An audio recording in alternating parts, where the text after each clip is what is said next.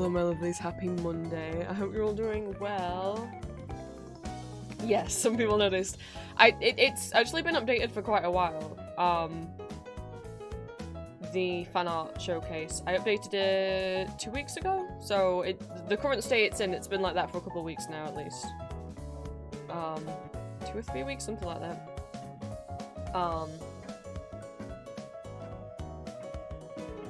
But it does take, I think it's 10 minutes long now. I have it set to random, so like it doesn't always start at the beginning, it starts in a random place. But yeah, it's like 10 minutes long now. So that might be why you haven't seen all of it, haven't been here early enough. Oh, well that's probably why too, but yeah. I'd forgotten to ever add any of the art from Artfight last year.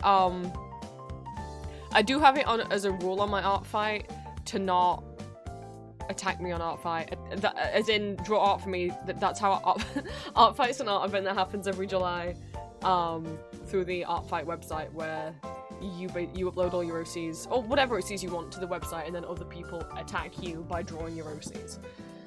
I've done Artfight for the last 2 years, and both years something's happened to make me not have enough time to finish. I did better last year. Well, I don't know if I got more attacks done last year, but I ended up doing a couple really big attacks where I drew like with Julia, where I was like, okay, I'm gonna draw every single one of her OCs as a pixel chibi. So those took a while, but they were worth a lot of points. But yeah, I'd never added the Artfight attacks. Red, hello, welcome. Oh, I haven't said. I'll say hello to everyone in a second now.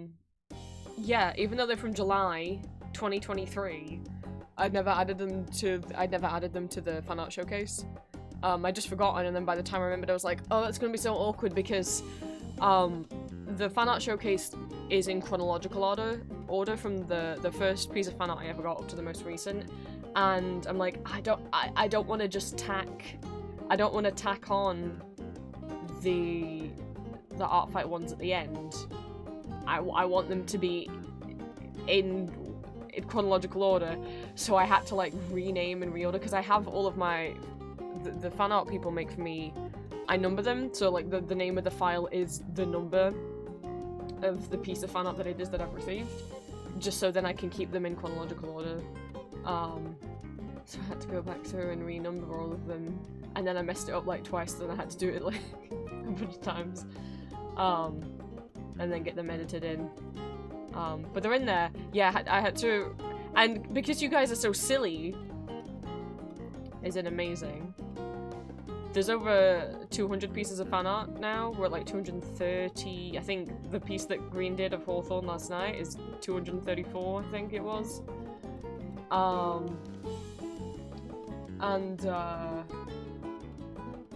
Not every piece is in the fan art showcase because some of them were not safe for work. But the majority of them are. And so that was a lot of, and the Artfight ones were like 120 or something. I had to like rename about 100 files. I very much appreciate all of you, but please don't directly say that you love me when you don't know me personally. That makes me sort of uncomfortable. I don't mind people saying that they love watching my streams, or they love my art or my work or whatever, but please don't, Red, say that you actually love me. You don't. That makes me feel a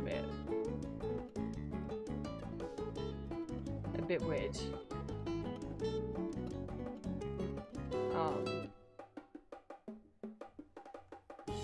But I appreciate you guys a lot.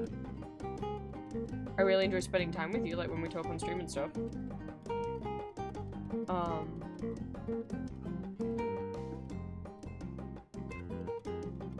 But yeah, please don't directly say that you love me when you don't know me. That makes me uncomfortable. I know parasocial relationships are inevitable, but I want to try and keep that to a minimum as possible. Just because you watch my streams and stuff, you know. Making number go up is fun. Green, I mean, I've never counted how many were from you specifically. I don't know if you would want to know that number. first piece of fan art that I have. When was this from? Hello Dallas, welcome in. Was from February 2022. It was a Bardin.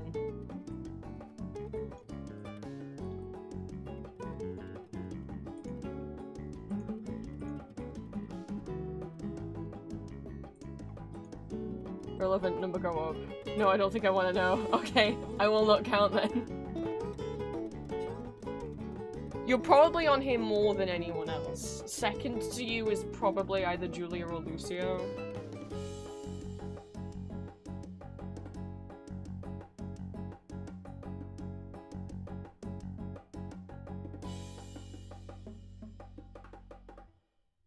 So I'm having a scroll and seeing whose name comes up multiple times.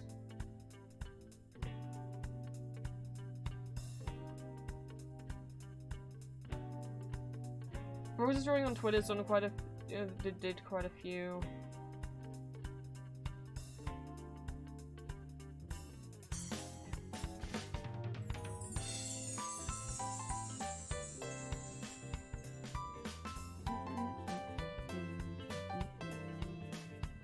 Bunnies lately has been doing really cute art. If you're not looking at Bunny's Tumblr, what are you doing? Same username as on Twitch. They've been making fucking what's it called? Diamond art. The little it's like a little grid, but instead of doing it with like you might do those what are they called? We call them hammer beads here, but that's not what they're called. Perla beads is what they're called in other countries. But it's like little gems. IRL pixel art, yeah. That looks so cool.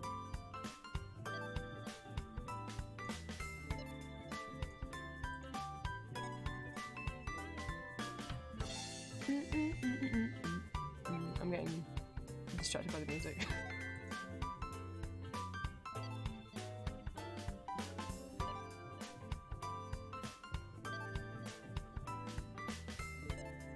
I feel really silly because I said, oh wait, let me say hi to everyone in chat. Hang on. Hello green, hello Aurora, hello red. Right, moving on. Hello anyone who's lurking. I feel quite silly because when I said bye to you guys on Saturday's stream, I totally forgot I was streaming today. Forgot that Monday streams were a thing. Was just like, I guess next time I see you guys it'll be donathon time. No. Hello. I forgot Monday was a day. But last stream went a little bit, not chaotic, but off plan because the games we played didn't work out. I hope it was fun, regardless.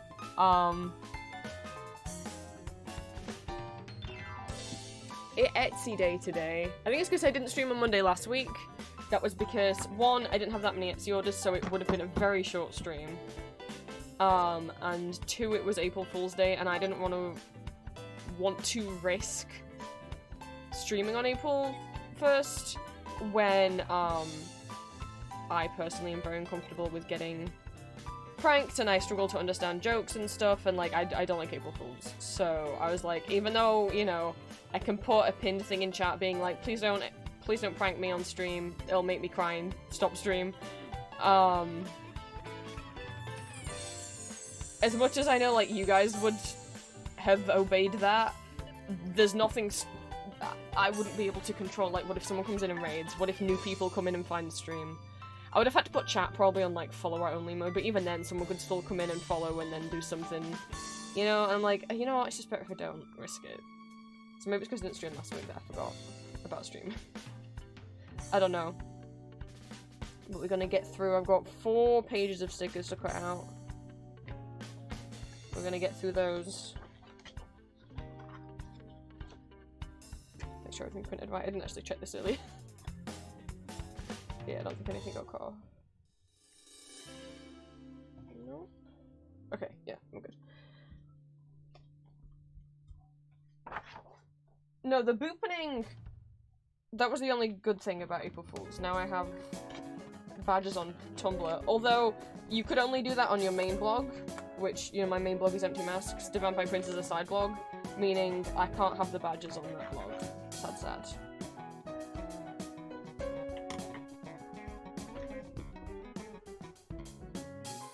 No badges for Prince Blog. But the thing is, there's also no way to earn the badges on a side blog either. I mean, okay, you can have badges on your side blog, as in, like, you can purchase ones for your side blog. And also you can get the one for, like, the little, like, teeth chattering one that's for making, like, 100 posts or something. I don't remember what that's for. But, like, the ones that's for, like, if you scroll past, like, so many posts and, like, the ones for April Fool's Day, you can only earn those on your main blog. Oh, horror, no! Oh, I'm sorry I only had a minute to boot.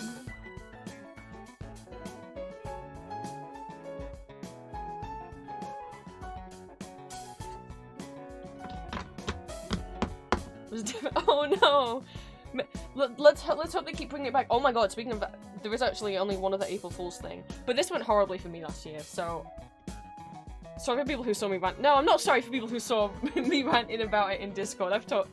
I talk about my games I like, so, I grew up playing, Disney's Toontown Online, which was an old MMO RPG. It's the only MMO I played, or anything similar. Like, I never played Club Penguin, or, like, Neopets, or, like, Webkins, or anything like that. It was Toontown for me, and the thing is, like, we missed something didn't go on the internet much as little kids. We shared a family PC. And, so sometimes my mum would be on that as well, and, we didn't really know how to use the internet, or what was even available out there, really. We just would use the PC to play CD-ROMs, video games, or make stop motions of our toys in Movie Maker.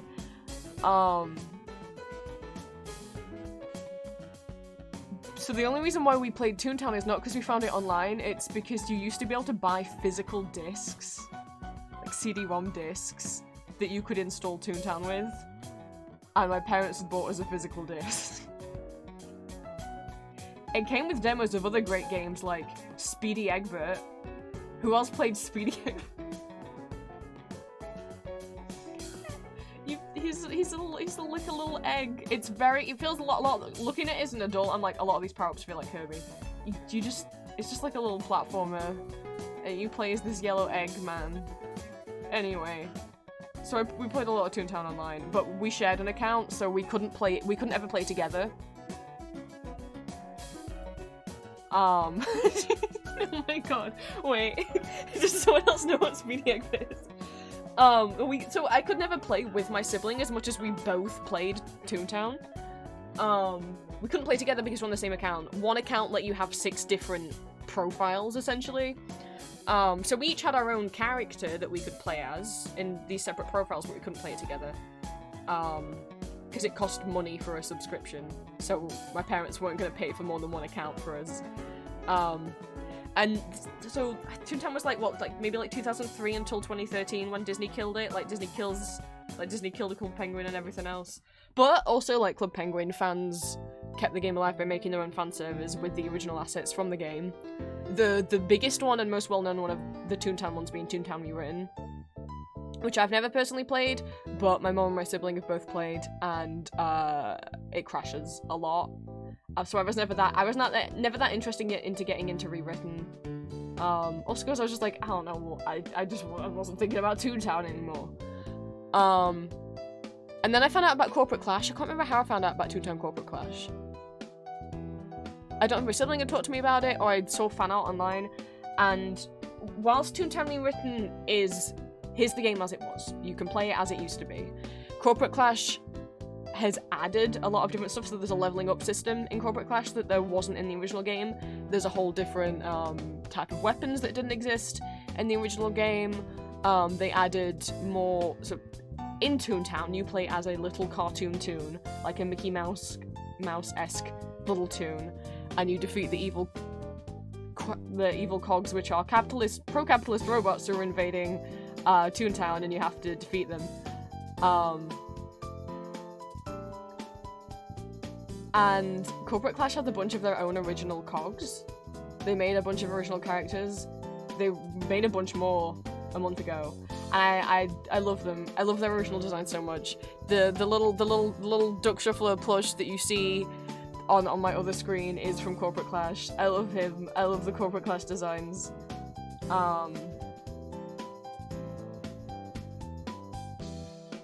But I bring up Toontown because that's the April Fool's event's back on, so yay! No, okay.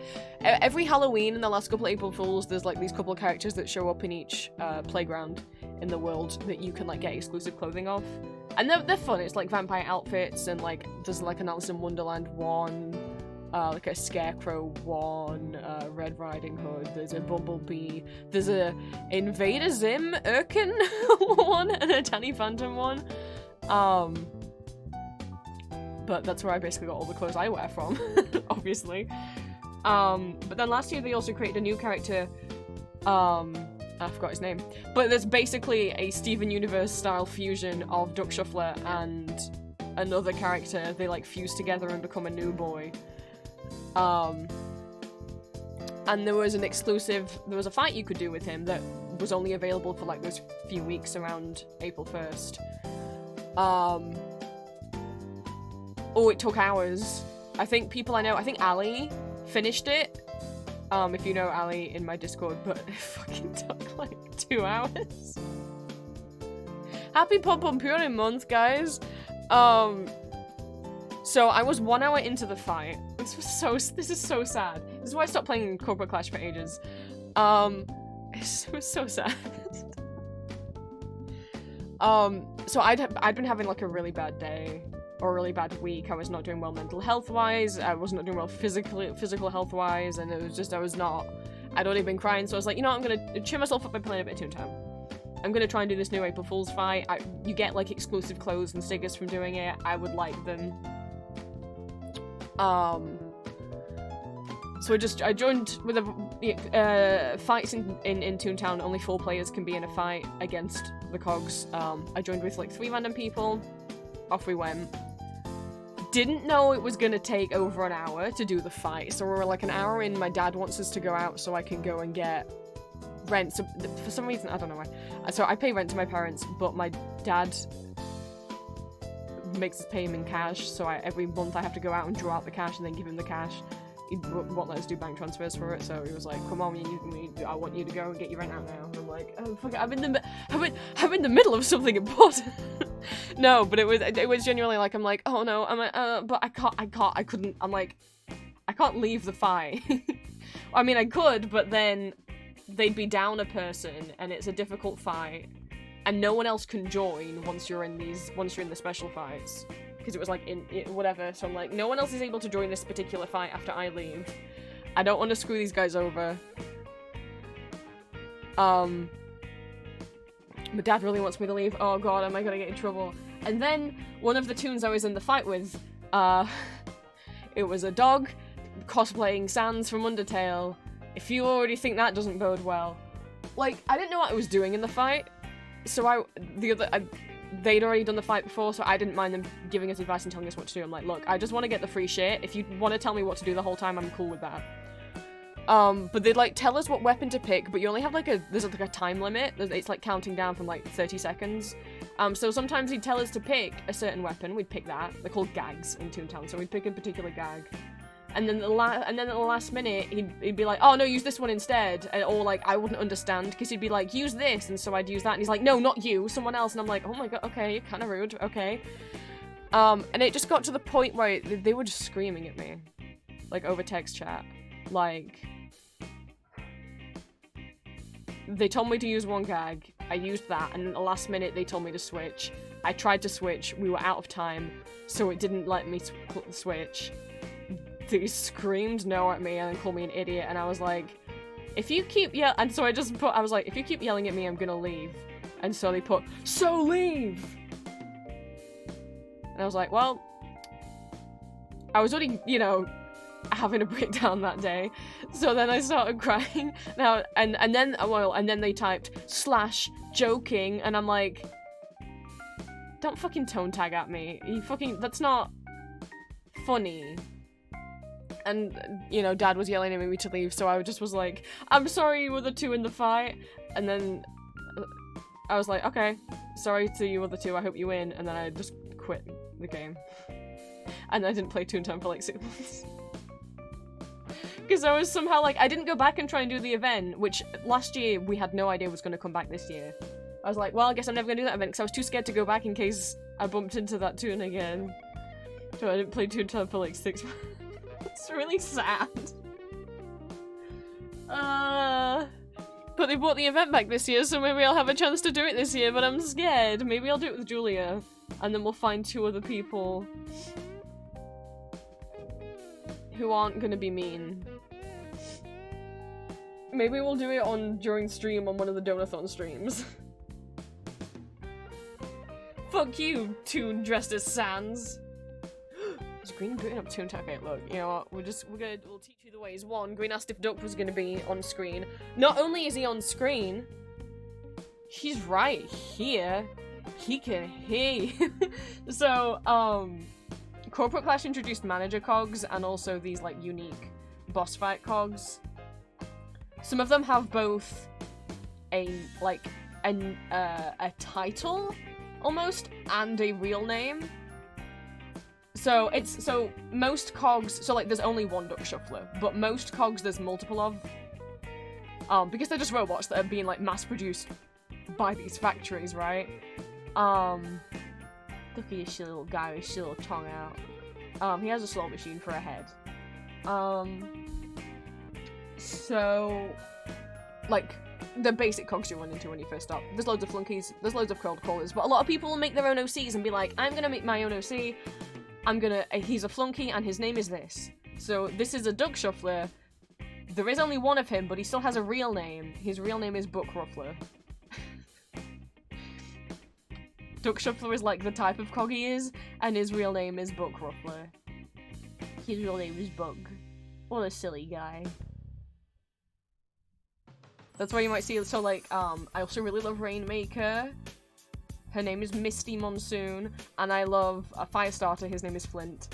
A lot, also, so Corporate Clash, and the people that run Corporate Clash, very, very LGBTQ plus friendly. There's pride items you can get in the game. A lot of their own original characters use a combination of pronouns. I think Book just uses he, him, but there are some who use like he, they, she, they, or he, she, pronoun, whatever. I can't remember off the top of my head.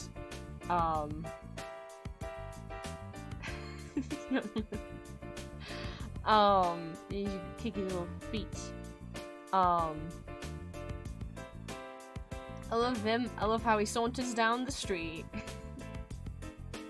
Every time me and Julia pass by him, Julia's like, wait, we have to watch him walk. We have to watch him walk.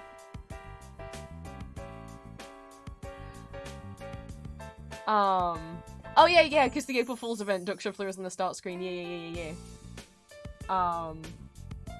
I'll try and see if there's, I'm pretty sure there's a Corporate Clash trailer, but the people who run Corporate Clash, there's also an ARG connected to Corporate Clash, which I've never done, because I'm not that smart. But if you wanna, Corporate Clash has its own ARG, which is that there is actually like a website for the cogs, called like Cogs Inc. I'll try and find it. I'll show you the ways.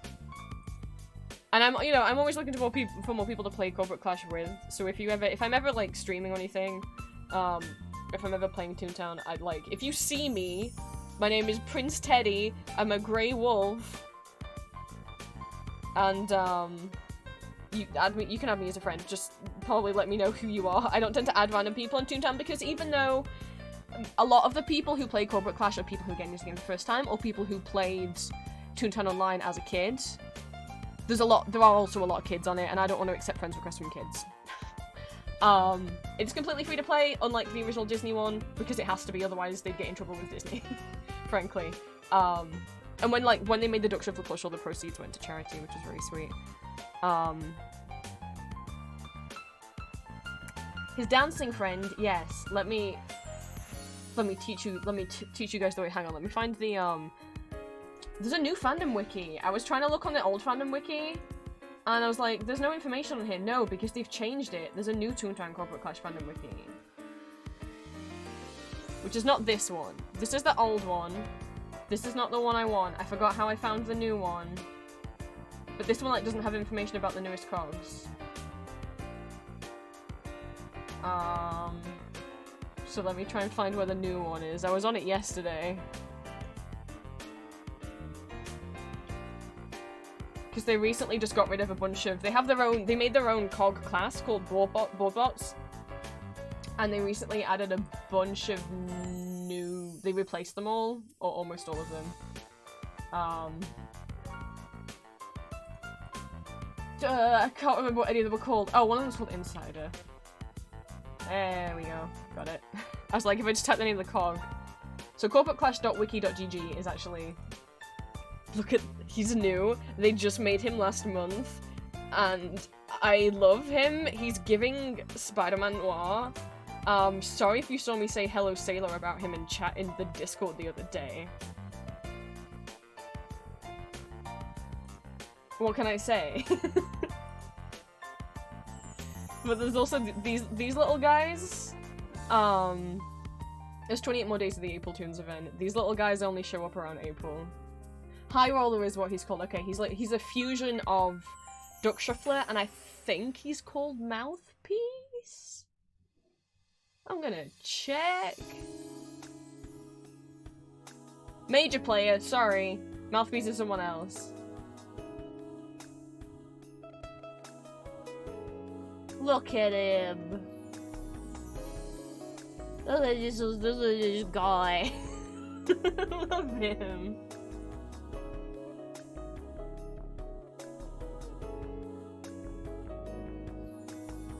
Also, Duck Shuffler talks with a lisp.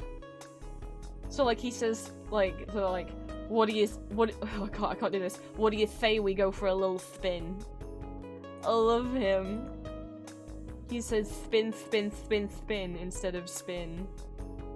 I love him. Also, oh my god, some of the, I know I was talking about too. So, also, Corporate Clash has completely original music.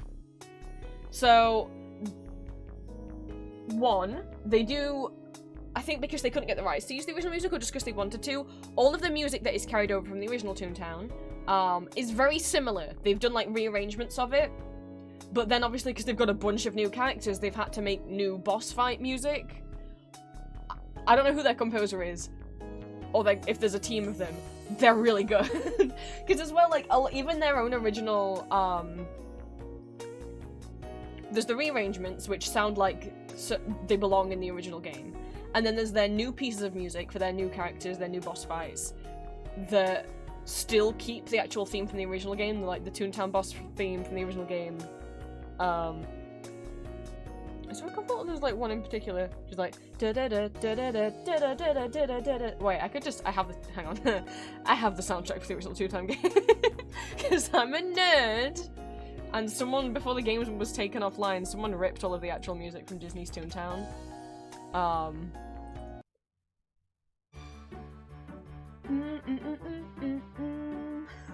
We can just listen to Toontown music. This is Duck Shuffler. This is Major Player. He's got keyboard teeth. And they Steven Universe style fusion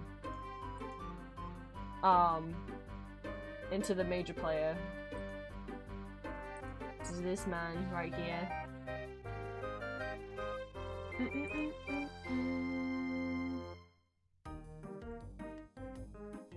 Sorry, this is the elevator thing.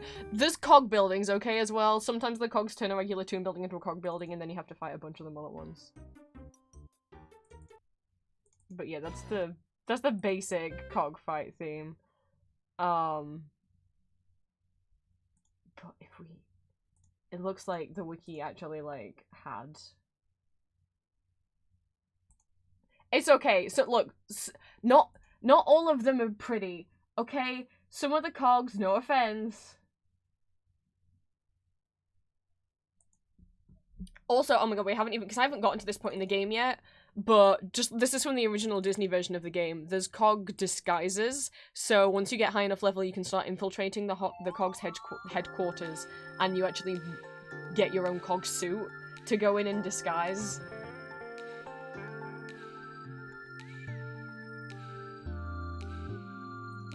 It's a whole thing. These are all of the cell bots. So these are from the original game. Mingler was one of my favorites in the original game. So you can tell when a cog is like a new cog versus an old cog. Most of the cogs have the original designs from the original game. But not all of them. Like, I wonder if they've got a picture of what the bloodsuckers used to look like. So this is Corporate Clash's version of a bloodsucker. Yes, there's a vampire one. But this is what he originally looked like. This is what he looked like in the Disney game. With a very thin head. I'll be honest, I like this one more, but maybe that's my nostalgia talking. Oh, I haven't even introduced you to Count Earl Claim. But yeah, so these... most of these are from the original game, but they've all been redesigned, and then they've made some of their own originals, like Needle Nose and Conveyor and Advocate are all new. Do you like furries? Good news! There's a cat called... Don't worry, we're gonna go... Look, this has also become... I'm gonna teach you about Toontown. Shyster's pretty cute. I don't like Spin Doctor. He freaks me out. I don't like walking past him. They freak me out. I don't like them. Love of my life. Look at her. Look at her. Oh, I can't wait until I get to the point where I get to battle with her. I love her so much.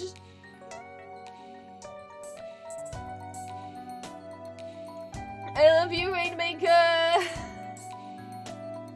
This is one of the original designs. Misty uses... Okay, it doesn't say what pronouns, but it says what... Sorry, it doesn't say what pronouns they use, but it says what titles they use, because, you know, they're all businessmen. So Misty uses both Ms and Mix. So both... so one can assume she, her pronouns. Her name is Rainmaker. Or her cog name is Rainmaker, her real name is Misty.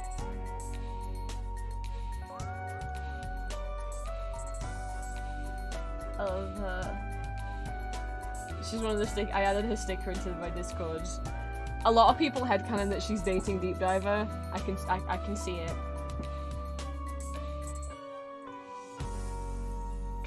How big can I get these? Okay, so you can see like the original cogs. These are like the OGs. There's a couple that have double faces. Like this is Double Talker. He got two faces. Obviously all of them, these are what? These are all the lore bots. A lot of these names are from the original game.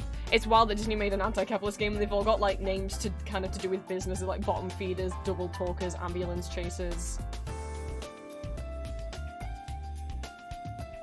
So these are all like the regular cogs that you can find out on the streets or in buildings, and then you get the special cogs. So like some of them walk around, some of them are in specific places. All of them are original designs made by... Hi Plant, welcome in. I'm teaching people about Corporate Clash. So there's the regular boys, and then the specialist. These ones are all original to Corporate Clash, and I love them. This is Mouthpiece. Look at him. What a silly guy. He's got cookies around it.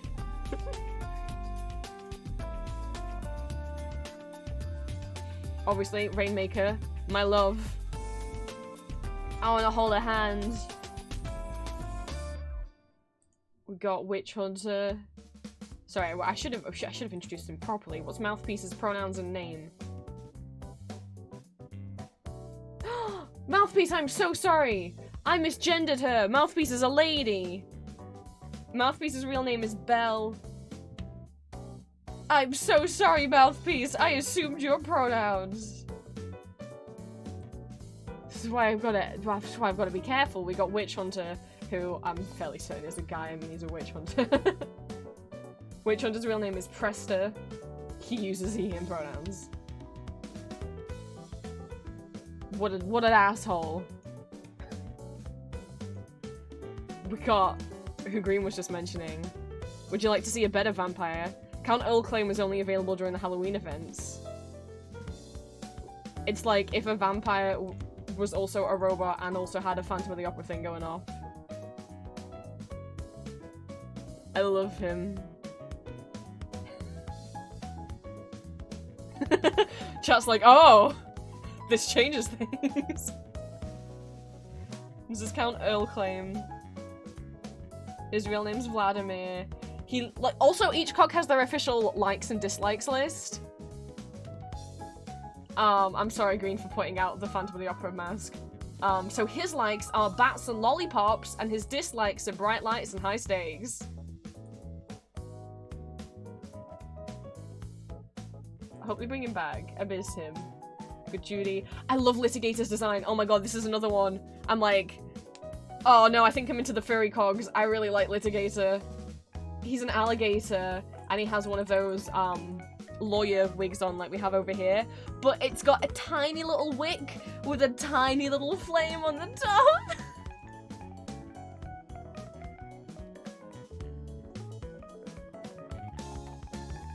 I love it.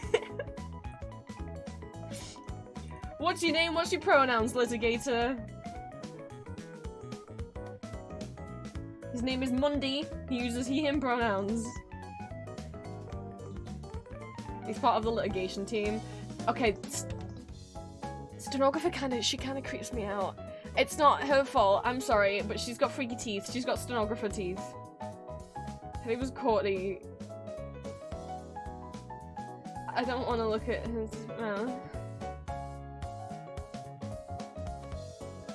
If you like little guys, you might like Junior.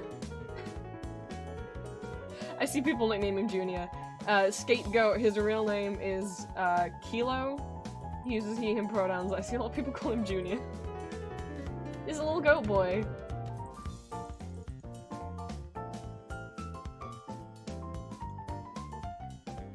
I'm sad though that they got rid of, don't... Oh no, I have to...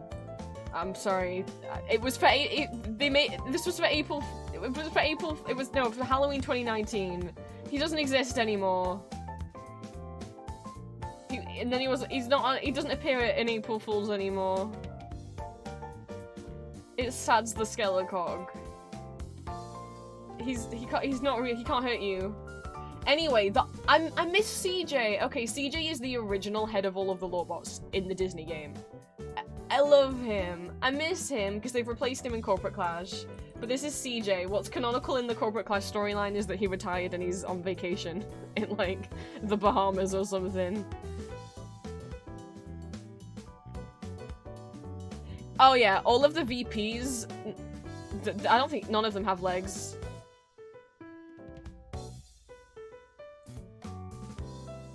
But they've replaced him with the chief legal officer. Look at this guy who doesn't exist anymore. I think he was he an April Fool's thing one year? Yeah. He's called Red, he's a little bird.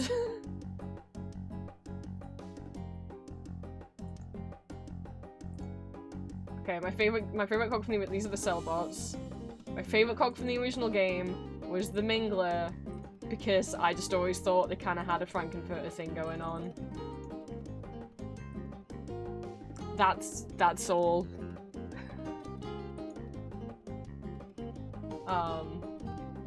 As for so here's the basic ass Cellbots. They are what they are. You can really tell once you get used to what the original Disney designs look like and what the new designs look like, of telling which one is an original character and which one isn't apart. As for the special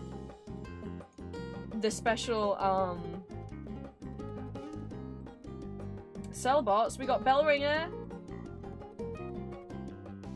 His name is Benjamin. He uses he/him pronouns. He's got a bell for a head.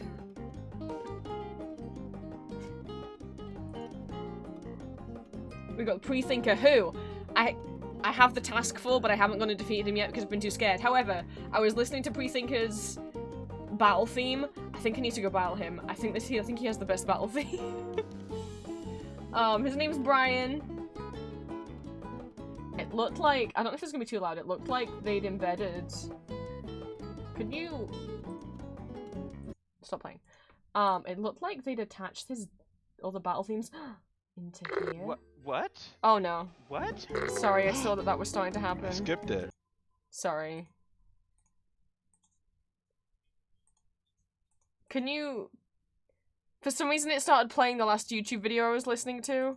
Even though wait, it started playing the last YouTube video I had open, even though I don't currently have it open anymore.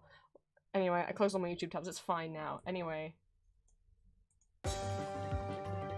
Someone uploaded all the themes on YouTube, you can listen to them on YouTube. Tell me why he's got the best battle theme. This is a fucking Bob. That actually reminded me, I wanted to listen to Toontown music on stream today. I downloaded a bunch. Can't see me dancing, but I am.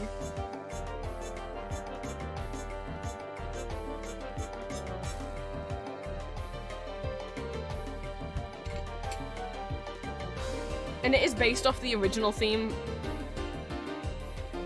Bear in mind, like, what the original cog theme is that they based it off is just this one. Bum bum bum bum bum bum. So you'll notice in all of their own original cog themes, they still keep the motifs from the original Disney music. So you either get the bum ba ba ba ba ba, or you get the cog building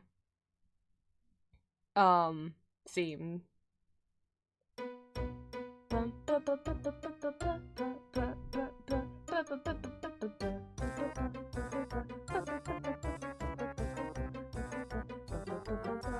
Like, you hear either one of those motifs in all of the new music, which makes me really happy.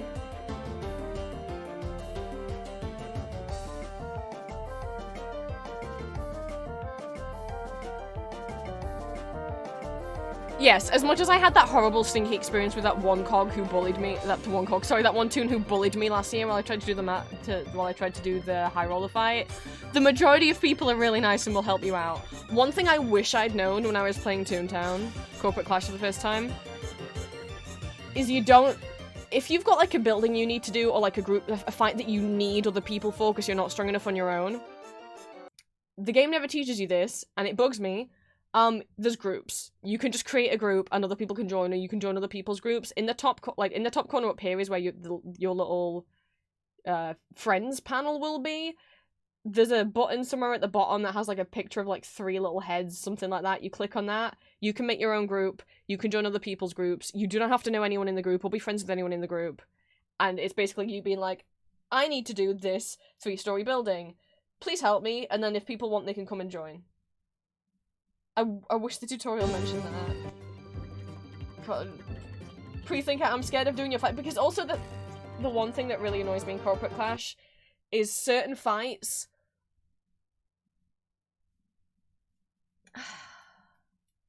Certain fights will like lower your, like, if you're currently on like level 4 in all of your gags, in all of your weapons, some fights will purposely lower you down to level 2 and not let you use something above level 2. I know that pre-think apparently lowers you down to like level 3 or something, and I'm like, are you kidding? Because he's got like, how much health does he have? He has a lot. He's got 1,000 HP! I'm scared! Up to level 4 gags permitted, okay. Anyway, you have a cool theme. Moving on. I should have played everyone's themes while we talked about them, I guess. We got Multi-Slacker. What a sleepy guy. Where's your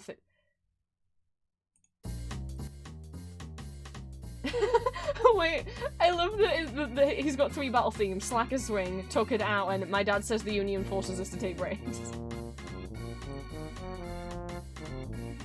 He, they pronouns. His name is Cathal.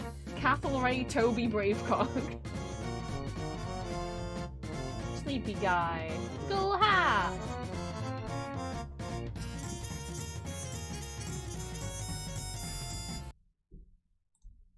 We've got the Tumblr sexy man of cogs. If Corporate Clash was more popular, he would be a Tumblr sexy man. That's what me and Julia believe. We've got Pacemaker, his name's Graham. He's just a guy. Graham's just a guy. He's got paintings of himself. What the fuck is this? Graham, what the fuck is wrong with you? Most people ship him with Flynn. What is this?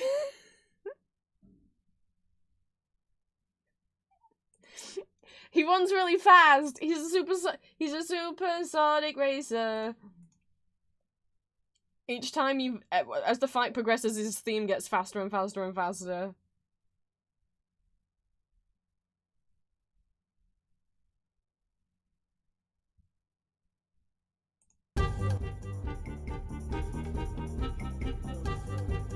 I know. Everyone has such funky designs, and then Graham's just a guy. He's just some guy.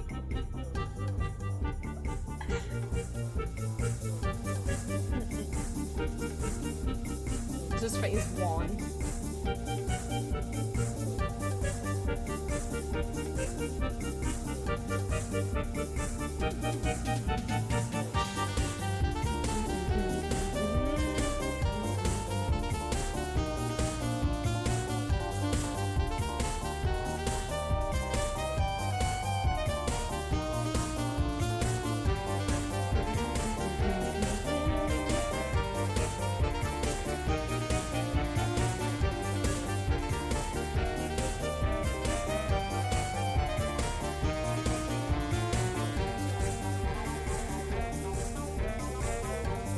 Bop. Phase 2. We gotta go faster, guys.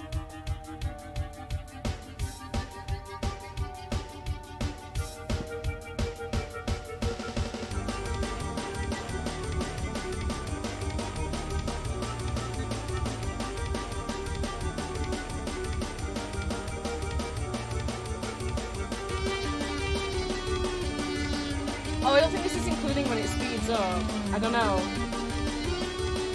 That might be a thing that the game does artificially, I'd have to check.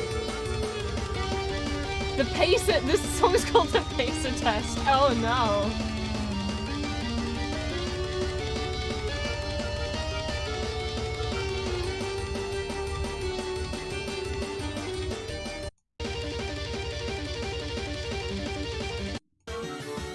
Okay, I swear there's a bit. I know someone. It does speed up while you're in the fight with him. I don't think the rip on here does. I wonder if that's something the game programs in. Where's all Kudos Manager board. Okay, I like this video on YouTube. However, it's all of the Kudos Manager boss themes put together. However, into like one long hour video, one 1 hour long video. However, they put like a fart sound jump scare at the end, so they lose points for that. Where's Graham? Okay, here we go. Because there's the actual normal pace.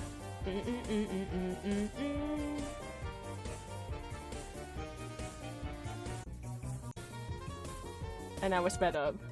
There we go.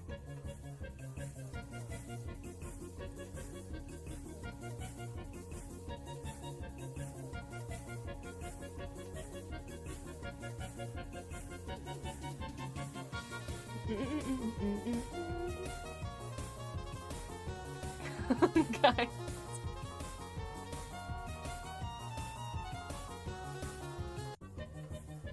Oh, now we're even faster. Oh god.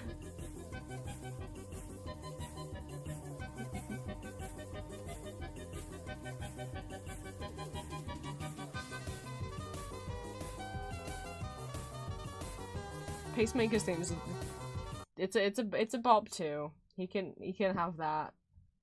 But I also love that. So like most everyone's little animations here that you see is just them standing. Graham's is he's going, guys. He's going. He's got places to be. And then the head of all of the cellbots. This is from the original Disney game, which is the senior VP. There he is. He's angry. I can't. There we are. Do we have any cellbots that have been deleted? We do not. What have I shown you? Okay, we haven't done cashbots yet. That's what Duck is. Duck's a cashbot. Here's another of my favorite from the original game. From the original Disney game. He's called a loan shark. He's a shark. I love sharks. That's it. I like sharks. So again, for all these kind of cogs, there's just loads of them walking around the street. There's no, you know, whereas there's only one duck shuffle. I can't, I'm clicking wrong. Okay, then we got into the special cash bots. The specialist boy in all of the world. Loan Sharks are pretty high level, so they'll only be later in the game. The specialist boy, his name is Bug. Let's look at his likes and dislikes while we listen to his theme. Bum, bum, bum, bum, bum. Almost the original theme. As we mentioned, Bug has a lisp. He can't say his S's, he says th instead. He likes jackpots, raising the stakes, and chips. He dislikes poor odds, bank statements, and trouble hands. I don't know what that means. I know that by chips they mean like poker chips, but I like to I'm gonna imagine that he actually just really likes eating chips. I'm gonna imagine potato chips. I love you, funky little man. And by little I mean, even, like, so as a toon you can set your height to be really short or really tall. Duck's still gonna be taller than you even if you set it to the tallest guy. Who's themed to fight? We fight multiple at once. Oh, well there's only ever one manager. Are they called are they called managers? Yeah, there's only one manager per fight. You can't have more than one manager in a fight. So if there's one manager, that'll be using their theme. I love you, Buck. There's Tree Killer. I think he's creepy. He's got wood in his mouth and wood on his head.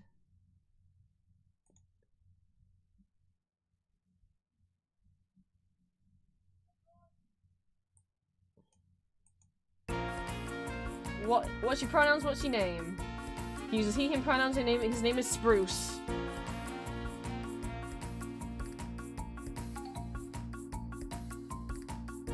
He likes sharp objects, empty fields, and level ground. He dislikes fertile ground, environmental. Yeah, what he sucks. At least Bug's just got a gambling problem. This guy is into deforestation.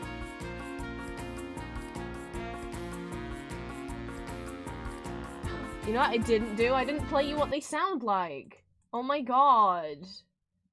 I didn't even notice they were on here. Let me just pick like a basic ass cog and then Bug so we can see the difference.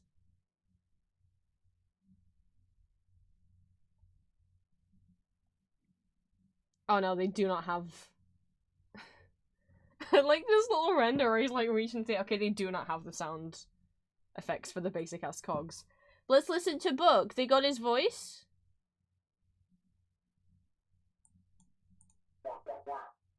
There he is. That's how he talks. I love him. Oh no, you know, I mean he's fine, he's not gonna die.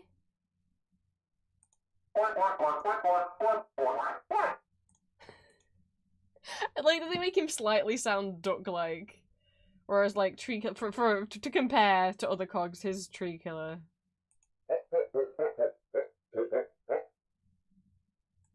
So I like that duck sounds a little... you might have noticed a different vampire one there. Don't worry about that. Anyway, here's Plutocrat. Plutocrat's basically a mob boss. You can find him in the pizzeria because it's a front for the pizzeria's a front for the mob, guys. The mob's got the best pizza. His honorifics, which is how I'm determining pronouns. So like if someone uses Mr. and Mercs, then I'm saying okay, they use he, they. His honorifics are Mr. and Don. He's got a moon for a head. This is Don Pluto. What's his real? His name is Cosmo. Cosmo Cooper. He's got little minion Skelecogs because, of course, because he's the Don. He's got to have. Oh god, that's a lot of themes. He's got a lot of. This is his minions. These are his minions. They're called the Satellite Investors. The Skeleton Cogs. These are his little minions / members of the mob.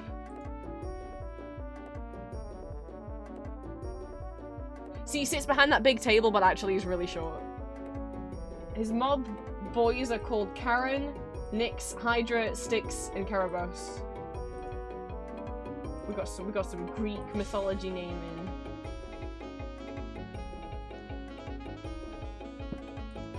You've done debate the size of the ducks, they are pretty big.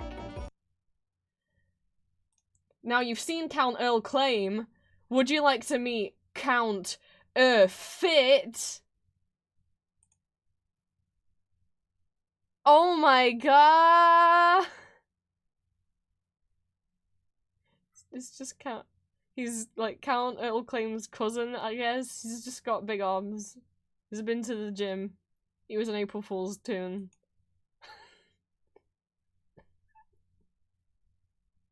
Did he have his own theme? Oh,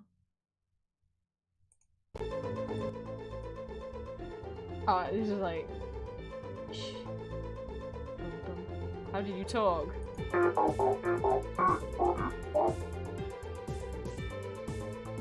Oh my god, he calls you bro. Welcome to the gym, bro. Join in on the groove. I hope you warmed up because it's time to get up and move. Though I warn you, I'm sweaty, I still need a shower. Is that a new gym member standing before my muscular glory? What do you mean? How can you sweat? You're a cog. Check it out, bros. The fight maxed out my arms. Oh, he talks in rhyme. Oh, he talks in rhyme. My muscles are so huge, it's time to sound the alarms. He's like a doctor. Get ready for a show tune. You'll surely cower. Brace yourselves, tune. This is the definition of power. Well, my bro, I hope this won't be the end. Just come back for a rematch and bring a lazy friend. that really changed how I was voicing him once I was like, oh, it's like a Dr. Seuss poem. Why does he talk like that? Well, here's the current special boy. If you load up the game, you have got 28 more days to fight this man. I don't know if they'll reuse him again next year. This is the High Roller. He's a Steven Universe style fusion of Duck Shuffler and the Major Player. He also has these little duck minions. Look at his hat! It's got ducks on it! I didn't get these clothes last year because fucking so fucking. But oh my god, it's not just a fight. There's also trivia questions that I genuinely just I'm like I don't know the answer to some of these because I haven't played Toontown for. It's like, what thing happens when you're like level 102? And I'm like, I don't know. I'm only level 28.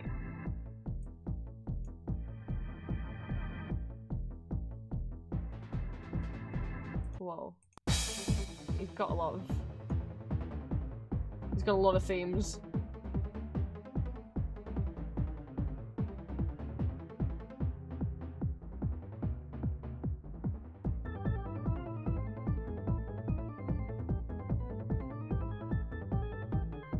Oh, they're bops though.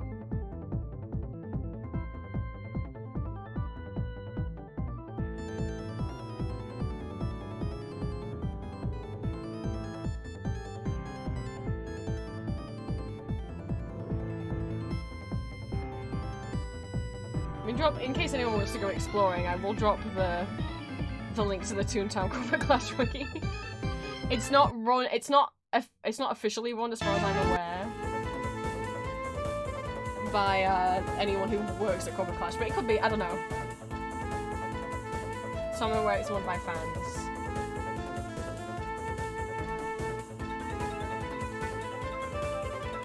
Sorry, that was kind of loud. Whoa. There's a bonus round. This is really good. We don't have time to just listen, and then we have the CFO. This is the regular Cashbot head, CFO, Chief Financial Officer. There he is again. None of that. He's got like a cash register for a head. His name's Chris P. Dollar, like Crispy Dollar if you say it real fast. But then one year, for April Fools, they replaced him with the Chief of Dollars, which spell out, made, if you take the initials, that's C-O-D, that's Cod, that's right, he was a fish. They replaced him with a fish. But then they got rid of him, and that only left one fish in the game, but now that fish has been taken out. Let's look at Boss Boss! This is what the stream is now. We got the regular guy. Okay, what I will say, what they have changed from the original Disney version is made some of the cogs different heights. A lot of these guys were all the same height. Or at least the low-level ones. Well, micromanagers weren't this tiny. They made micromanagers a lot smaller. This is one of the original cogs. This is Big Cheese. He's made of cheese. Well, I don't know. Maybe he just looks like cheese. He's cheese. Micromanagers are shorter than even the shortest toons. Anyway, specialist cogs.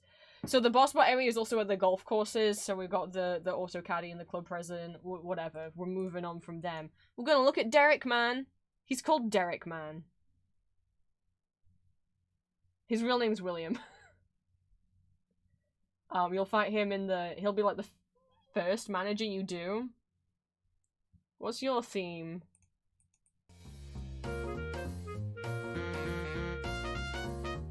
It's the bum bum bum bum bum bum, but like made swing.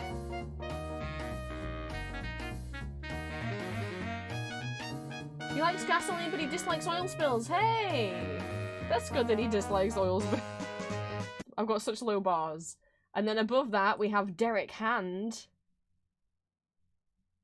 What's Derek Hand's real name? It's Desmond. I haven't met him yet. He's got cool glasses, though.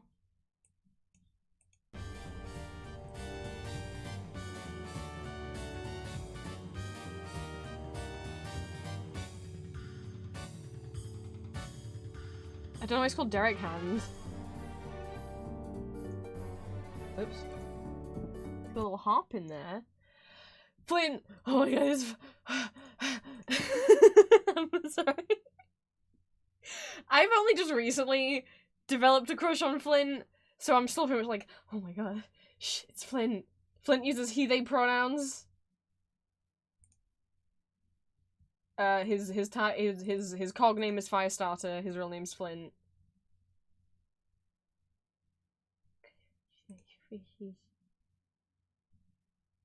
His name's Flint Bonfire. He likes burning things, drama, scented candle, hot topics, and dumpster fires. He dislikes belittling. I hate when people belittle people too. Fire extinguishers, wet blankets and lawn sprinklers. Though I guess that makes sense because that could possibly kill him. He likes scented candles, guys. Also his theme.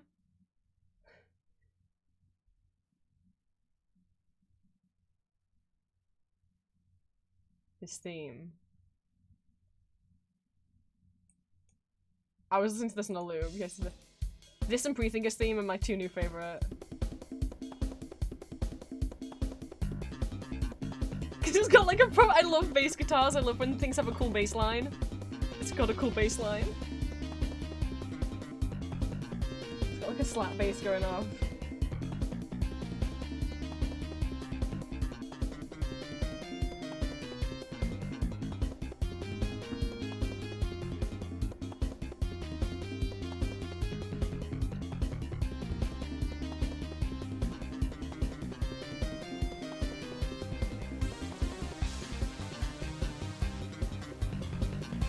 Wait, you can send friend requests to cogs?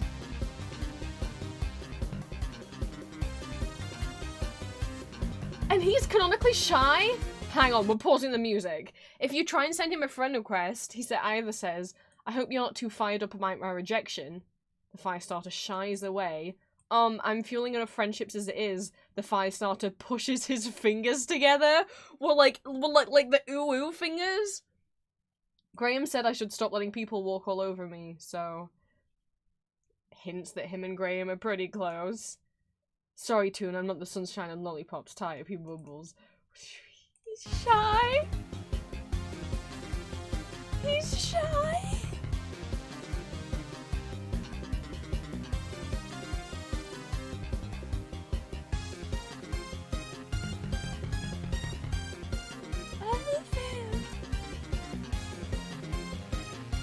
Hi, Hello Showman.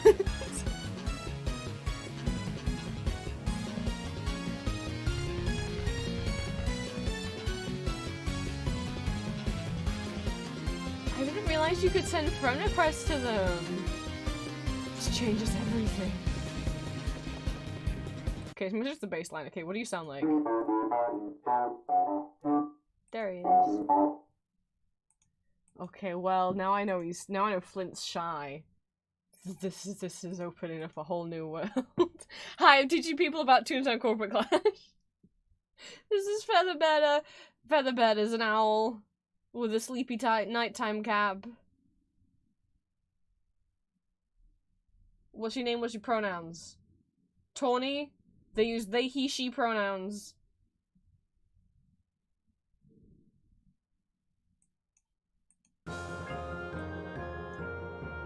And they're gonna go Betty Buys.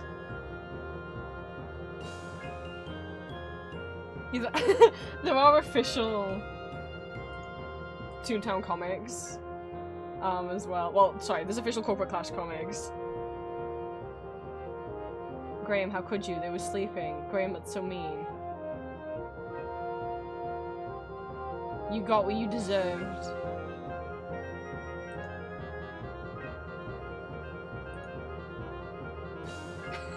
I forgot they made official Valentines. Let's snuggle Valentines.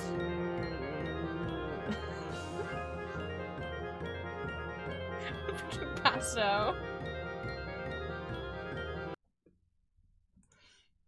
Oh.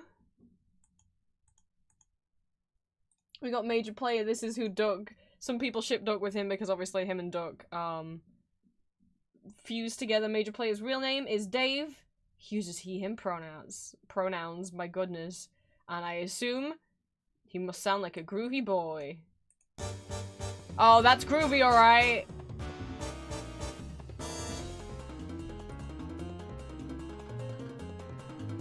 I was just wondering when you did. Steve Spine, thank you so much. Oh my god.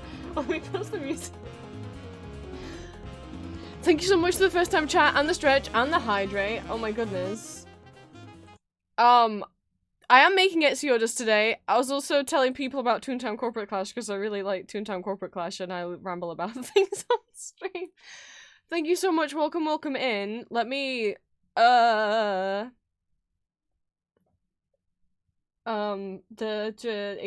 that we were talking about Toontown when the stream said I was meant to be working. It's fine. But if I don't know if you've looked before, but if not, welcome in. You can call me Prince. I'm a neurodivergent trans vampire man. You're welcome to become one of my children of the night. I'm an 18+ content creator, voice actor, and illustrator, as well as a VTuber and variety streamer. I post bi-weekly ASMR roleplays as various characters on my YouTube, both fandom characters from things such as Baldur's Gate, Marvel, Arcane, Call of Duty, and more, as well as original characters and scenarios. I post 2 exclusive Not Safe for Work audios every month over on my Patreon. All my socials are listed on my card if you type !! Socials in chat, and I also have an Etsy shop where I sell original art and fan art. I stream every Monday, Friday, Saturday. Mondays we do Etsy orders. Fridays I play Phoenix Wright. Saturdays we do other stuff, though the schedule's going to be a bit up for changing at the moment because I haven't even got onto talking about the Donathon yet this stream because we've been talking about Toontown, and by we I mean I have been talking about Toontown.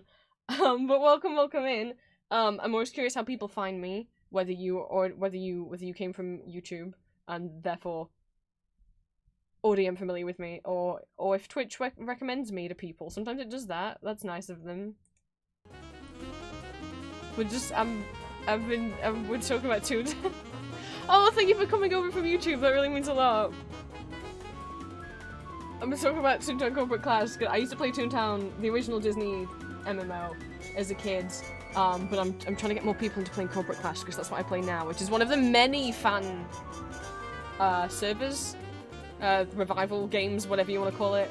I personally like Corporate Clash because they have a bunch of original characters and original music, and I love their original characters.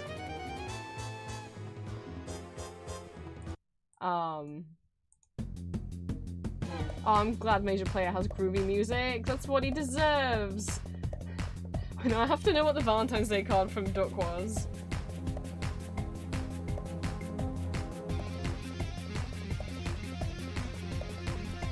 This is Bane. He says wink because he can't wink. But yeah, this is what the opening screen looks like at the moment, because it's currently the April Fool's event in Toontown. Duck Duck Shuffler and Major Player aren't normally here. I gotta go find out what Duck's Valentine's Day card is.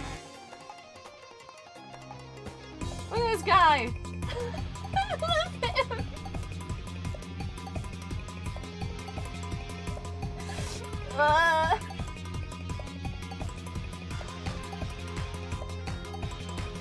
You protect, he attack, but most importantly, he cute as heck.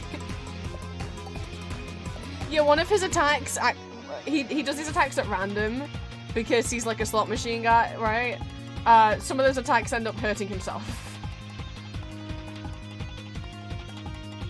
Oh my god, that's super fucking helpful. Thank you for the full 360 of his head.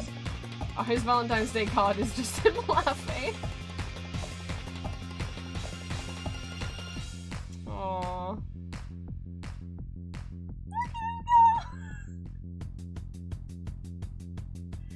Yeah, yeah! Go get it, bug! Oh, the music ended. Wait, no. Come back. He needs music to dance to.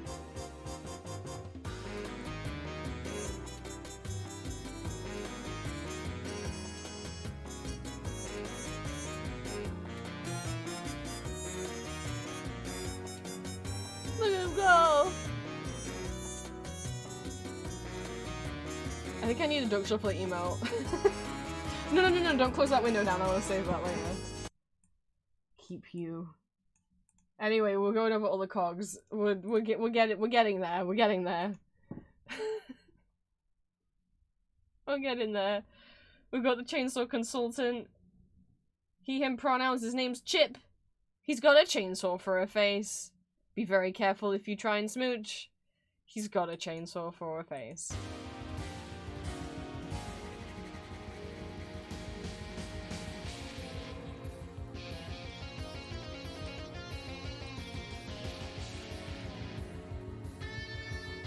You're still gonna try and smooch? Be very careful, Aurora.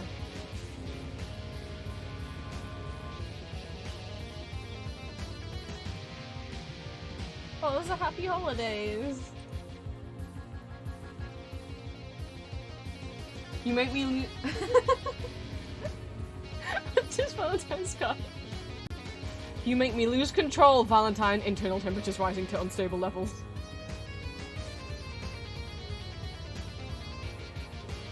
Oh no!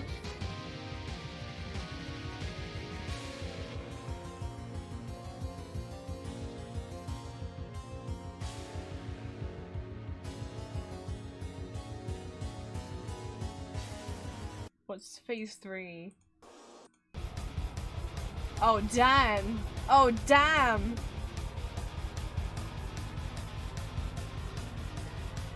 Yeah, because inside is a regular cog. Inside is not. What? Inside is not a manager.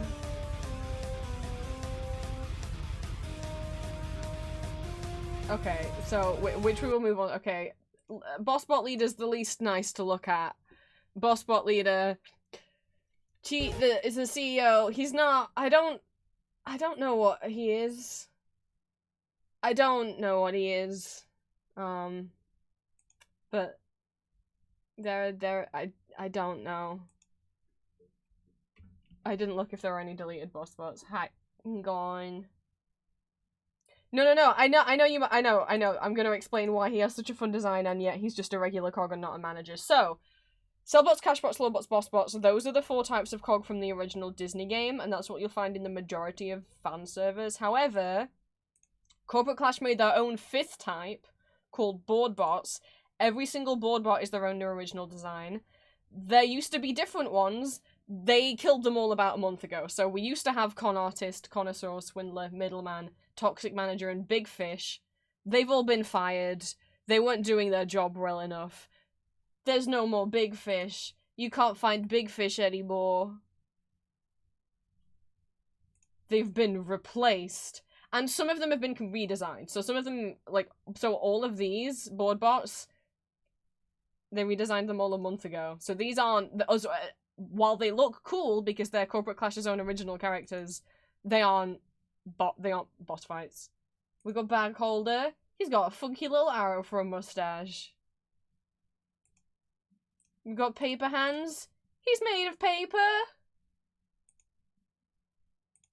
He looks very worried. Poor guy. He's got a little hat. He's got a little rose eyes. Poor guy. So, because these are just general cogs, so they don't have like real names. Because there's just loads of them walking around. We got my new favorite boy. We got Insider. I want to go find one and smooch. We got Circuit Breaker.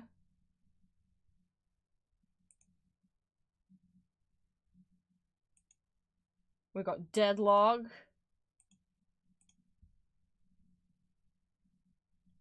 Not the comic book character. Though I wonder, because they have actually given like 2 different sides to the face, like split it down the middle and given 2 different colours on his face, so I'm like, We got Shark Watcher, which is really hard to look at. I don't like. I guess it's like Hammerhead Shark plus Periscope, I think is the idea. I don't like this. And I like sharks, but I don't like this one. Anyway, Magnate had a complete redesign. Magnate was here before. Magnate used to look different. That's what they used to look like. They just used to be like a recolored Legal Eagle, basically. That's what they used to look like. And now, they've got teeny tiny glasses. It's so cute. I really like the redesign. Oh, you got little glasses on the end of the nose. At the end of the beak, sorry. And then Head Honcho's also had a redesign as well. Used to look like a basic guy. That's what he used to look like. But now his eyes are in his hat. He's got a big old hat.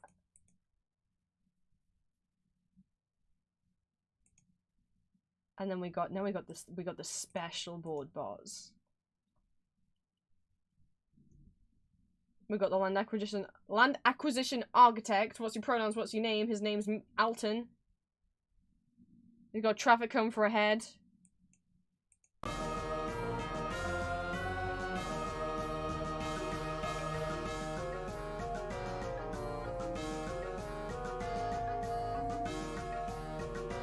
I fought him.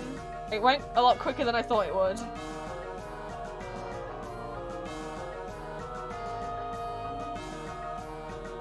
He likes taking land from people. What an asshole, though.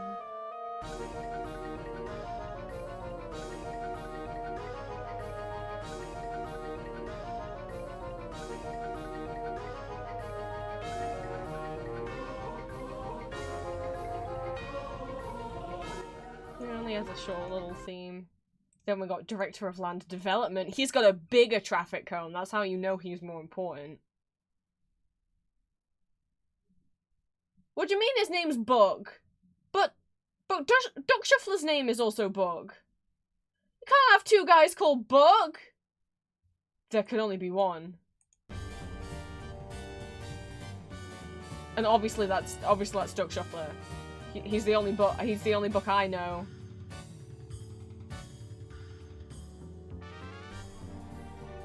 Oh, this is the same theme as Derek Hand. Deep Diver! A lot of people either ship her with Gatekeeper or with Rainmaker, because her and Rainmaker are in the same area. He, she pronouns. Name's Mary. The Deep Diver fight's annoying. Because he can, dive under the ground and then still, like, hurt you, like, poison you, basically.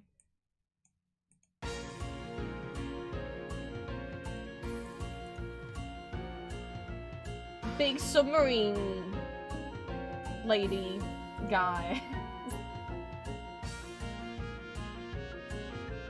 Oh, this is giving me horrible I've done the Deep Diver fight a few times.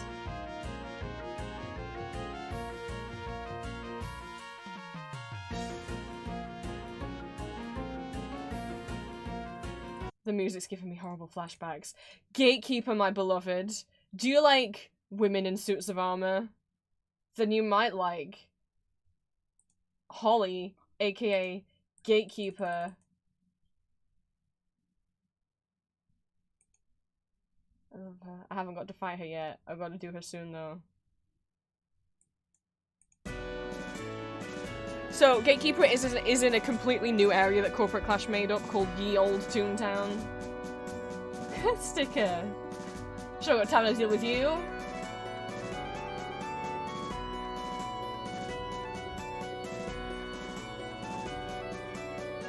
She also very deserving of smooches.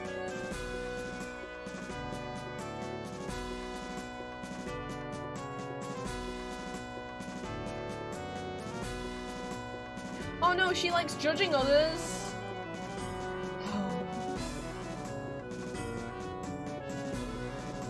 Rice Krispy Cardo, welcome in. You may have noticed I'm not making Etsy orders. I will.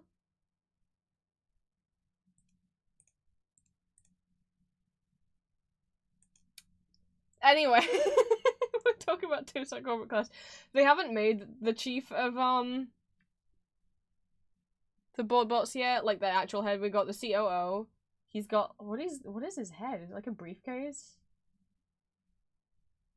His name's Thomas. I don't think you don't fight him. I don't think. Oh, okay, yeah. So they haven't finished making the HQ yet. So we know these characters exist, but you can't see them yet. Is the chairman? He's got a chair for a head. File box. That looks more. That makes more sense. So yeah, them's all the cogs. Sadly, there is not a smooch command in the game, but you know, a boy can dream. Look at all the toons you could be. I'm a fox. I forgot I'm not. It's not. My toon is actually a fox, but I colored him grey so I can pretend that he's a wolf. You can be dog, cat, horse, mouse, rabbit, duck, monkey, bear, pig, deer, beaver, alligator, fox, bat, raccoon, kiwi, kangaroo, koala, armadillo, and turkey. I know you're like, you didn't pick the bat. I'm like, I think the bat looks kind of goofy. I mean, okay, they all look goofy, but I'm not a big old fan of the bat. There's different head types, there's different head shapes you can have for each toon as well, and then you can be a different height. Like, the way that height works is you can change the size and shape of your torso, and then also the length of your legs, so you could have really long legs and really short arms if you wanted to. Or, well, I don't know if vice versa would work. I don't know if they'd let your arms drag. Oh, a visibly sad toon. Oh no! But I haven't introduced you to... Wait, do they have a category for the toon NPCs? Because there's also toon NPCs. And one of them's the best boy, who I loved as a kid. Why can't I see him? Toons? This just takes you to the toons you can make. What about friendly NPCs. Hang on. NPC toons. There's a lot of them run shops. There's silly guys like fucking stupid Sticky Lou and his sticky glue.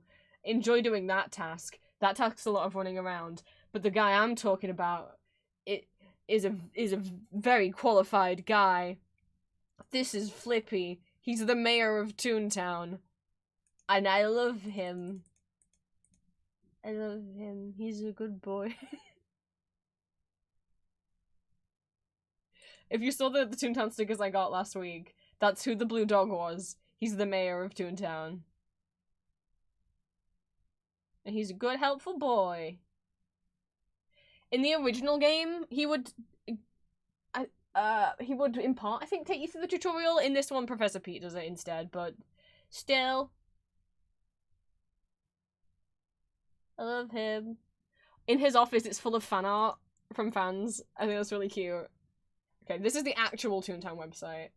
I love all of the art that they do.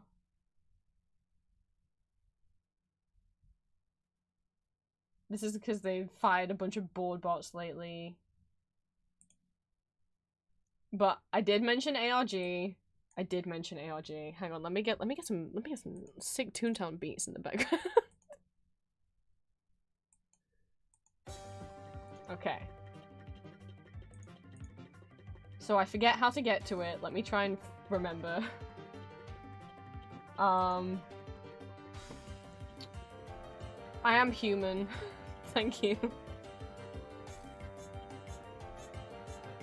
Yeah, green. Okay. So the original way that Toontown worked, I'm human. Look, chat, I'm not a cog. So the way that, let me see if I can get a screenshot up of gag tracks so you guys can see what I mean.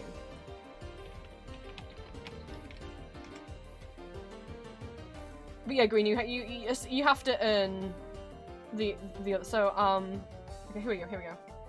This is not Corporate Clash's gag track. Oh wait, here we go, here's Corporate Clash. Corporate Clash added Zap doesn't exist in the original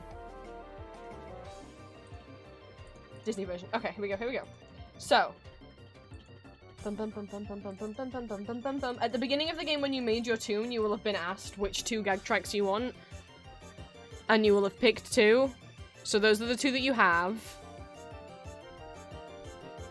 In the original Disney game, the way that you would get more, the way that you would unlock getting more different types of gags, different types of weapons, would be special tune tasks that let you earn gag tracks. They took forever and they were really annoying, so Corporate Clash removed them. The way that you can now unlock other gag tracks, you have to go in your book that's in the bottom corner of the screen, try and find your gag page. I forget what the points are called, but essentially doing certain activities or like leveling up in certain ways will grant you like special points. I don't remember what they're called. And you use those to purchase the other gag tracks. I forget what the points are called. And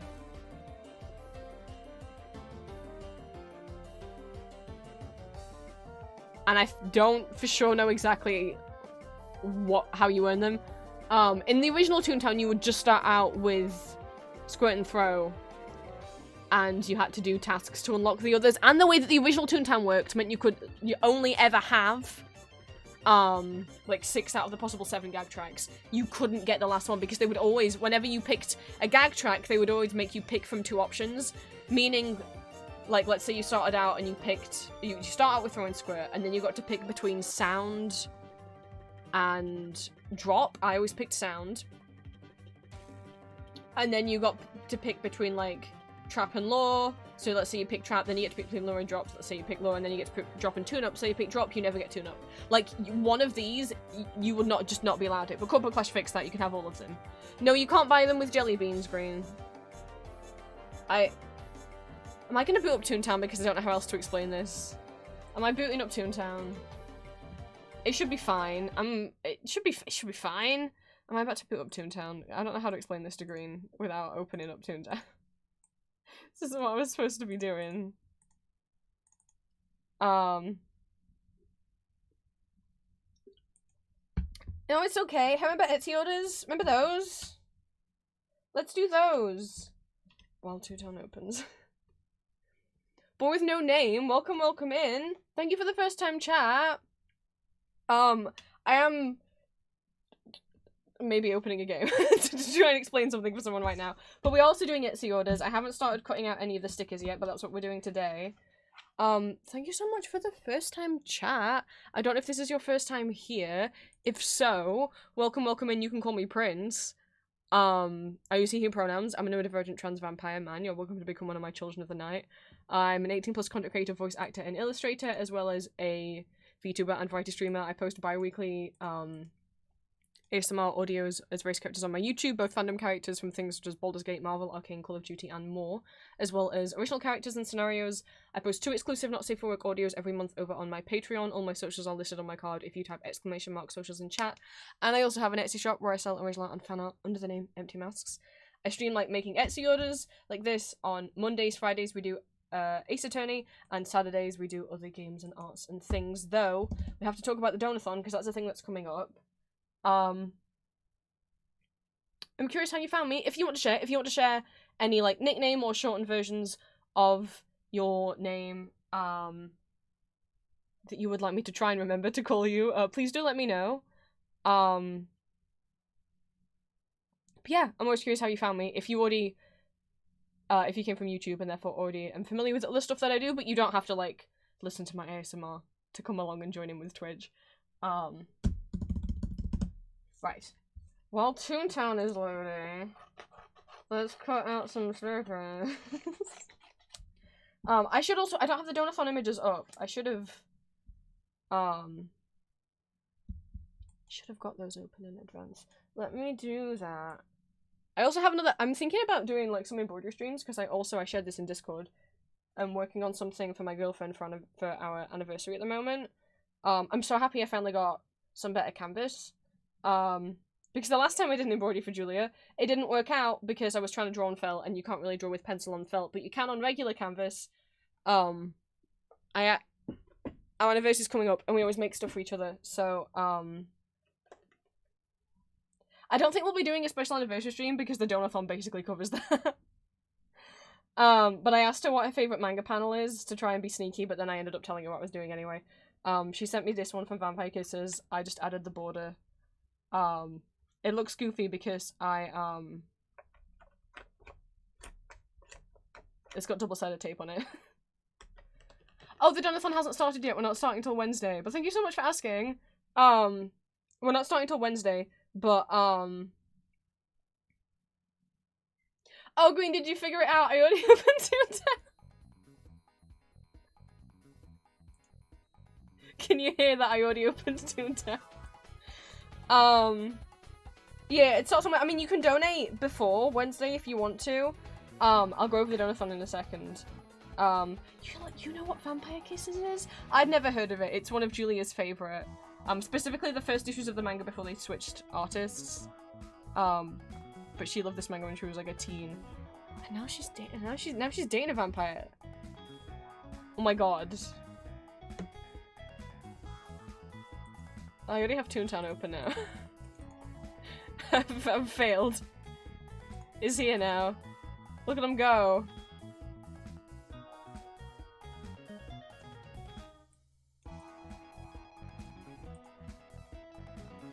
It's okay. If you ever see me walking around Corporate Clash, feel free to add me as a friend. As long as I can figure out who you are. I don't accept friends requests from complete strangers because there's a lot of kids that play Toontown, and I'm like, I don't really want to befriend kids on Toontown. Well, I'll show you guys for the sake of everyone else. Thank you so much for the follow. I'm going to explain the Donathon in a second, but yeah, I'm working on this at the moment. So I have a little light box, so I just printed it out and then double-sided taped it in like that, and then just held it over the light box, even though there was obviously a gap between it and the light box because of the depth of the hoop. I could see through it pretty well. To trace over it with my pencil. So this is I only started working on it yesterday. That's my progress so far. We got a little bit of Alexander's hair. Our anniversary is on the 26th of April. We've been dating for 2 years. I don't know if it'll be done by the 26th of April. It's not spoilers me showing it on stream. She already knows about it, so I'm not spoiling things. But yeah, this'll. But once I'm done with this, I bought a bunch of extra hoops. Because I only own one hoop. Oh, thank you. Thank you for the congrats. So now I've got like 8 of this size hoop and 8 of like a smaller size. So I really, really, really want to do like more embroidery. Of like some more manga panels that she likes, some ones that I like. Just I'm trying to find like really like black and white illustrations. There's some like Moomins ones that I would like to do. I think that would be fun. It's something for me because I don't really have much hobbies anymore. Because you know, drawing was a hobby, but it's also a job. So, where are we? Where's Toontown? Blah blah blah. If you do Corporate Clash, here's things that I wish the game told you that it doesn't. So 1. If you need to do a certain task that requires multiple people, click on the hands, click on this one that's got like 3 little heads and it says groups. Oh my god, Green's online. I didn't remember that we'd already, I forgot that I already had you as a friend. You can see groups that are already open. You can also make groups yourself. You have to be outside the location though to make a group. You can't just do it from anywhere.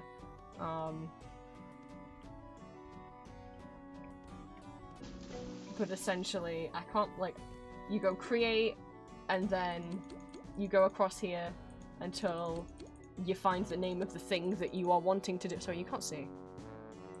Bleh. We'll do it like that. You click here until, like... You can join one of these, or you can click create, and then you can go across until you find the task that is you want to do, and then you click create. And then other people can come and help you finish the thing if you don't have any friends or anyone you know in the game to do it with you. When you want to get more gags, you're gonna go gags and training, and you're gonna go up here to gag training, and I can't remember what gets you training points, I'll be honest. I think it's leveling up or completing certain areas of the game. You get training points, you can then spend your training points on unlocking more gags. I currently have Sound Zap, Squirt Throat, and Tune Up. What level am I at the moment?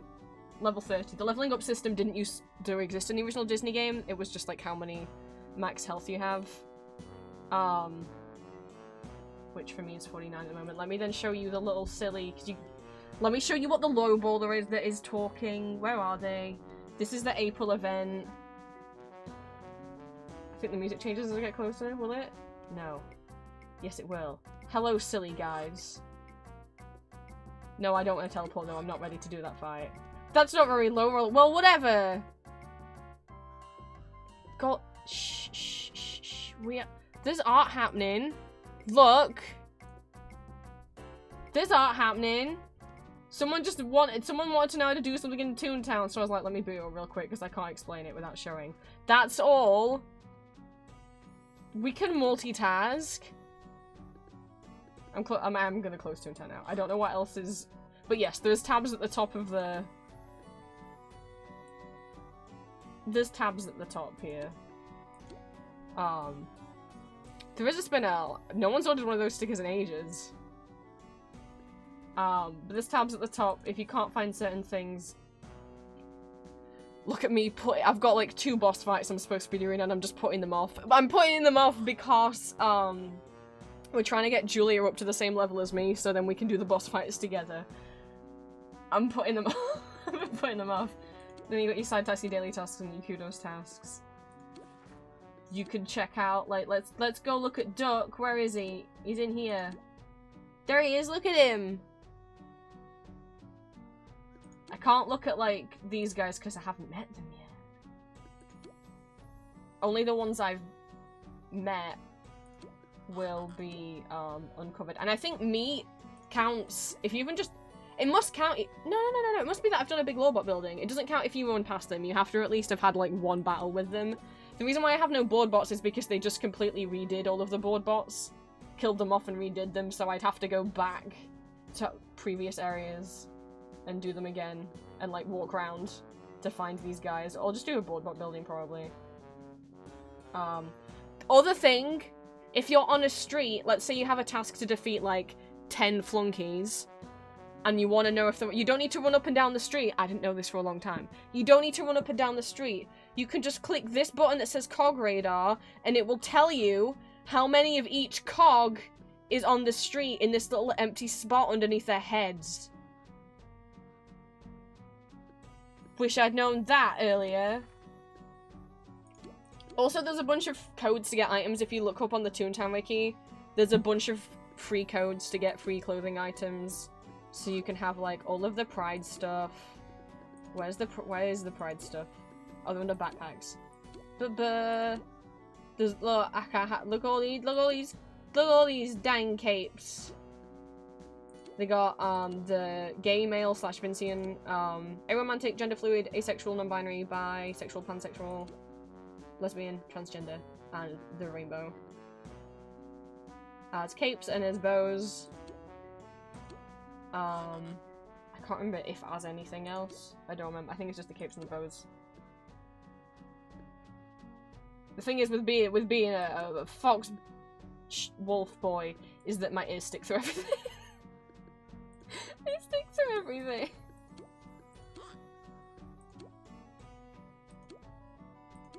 Normally I wear the flower crown.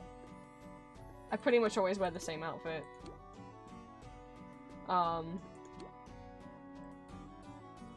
See, Green, aren't you happy I opened Toontown now? Scrapbook, this is just when it's Halloween, and I think they're doing it for this year, for April Fools. Let me check. They are. I see them on the map. Where are they? Hello, guys. Wait, where's your friend? Wait, you're not here. I went in the wrong direction. Where are they? Sometimes the arrow is pointing what direction people are in is not as helpful. They might be in that direction, but just on a higher level. Are they up here? Up here. Hello.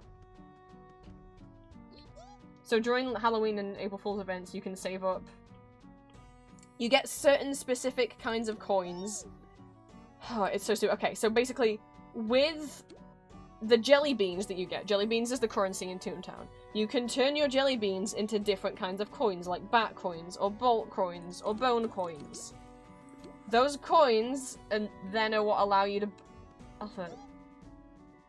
Oh, I don't think it would let you buy the funky clothing. I could be a robot. I could be Invader Zim. I could be an astronaut, or Alice, or a bone man, or a scarecrow, or a candy corn, a witch, a gamer, a Frankenstein monster, another witch.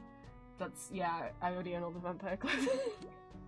A Superman, a Danny Phantom, a bee, a spider, a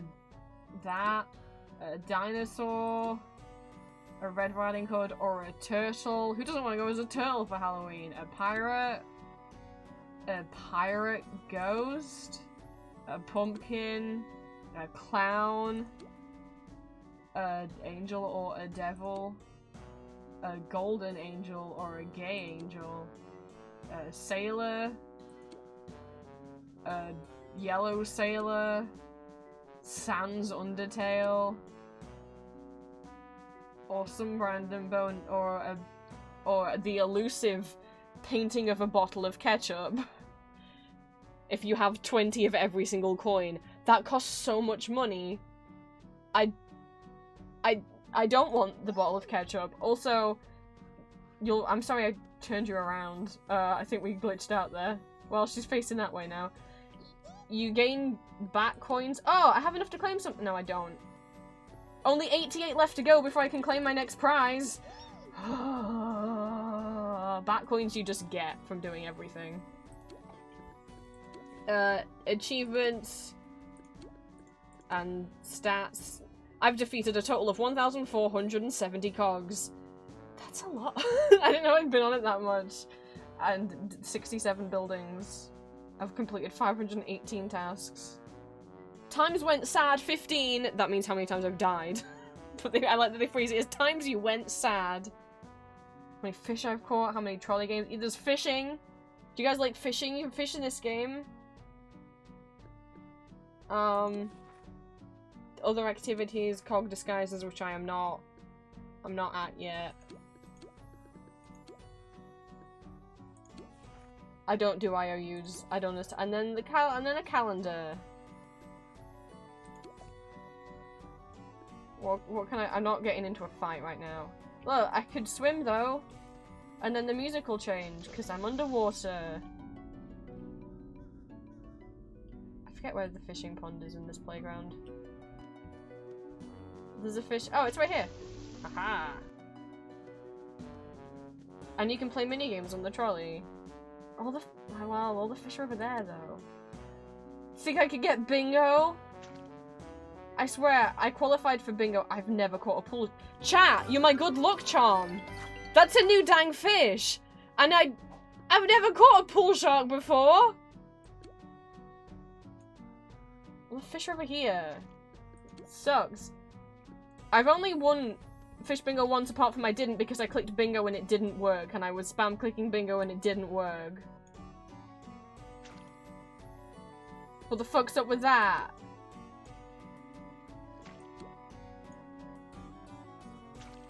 Okay, I can win bingo against... I didn't know you could catch creepy crawlies. Okay.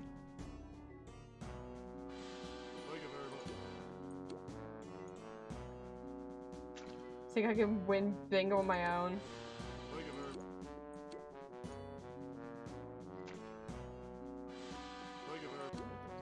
Yeah, the starfish is Elvis. Welcome to the world of toonfish puns. They're all puns.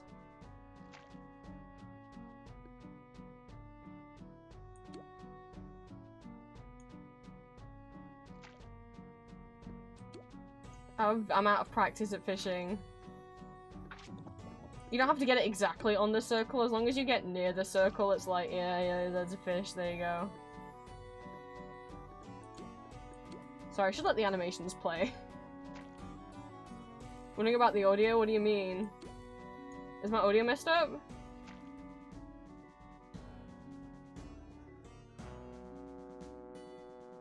Catfish!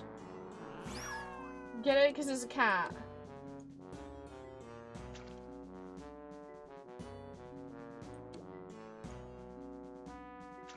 Oh, it's because, oh, you were wondering about the star. Yeah, it's because the starfish is Elvis.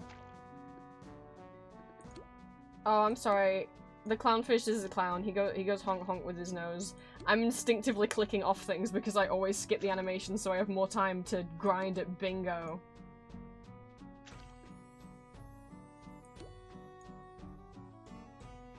Oh my god, that was way too far.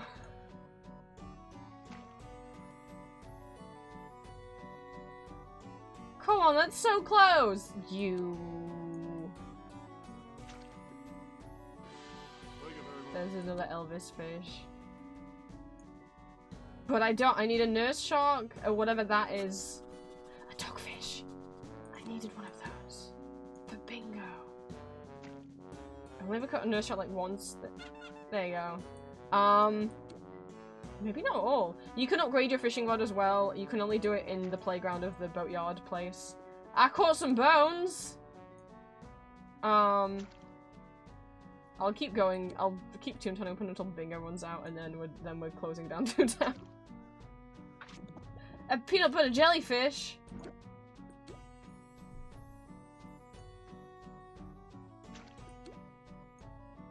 Why are the fish back here? What are we doing? It's another dang clownfish! I need a balloonfish for bingo though. This bingo is just everything that's going in this cross shape. Means I need whatever that is, a nurse shark, and a moray eel. I think that's what they're called. A king crab. You don't help me though. You don't help me either. Oh, I've only got 13 dang seconds! I'm not gonna get 3 of these rare fish in 13 seconds! Oh no! I didn't win bingo! Now I will drown myself. Anyway. I'm fine. You can't drown in this game. You don't have air. I guess toons don't breathe oxygen. Can I not jump this wall? Can I not? Thank you. Okay. Now I'm leaving the game. I just wanted to be able to jump the wall. Toontown time is 10:28 AM. It's 3:28 PM for me. Alright, we're gonna you go to the light switch and then you click exit. Well, that was an adventure.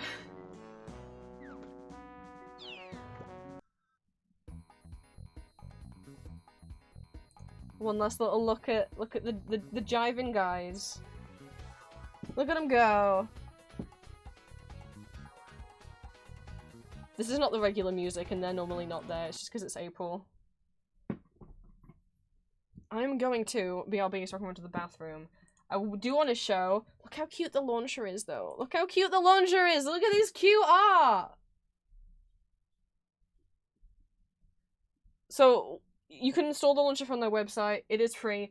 You have to make an account on the website, and then when you get the launcher, you'll type in your email and password, and then click add the email password you made for the website into the launcher. I'm gonna be so I can go to the bathroom, and then we're gonna do actual. No, I need to talk about the donathon. Fuck. Well, I'm gonna do that after I go to the bathroom. I'll be right back.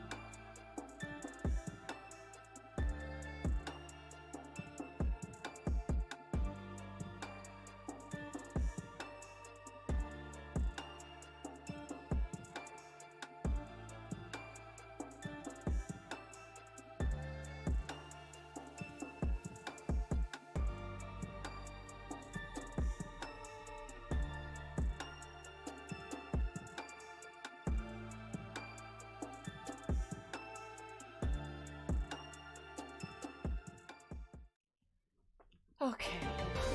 Let's keep the Toontown music going. Let me get the Donathon things up.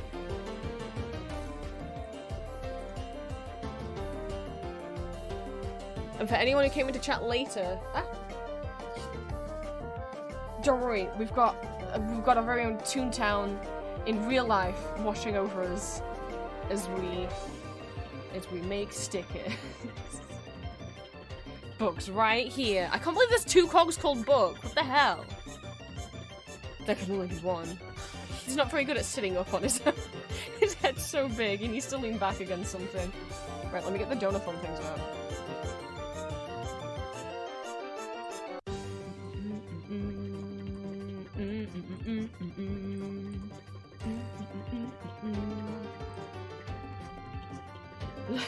Just grooving, don't mind me. Okay.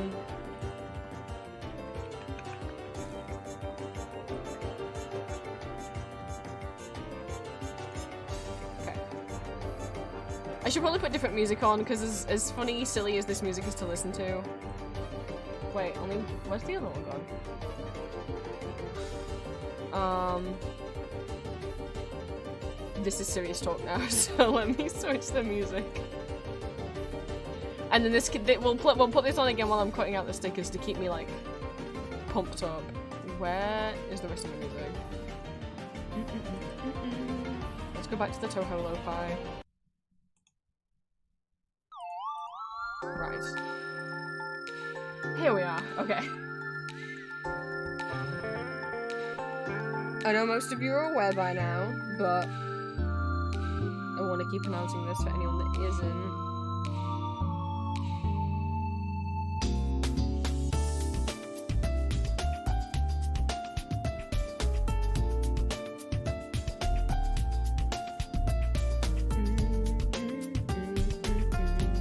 To see how I put this in Discord so I don't have to keep using my brain.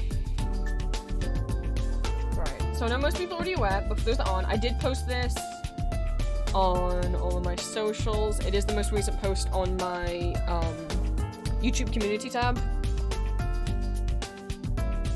So if you forget anything that I'm saying right now, you can go back there to oh, I'm using the, why am I in this model? Oh, I forgot. Hi. There we are. Hi. You can go over back and reference everything that I'm about to say over on YouTube.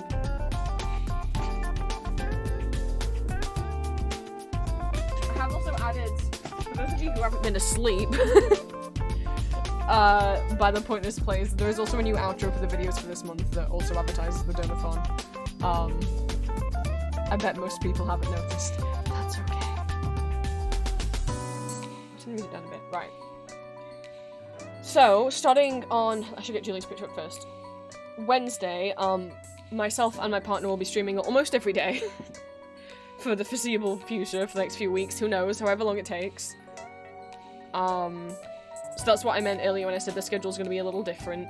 I'm thinking I'm going to be streaming every day apart from Tuesday and Wednesday. But we'll see if that gets too tiring. We'll see how we go. But essentially... we will be hosting Julia Boo's Dental Bill Donathon, which is exactly what it sounds like. So, starting on, in the post, I said starting on Thursday the 11th, that's when my stream starts. The full event, which is being hosted by both of us across both of our channels, will start on Wednesday the 10th of April. Oh boy, that's in 2 days. I don't know how I didn't realize Wednesday was that soon.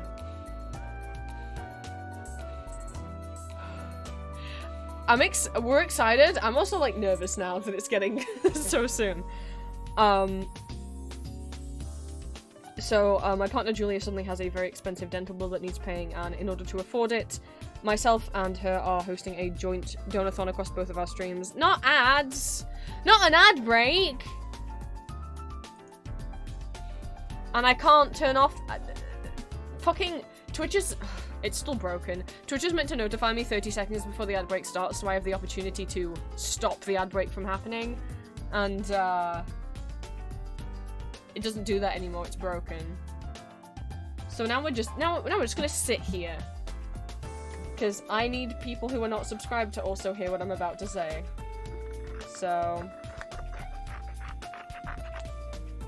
Hi, Victor. Welcome in.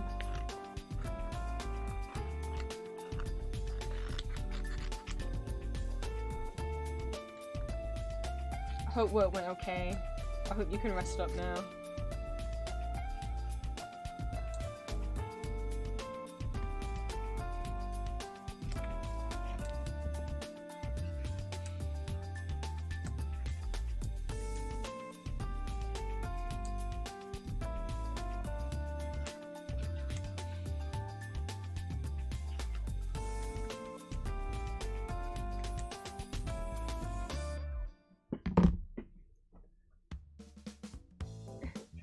On the bed.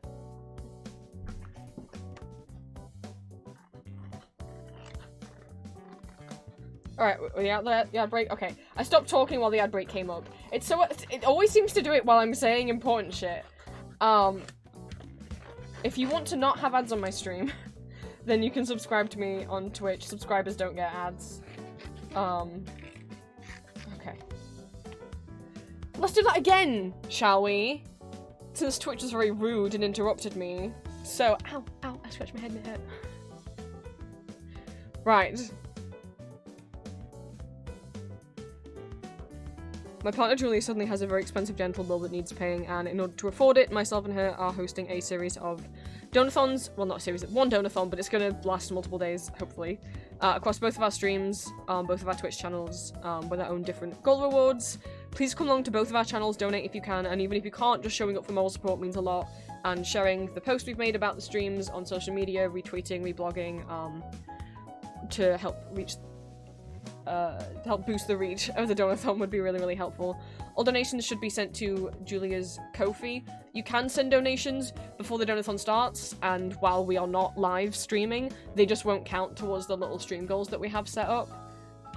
Again, I haven't set up the a text chat bot response to generate the link to her Ko-fi. I'm just gonna go open her Ko-fi. Because it was silly, and you know what, I'm gonna leave her Ko-fi open in the background, and then hopefully I'll remember, I'll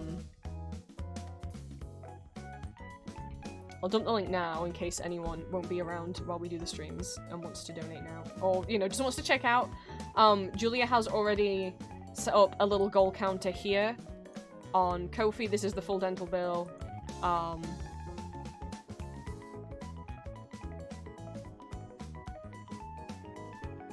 So you can see how close we are. The full bill, it's a lot. When I said expensive, it's $3,500. And it is the third of 3 dental bills she's been hit with all at once. Just to be completely transparent with everyone. If you don't see me donating during the donathon, that's only because I have already given money towards Julia's dental bills.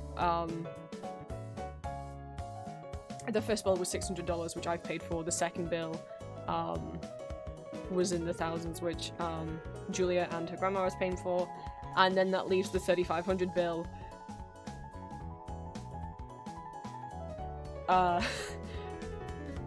Being really mean. And even the other bill that Julie's paying for herself, she's had to put on credit. On like a payment plan thing, so... It's a lot, all at once. She doesn't have any kind of, for those that aren't aware, Julia lives in California. She doesn't have any, kind of health insurance, medical insurance at the moment. And she's been needing to go to the dentist for years, but just been putting it off because she hasn't been able to afford it, but it's got to the point now, it's like, if she doesn't get the work done, things are gonna be bad. So, hopefully she can get the work done. So yeah, the full bill is $3,500. Julia has listed goals up to $1,000. I've listed goals up to $2,000. Why did clicking on the zoom in button make it open in a new window? I do not know. If we reach past these goals that we've listed, we'll just make more. We'll make more. Personally, for me, I'll ask for advice from chat, because I already don't have any more ideas. If we hit the $3,500 goal, Any extra money we raise above that 3,500 will go into my moving out fund. For those of you who are unaware, I've been planning on doing a donathon in order to help raise money for me to move out of my current living situation, because it's very stressful, and it's not super. I feel bad going into it when there's new people in chat, but essentially, my mother's very abusive, so we've been working on trying to get me out of the house.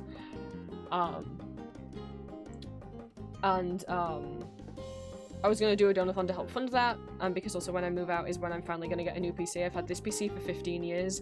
That's why stream is low quality, because it physically can't do 720 or 1080p.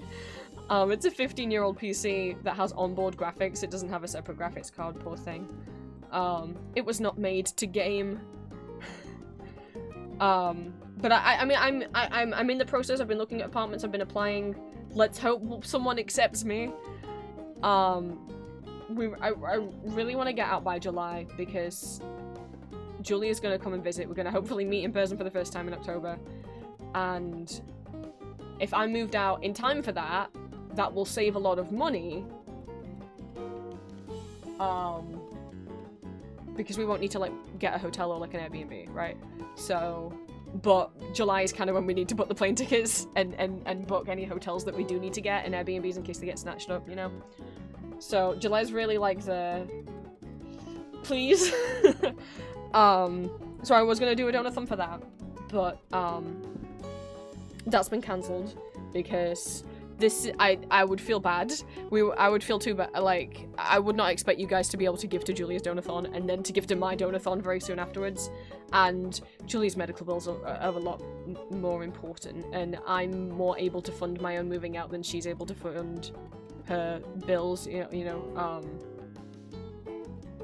So, well, thank you guys, thank you.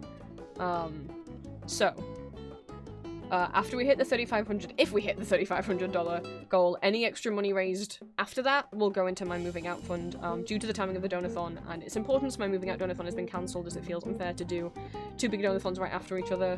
So if you would like to help contribute towards me moving out, please help us hit Julia's $3,500 goal first, and then anything extra will go to me. Of course, in the long run, if you guys want to keep helping support, like, obviously I have Patreon and you can subscribe to me on Twitch and stuff, and even if you can't afford to do any of that, just watching the streams, watching videos on YouTube, you know. I was gonna say I make ad revenue on like 50% of my videos now. YouTube really likes just putting limited ads on them for no reason. It won't tell me why. It thinks there's something in there that's not allowed, but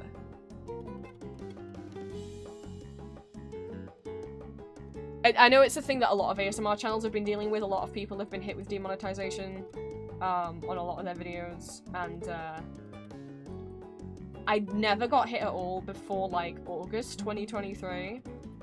And then it wouldn't be every single video. Like, all of January was fine. Every single video I uploaded in January was fully monetized. And then 7 out of the 8 videos in February got limited ads put on them. Limited ads isn't the same as no ads, but it's almost the same. Like,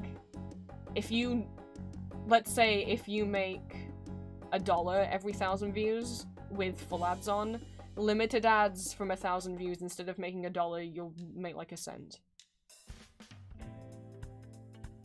Maybe 10 cents. It's a lot less. Thanks, YouTube, but still, you know, even if you can't like afford to like be a Patreon member, just watching stuff. I make ad revenue on Twitch. I make ad revenue sometimes on YouTube. Helps out a lot. Right, so yes, I'll be streaming for a minimum of 6 hours per day and a maximum of 10 hours per day. Julia's gonna stream for a maximum of 6 and a minimum of 4.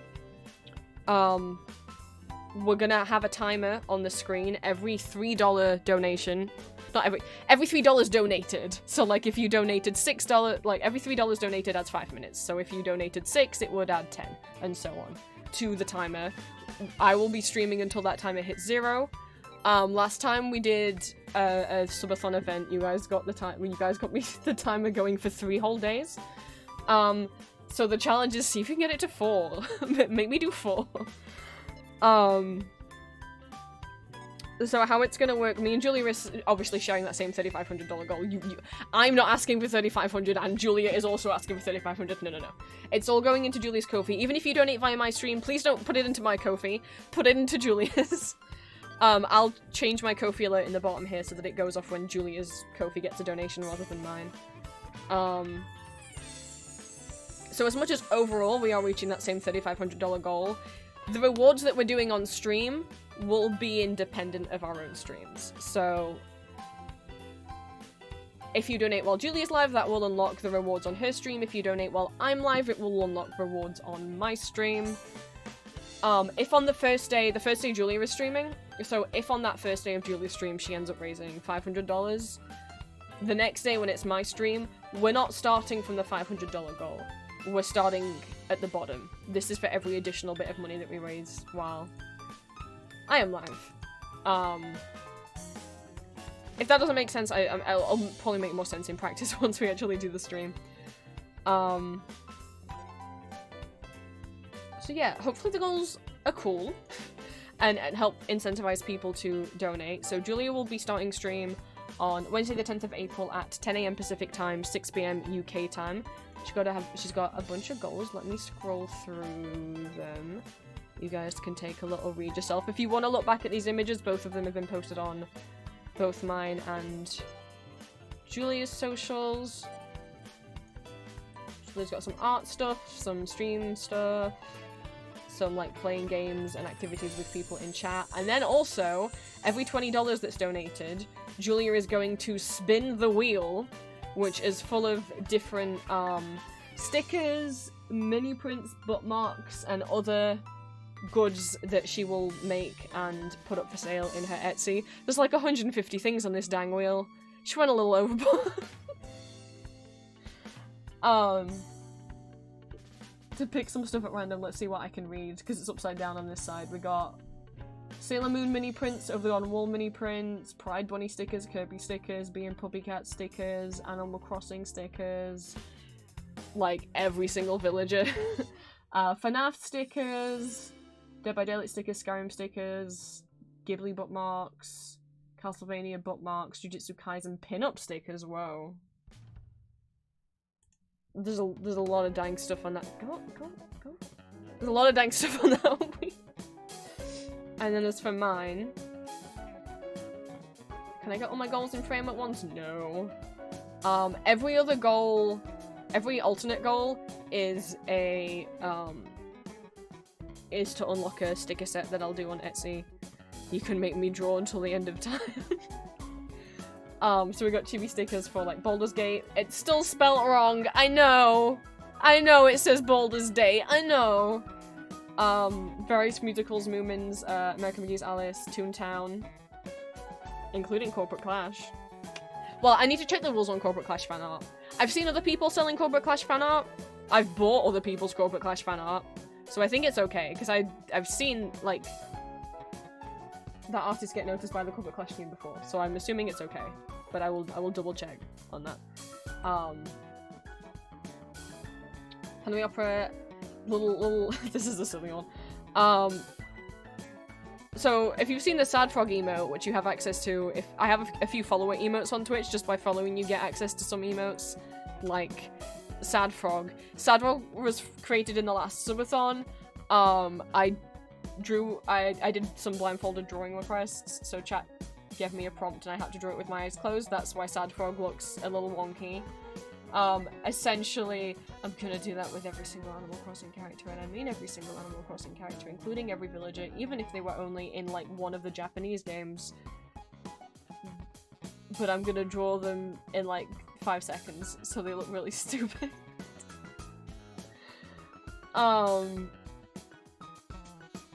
But in terms of the other stuff that is not stickers, if you're not interested in buying stickers, we'll do group drawing sessions together, karaoke, ASMR, quizzes together, more blindfolded drawing requests, Some art giveaways. There's a Gooba giveaway, a pixel art giveaway, and a custom candy bracelet giveaway. If we get, we got some of the bigger goals. So if we reach $700, I will restock the Ambrose and Arden keychains that I made from the last subathon. I know some people missed out on them last time and really wanted them, so I'll get 25 of each of those guys back in stock. At $900, I will also make matching keychains of silicon satin. For those not familiar, these are my original characters from YouTube. Oh, we also have a custom badge giveaway. I forgot about that. $1,000, and I will make a body pillow cover of Ambrose and Arden. It'll have Ambrose on one side, Arden at the other. They'll be available for purchase on my Etsy. They're not going to be completely naked because I don't think the manufacturer would allow that, but they'll at least be a little spicy, a little saucy, you know. 1,500, I'll do body pillow art of the different characters from the band Ghost. Not on body pillows, on bookmarks. But then I'm okay with, like, later on adding those, making full-ass body pillows out of them. I can't believe no one's made Ghost body pillows before. Like, I was googling around, I'm like, someone else must have. I searched through Etsy and Google Images and Tumblr, and I couldn't find any. Not even anyone who'd drawn it and not made it into an actual physical item. There's just none. What the hell? Chizzo deserves to have body pillow. 1,600, I'll play Hades for the first time. For all of my love for Hades, I've never actually played it because it's not a kind of game that I would personally enjoy playing.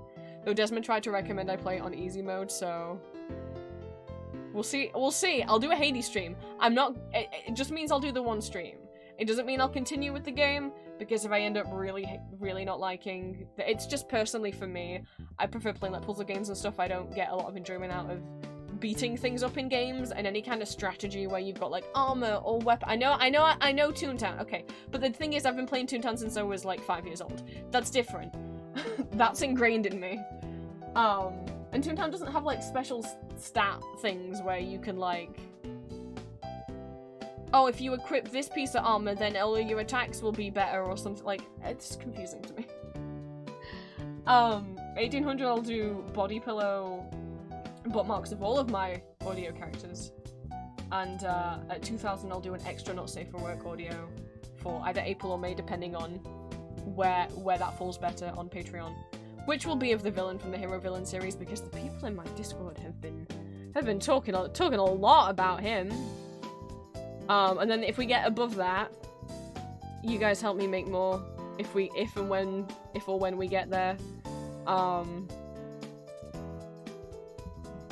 So last but not least, let me give a shout out to Julia, because even if you can't come along to the Donathon, or you can't or don't want to give anything to the Donathon, that's totally okay. It would still mean a lot if you would give her a follow. She has a, my friends got me to play Hades, nothing but play that until I got the credits to roll. Ooh. I don't know, I can't guarantee I'll make it all the way up to Hades himself, but we'll see.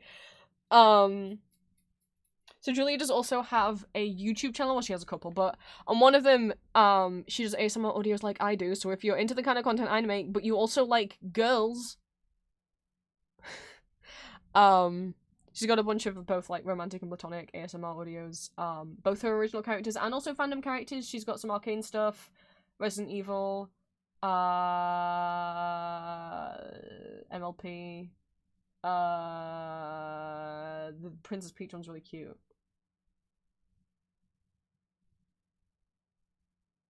I don't remember what else fandoms. I don't remember. And soon, I'm not gonna say what, she's in the process of like setting more stuff up. She's wanting to start doing a not safe for work audio every month that will be exclusive to probably Patreon. She has Ko-fi memberships, but she's thinking of, well, not moving to Patreon, she's gonna keep them both open because Ko-fi doesn't allow not safe for work content. And she has like exclusive not safe for work art and audios that she wants to make, so she's gonna be putting those on Patreon. So once she like solidifies that, I will let you guys know, and I'll have a link for her Patreon if you would like, you know, a not safe for work audio every month. from some of the characters that Julia voices. That will be perhaps available soon. Because obviously not safe for work audios is why most of you pay me. So she's like, maybe I should try that. So if you would subscribe to her ASMR channel on YouTube, that would mean a lot. Even if you know you're not gonna watch a lot of her videos, please give her, please. You can't get monetized on YouTube until you have 1,000 subscribers. So she literally can't make any money off that. And obviously, as we've established, any of that money would also help towards dental bill, and she just pay rent to live with her family and bills, and it's not just like she does online stuff like I do. Like she has an in-person job that she goes to. She's at her job right now. They just don't pay her a lot, and they're scheduling her for fewer and fewer hours. So that's why she feels bad asking for help money-wise, but by doing it as a donathon and by making a bunch of rewards, it's making her feel more comfortable, and hopefully will be fun for everyone else to see us do silly things on stream. The reason why I took the audio off is because we're gonna do all 3 shouts. So the link to her YouTube channel is in chat. I'm gonna put this link up so that at the top of chat you can just click a little button if you don't follow her on Twitch, because as I say, the donathon will be happening on my channel and also on Julia's channel. We'll also be like collaborating and popping into each other's streams. We do that anyway. Julia doesn't come onto my streams as much because I normally stream while she's still asleep because of the time zone difference, and also my PC can't really handle it. But at least like once a week on her streams, even when we're not, even before we've done the donathon, I'm normally there. Whenever she's doing art or playing Sims, normally I'm also there in a voice chat on her stream. If you want to see even more of me. And then let me do the clip shout out. Give us a good one, Twitch. Give us a good one. Let's add fuel, I guess. And we could dance around the fire. Yeah, Julia's a little yeah, ghost. yeah. She streams art and various games like Sims. Fire dance. And Vampire she's been playing at the moment, Amnesia.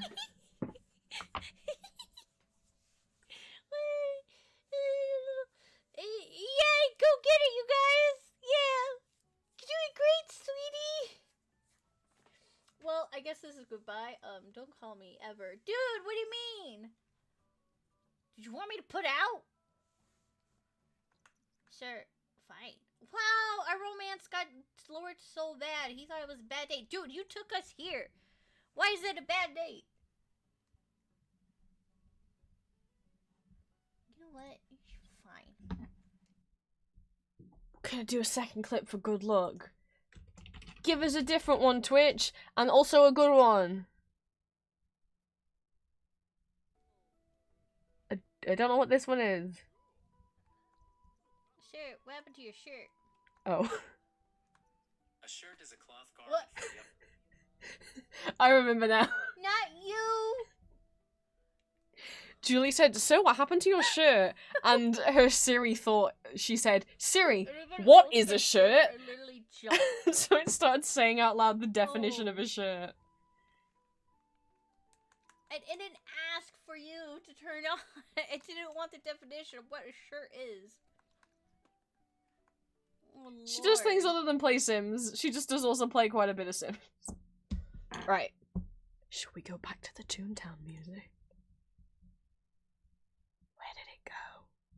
There it is. Give me the Toontown music.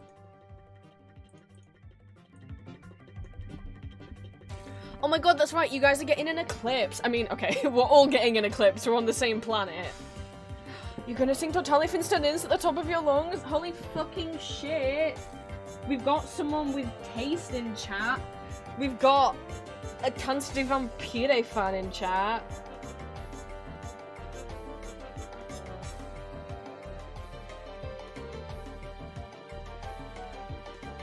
It's my favourite musical. My joint favourite musical. I don't know if you knew. I don't know if you're bringing that up because you know I'm obsessed with Tansti Vampire. Oh my god. It's not actually a purposeful reference to Tanz di Vampire. The reason why it's Der Vampire Prince is because, okay, the only reason why there's multiple Tanz di Vampire fans in chat is because I showed them Tanz di Vampire.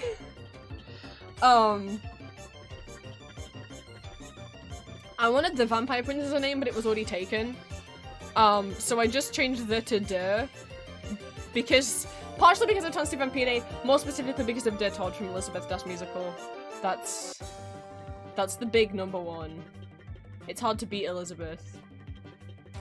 But Tanz Drew Saritas als Graf von Krolok. Drew Lock. That's my husband right there. But then I have many husbands. just to scare people, be like, oh yeah? Well, do you have this? Did you commission someone to make a push of Uwe Kruger as Der Tod? Didn't think so. I'm not wearing my Tanz shirt. I'm so happy I've never seen a Tanz shirt for sale. Like, Sound of Music D never has any. And then I found one on eBay a while ago, like secondhand from Austria, and I'm like, give me. It's got the Rhineland Theatre logo on the back, and I'm like, oh my god, is this from the original production? Oh my god. But I took it off really because it got too hot. Because I was wearing it over the top of this long sleeve. Oh no. But yes, in my Discord, so my Discord is Patreon exclusive, but in there, I've shown Tanz like 4 times. You have, oh my god, you have collections of the Dakota Zuka, Elizabeth. Oh my god. I have one physical good. I have like a poster pamphlet thing from I think the 2018 production. And then I have a pin that someone made, one of my Tumblr neutrals made for me. They made a little badge that has drawings they did of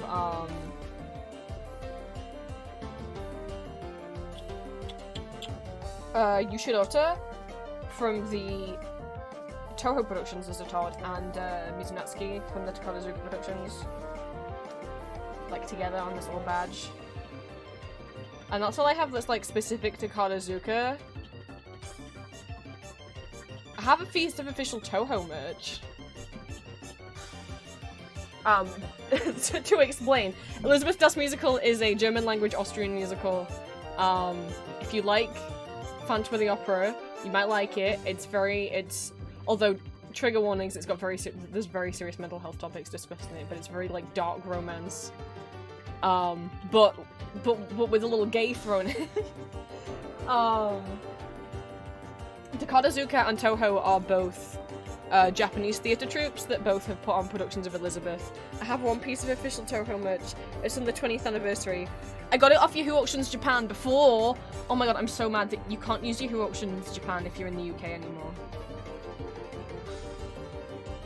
I mean, you couldn't use it anyway outside of Japan. However, you can if you use like a proxy shipping service. But you could still browse it. You can't browse it anymore if you're in the UK. Before you just couldn't purchase anything, but now you can't even browse.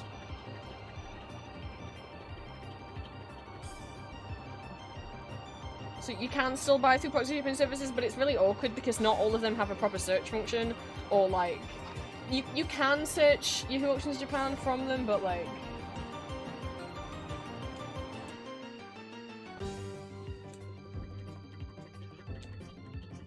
not specifically.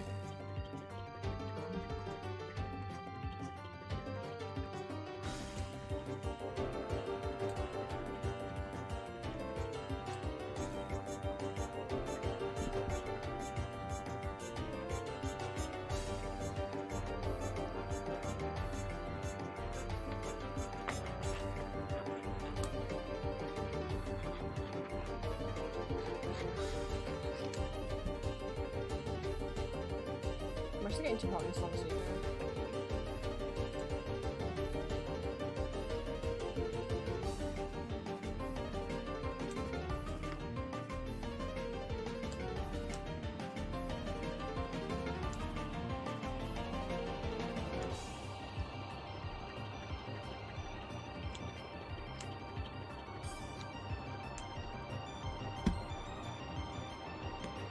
please don't. Oh, well, one, welcome back after the ad break. I can see when an ad's happening. Please don't complain when there is an ad. It's a little like it's not very cool. I can see when there's one happening. If you want to avoid them, you can subscribe to me on Twitch. I saw there's an ad happening. I didn't show the merch while you weren't here. I've sat him in my lap. Can you see his toes? It's a tiny little baby. It's a little baby. It's a little baby. It's a tiny little plush of child Rudolph. I don't know why they made him into a plush. But okay, he's like sewn so that he can like sit like on the edge of things. He's got a pretty flat little butt. But it is from the 20th anniversary Toho production. It's just a little guy. I had no idea they made these. I was just browsing Yahoo Auctions Japan one day. That's probably maybe my weirdest bit of official Elizabeth merch. Official-wise, what have I got official-wise? I've got a stamp. They're not that hard to find, the stamps. You can find them on eBay. It's a €55 stamp. I think it's from like the Essen production. And then I have a cassette of the original Vienna production. I don't know if that- I think this is probably the way it is. Such a little guy. Go back on the musical shelf. He sits kind of near the Todd. But yeah, I was talking about watch parties in my Discord. The CD version with Steve. Oh, do you mean Tansy Vampire? Do you mean Steve Barton? Did we switch talking about musicals? I was like, I can't think of a Steve that's been in Elizabeth. I actually don't have a single CD of Tans. Now, if they had a full CD cast album with Drew Sarich's Graph on Krolok, that would be very different. But they didn't. There's only the EP. And he's not on all of the tracks. There's the EP with him and Thomas Borchert and Mark Seibert. So I'll just be listening to my bootleg audios. I have two Euromusical cassettes. I have these two little guys. These little guys. But yeah, I was saying in Discord. Which let me give a little shout out to my Discord peoples. There we go. It is the lowest. It is a Patreon exclusive just to help ensure that everyone in there is 18 plus. Let's get cutting these out while I talk. So every other month I do. It is the lowest tier. Patreon. The lowest price Patreon will let me possibly charge for anything is £1. There's this one single book a month. For Discord access. It just helps ensure everyone's a routine without. I don't want to be one of those Discords that asks people for their ID. That doesn't feel safe. You shouldn't give some random Discord moderator your ID. That's how you get your identity stolen, I feel. So anyway, every other month, every even numbered month, we do watch parties. I mean, I've shown Tans a bunch of times in there anyway, but since October, we've done watch parties every other month that I host. October we did kind of like monster-themed musicals, including Tans de Vampire. It's a lot of stage shows because that's personally just what I like. December we did fairy tale themed stuff. February we did German musicals. We watched Elizabeth, Mozart, Rebecca, and Tans de Vampire within the subtitles, I should specify. And then this month we are watching French musicals. We just watched Notre Dame de Paris last night in Discord. Thank you for those of you who came along. Notre Dame de Paris, where it loses me is like the acting of some of the characters. In particular, like I feel like Esmeralda and Phoebus and mostly that I'm not really buying into you guys a lot. I think the strongest actors are Clopin and Quasi. However, the songs are bops. Next Sunday we'll be watching Romeo and Juliet. The Sunday after that we'll be watching Mozart Opera Rock. And the Sunday after that we'll be watching Adome Ev. And then the next watch party month after that will be June. I do want to alternate back to German musicals, but not yet. Because June, I want to do Pride Month themed stuff. But then we'll also go back to doing more German musicals, because boy, we got a lot to get through. Thoughts on the Wild Horn Dracula musical? Wild Horn musicals are like almost guilty pleasure-esque. I'll give you my thoughts on all Wild Horn musicals, which is often like, he can write a fucking bop, right? A lot of the songs in his musicals are great. But in terms of like the story, even though all of them are like adaptations of pre-existing books or manga, somehow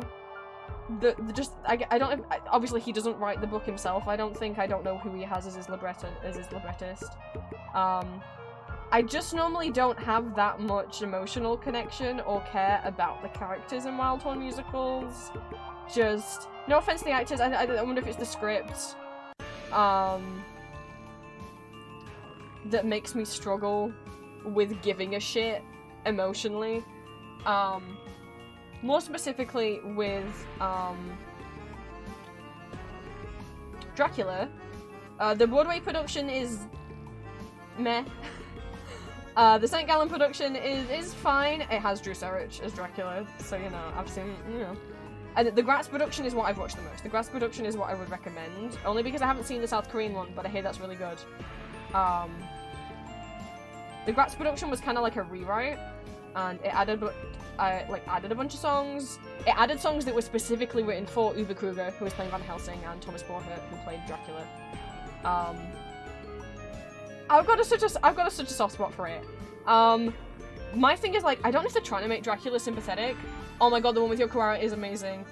I don't know if they're trying to make Dracula sympathetic, so I'll be honest. Book Dracula is an asshole. The whole, like, plot line of Mina being a reincarnation of Dracula's wife, that is not in the book, that was made up for the film that has Gary Oldman in it. The Francis Ford Coppola film. In the book, he's just a creep. He's just a creep who sees a picture of Mina and wants her. And all I can think when I watch the Frank Wild Horn Dracula musical is I feel like they're trying to make me feel like, oh, poor Mina, she's so torn, should she kill him? However, my opinion is, fucking kill him. He sucks. He's literally been brainwashing you this whole fucking time. Every time you've been with him, you've been under his hypnosis, like... It's like they're trying to characterize him more like Gary Oldman Dracula with trying to make him, like, sympathetic, but they don't add in the plotline that Mina is a reincarnation of his wife. So the whole time I'm just like, I hope she kills him. I hope he fucking dies, which is fine. I just feel like that's not what the musical wants me to feel, but that's what I feel watching the Frank Wild Horn Dracula, but it's still entertaining. Lucy and Mina's relationship's really cute. It's one of the few adaptions that includes Quincy Morris, that gives Lucy all 3 of the suitors she deserves, so she can have 3 boyfriends. Not all, like, consent... Prologue isn't... Dracula's not like Consent King Prologue, honestly. It's like, do you like Dracula? Do you like the Phantom of the Opera? But do you wish that they wouldn't kidnap you and respected consent? Then get yourself a Graph-on Prologue.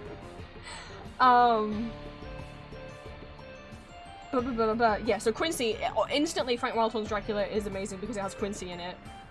Little cowboy man. Who in the Graz production is played by Robert D. Marks, who's also played Graph on Prologue. Anyway, I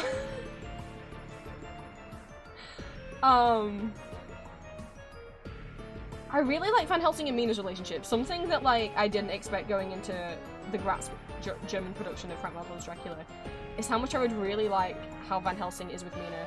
Like, Uwe Kruger's such an acquired taste, I feel like. He's amazing as the Todd, but in so many other roles, he overacts a lot. But I think Van Helsing is another one of those roles he just gets right. He's so gentle with Mina. And it's so sweet. And I love when Mina is portrayed as being a nerd, because she is. But Mina's weird. Like, she's like real into like just like she's meant to be on holiday and she's just like she's a little weirdo. I love her. I love Van Helsing in the musical, respecting that Mina is the smartest out of the bunch of them. He's like the queen that because she is. She's so smart. And I love that he just respects her. I love the interactions that they have. I may have, because of the Gratz musical, started and abandoned a Van Helsing / Mina / Jonathan fic. The first chapter still exists. I did intend of finishing it, and then that just never happened because I lost the motivation for it, but I still think they would be cute. Like, entirely based off the musical. Like, what if Van Helsing sticks around and the first chapter I think is just like is it Jonathan having night terrors and Mina doesn't know what to do, so she wakes up Van Helsing like, I don't know how to help him. Please help him.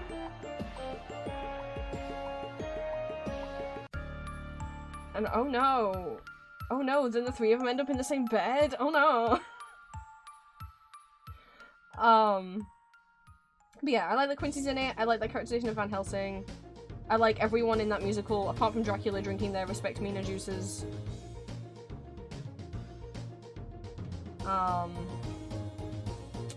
The train sequence is a bop. That's no one else's favorite song. I mean, The Longer I Live's great. I like, The Mist, and Please Don't Make Me Love You, and fucking what's some songs from that musical? The Seduction. I like the train sequence a lot. Zoo Ended does slap. That was one of the ones that was written specifically for that production. And then I know the South Korean production added more songs. The costumes in the South Korean production, like Kim Junsu's whole look, with his hair dyed red, the same shade as that red coat. Very pretty.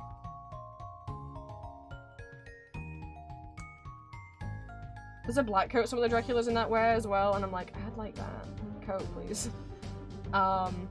There is also a Japanese version with Yoko as Dracula. Yoko is a female actor. You may be like, oh, is this like Takarazuka where they just cross-dress and play guys? No! Because it's not a Takarazuka production. Everything's the same. Jonathan is still played by a guy, and like Quincy and Arthur and Jack are all played by guys. But Dracula's just a lady. It's just bisexual Dracula the musical. It's amazing.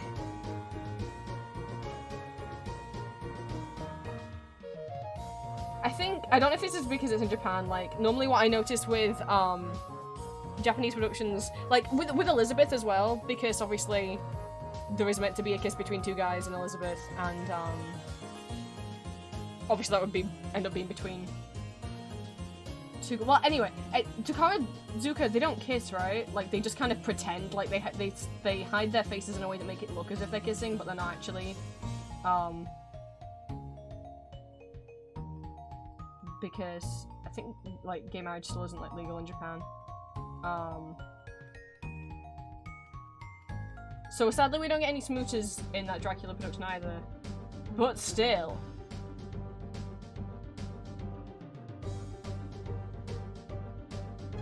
I think the fact that because it's less, like, Dracula's less sexually charged in that production, it makes Dracula feel less creepy. As creepy as the seduction is, as much as it's like, yes, he's hypnotizing Mina, like, fuck, like, I hope she stakes him. They have had sneaky non-kisses? Oh, okay. I wasn't sure. Since Dracula was after they graduated, they could go full tilt, they still had to be careful. Oh, okay.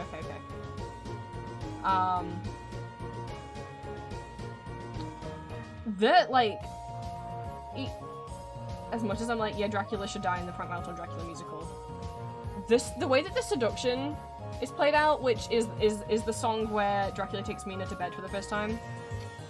It's like, yeah, she's hypnotized, so this isn't good. And in most productions, I'm like, oh my god, I hope Dracula gets killed. Depending, I guess, on the actors, sometimes they act it more like Mina's into it, you know? The Gratz production, I feel like she's very not. that she's just kind of being hypnotized, but you know. Each to their own. I don't know how canon that is.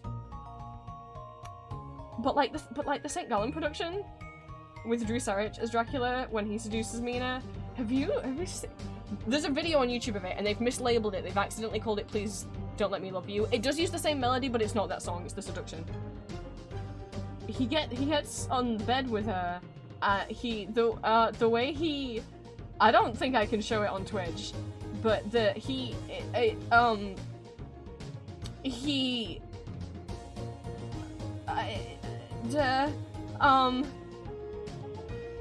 like gets on the bed first, right? And then he gets on and like kneels up and then like kisses like her ankle and like up her leg. And I'm like, am I allowed to be watching? I'm not allowed to be watching this. I like that you know what video I mean, Rusty. Green, you have fun. I'm pretty sure it's mislabeled as Please Don't Make Me Love You, which is not the song that clip is.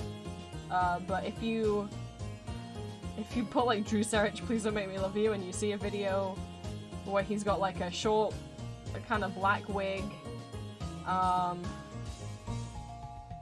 there's a bed on the stage, and you know, maybe watch it for scientific reasons.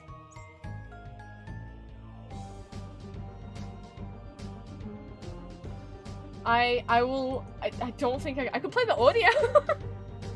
I don't know if Twitch will be happy. I mean, it's on YouTube, but like, I don't know if Twitch will be happy with me, guys, if I were to play it.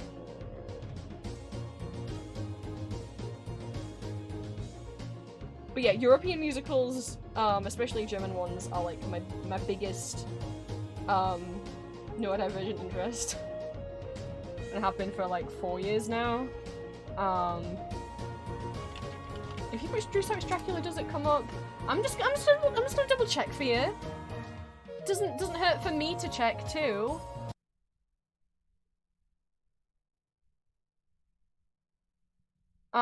Okay, the correct production does come up. It is this.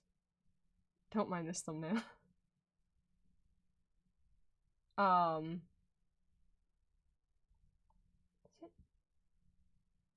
It's not Loving You Keeps Me Alive, because that's the... Yeah, no. Has it been... Honestly, I think the last time I tried to find it, maybe I couldn't find it. I still haven't watched The Scarlet Pimpernel. I only know... Oh, no, there it is. It is mislabeled as Please Don't Make Me Love You. This is not Please Don't Make Me Love You. This is The Seduction, as in the name of the song. I only know the one song from The Scarlet Pimpernel, which, as you can guess, is probably the riddle.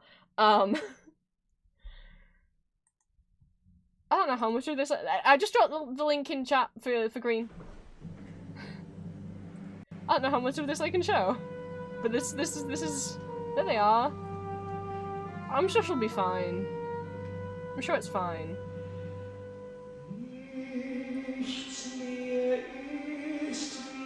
So the St. Gallen production, actually, if you look up for like official pictures, most of them are of Thomas Borchert, because Thomas Borchert was playing Dracula in this production. It's interesting. So Thomas Borchert was playing Dracula in this production of the St. Gallen production of Dracula. Thomas Borchert then left the role to go and play Graf von Krolok in the 2010 Vienna revival of Tanz die Vampire. So Drew came in and stepped in and took over as the role of Dracula. Then this production of Dracula closed, and Drew then went over and took over from Thomas Borchert to play Graf von Krolok in Tanz die Vampire, and that's the first time he played Krolok. He played Dracula and Krolok back to back, and took over roles from Thomas Borchert back to back.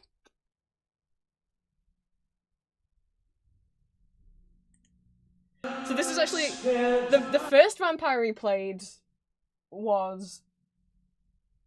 So he went from doing Armand and understudying Lestat in the Lestat musical in San Francisco and then on Broadway, and then Dracula in this production of Dracula, and then Krolok in Tanz die Vampire. He's played 4 vampires.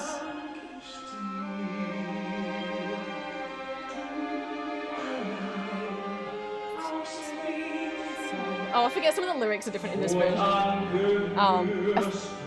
Some of the lyrics are different in this version than the Graz version, even though they're both in German, because the Graz version was more of a rewrite. and as I say, like, added new songs. So I'm like, wait, that's not the line I thought he was gonna say. Liebe, die mal war, nicht dir als Opfer da, deine Seele und Körper sind mein. Ich befreie mich, dank mir Macht und Stahl.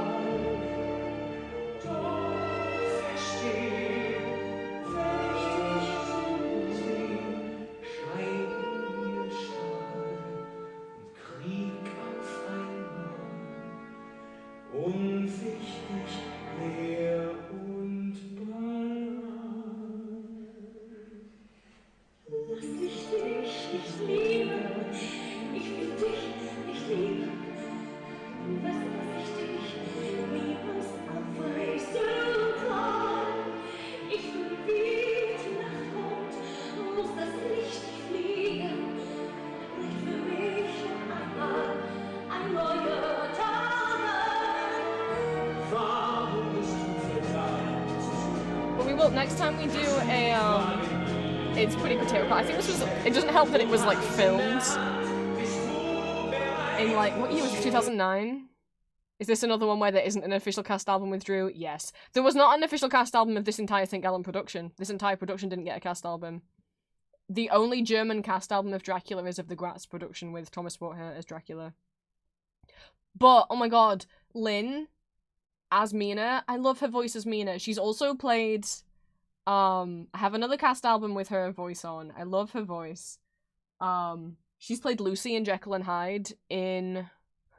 God, was it with... I can't remember if it was with Thomas Sporther as Jekyll and Hyde or with Ethan Freeman. I think it was with Ethan. In, like, 2003, something like that. I think it was with Ethan Freeman as Jekyll and Hyde.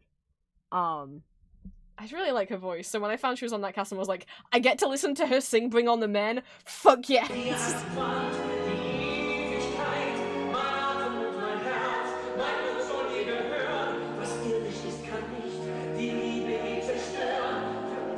Oh, he got on his knees.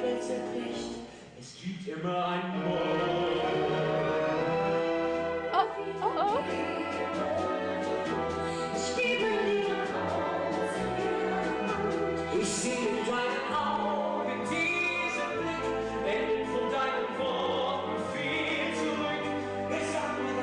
You also can't see in this, but if you look at photos, I'm pretty sure they give him, like weird white contact lenses. They look very strange.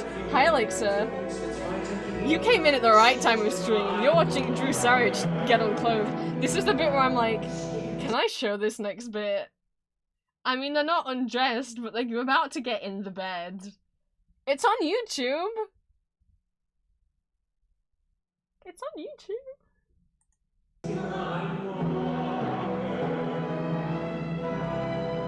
I need to mute my microphone. I'm not okay for this next bit.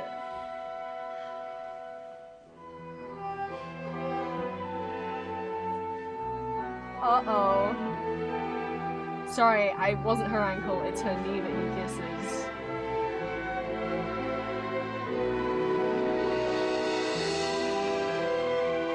They really go for it.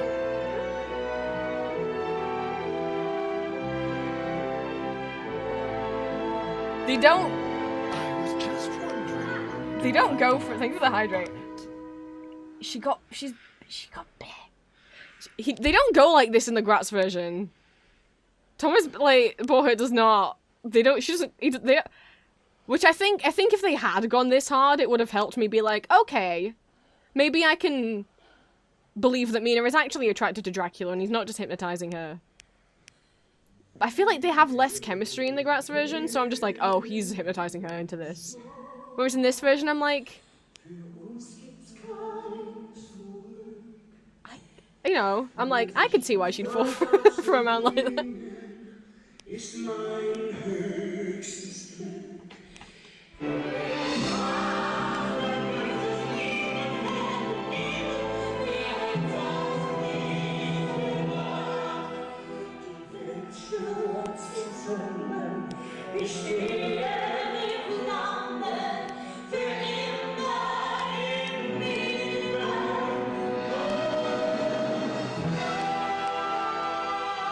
let her drink from him. Right across his tit. I'm sorry. I'm sorry.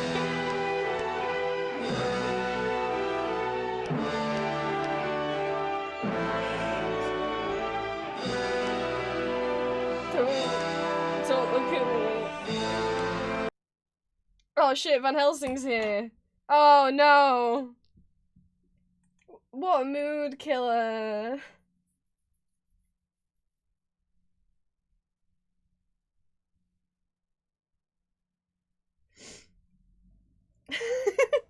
I think the Gratz version in full used to be on YouTube, but it's still here.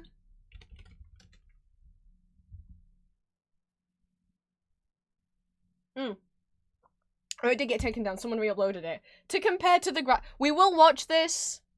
The next watch party month is going to be like Pride themed because it's going to be in June. But then in August we'll go back to German musicals and we'll probably do like oh god, which ones haven't we done? Dracula. Also, I'm trying to think of ones that I have subtitles for. Oh, Dracula definitely. Rudolph definitely.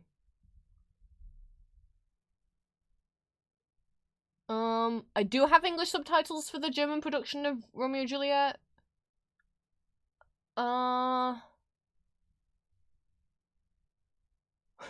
We could watch Vivaldi. I don't have any subtitles for Vivaldi. For Drew Sarich as orange-haired Vivaldi. What the German ones do I have English subs for? I don't know off the top of my head.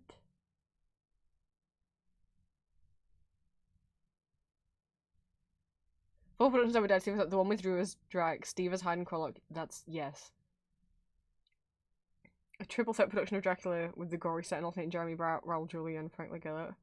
Ooh. Let me find the seduction in this version. I know there's someone in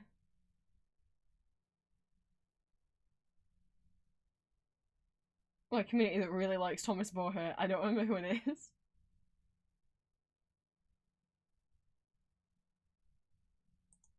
Okay, here's the Gratz version of that scene.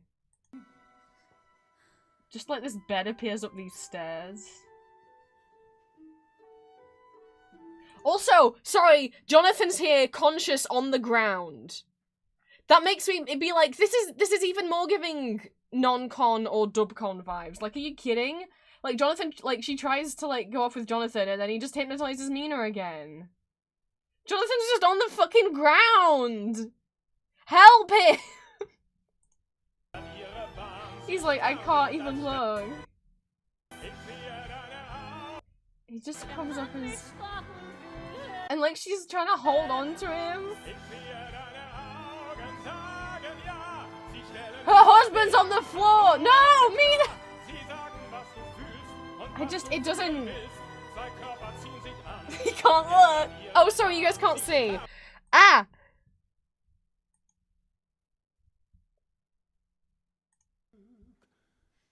He's just kicked Jonathan to the ground. She's literally like, please don't make me love you. And you may be like, yeah, isn't she saying like, because he's so irresistible? Or she's asking him not to hypnotize her again.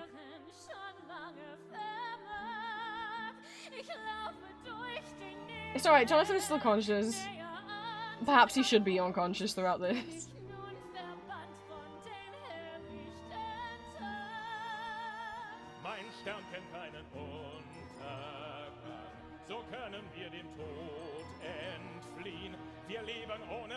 Because it's canonical that he can hypnotize people, because that's canonically what happens with Lucy. Is he like comes into her dreams and does his little magic on her.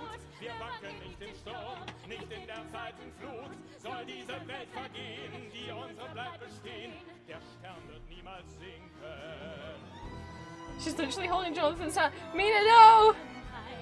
And he's like, yo, Jonathan's waking up! Maybe he should stay asleep.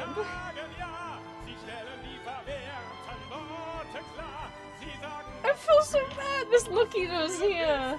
He's like, what the fuck? She can't!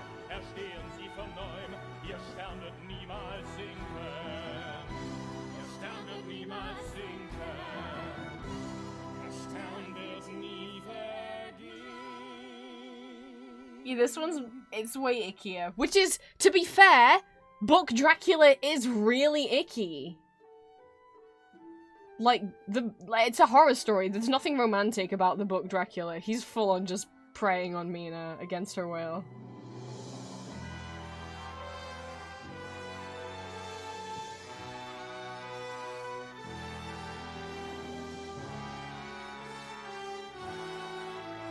No one gives him the canonical mustache. No one makes him look as probably gross as he looks. Sorry, I'm not saying that mustache is gross. But like, even after he de-ages from being a very old man, he's still like... I don't get the impression that... I hate the phrase conventionally attractive, but... He's still fairly old, even after he unages in the book from being like 200 physically. I feel so bad for Jonathan. He's just on the ground. I forget what happens before in earlier productions, because this is like where Zuende happens.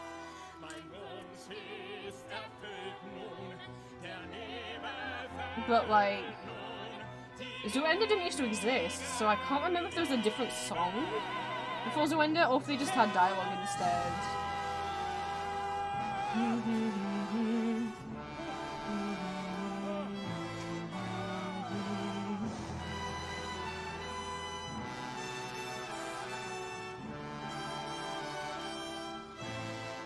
This is not as bad as there's a version of the Dracula ballet that really pisses me off. There's a Dracula ballet that pisses me off so much. They characterize the way Dracula's portrayed is as this little baby. He's constantly doing his little movements to make him look like a child, and I'm like he's so innocent, and I'm like, what?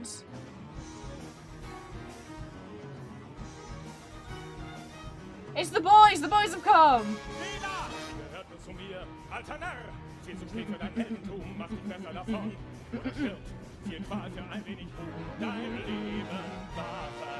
It's the Todders Van Helsing!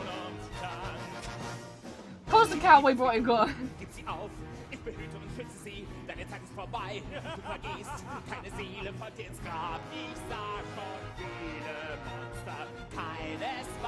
I love that they named Van Helsing's like dead wife Roseanne, considering that Uwe has like some of the craziest R rolls.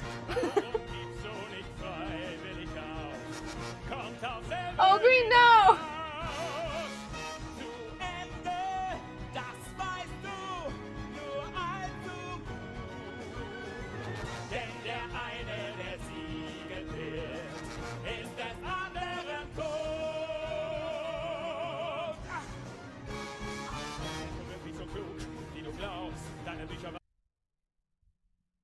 We can give you where's a little taste of Quincy. He's great. I love him. Fucking, and he canonically has a huge Bringt uns doch zurück zu unserem eigentlichen Thema. Ich hätte gern alle drei bis ins Detail beschrieben. Der erste war der Amerikaner.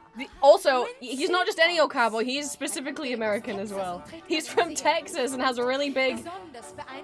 He has a hat and it has this really impressive, huge... knife! Wollte mir unbedingt zeigen. He wanted to show it to me. Wer war der Nächste? Der Doktor. Jack Seward. I wish he had the hat on the whole rest of the musical. He wears it for a bit, but like...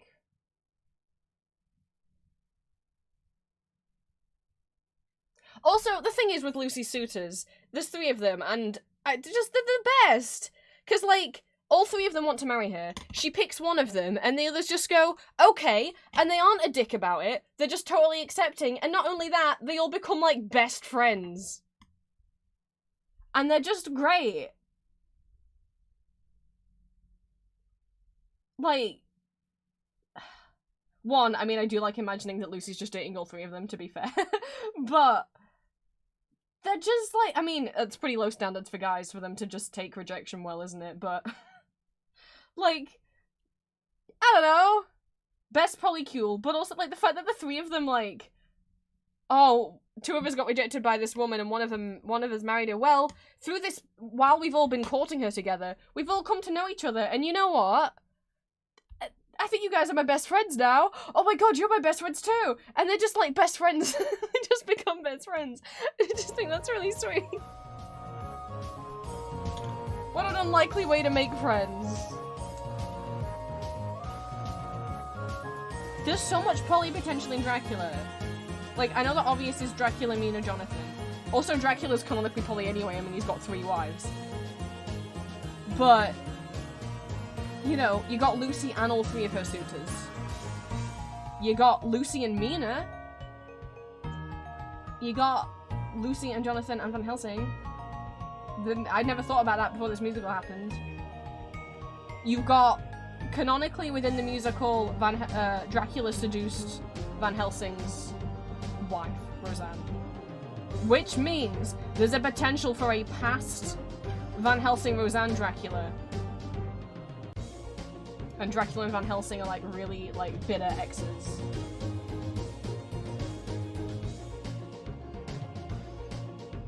Everyone's poly in Dracula.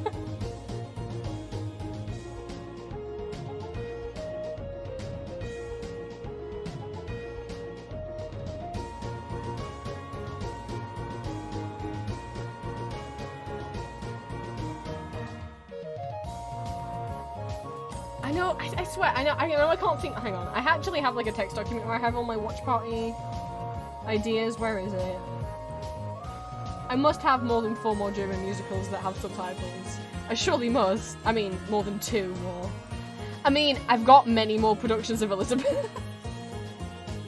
Everyone has so many hands. Where is it?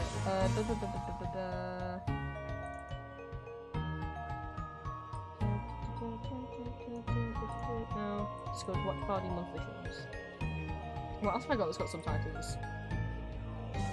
I do have a copy of the German production of Hunchback of Notre Dame that's got subtitles. However, it is of the original production. However, it's with like Drew's understudy. It's not actually got Drew as Quasimodo. So you're like, oh, I don't want to show you guys that bit. What's the point of showing you guys that bit? Okay, what have I got with subtitles? 1, 2, 3, 4, 5 different productions of Elizabeth's Das Musical. Oh, the Count of Monte Cristo! Duh. Oh, and Dippersuit van Altendam. Oh, and Artist Excalibur. Oh, Danheim. Okay, yeah.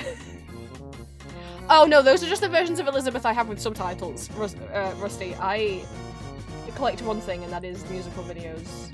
I don't know if you want my count of how many Elizabeth bootlegs and pro shots that I own. That I have traded and collected. Because it's 106.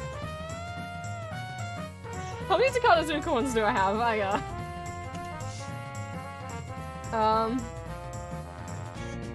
1, 2, 3, 4, 5, 6, 7, 8, 9, 10, 11, 12, 13, 14, 15, 16, 17. Just physical digital copies though.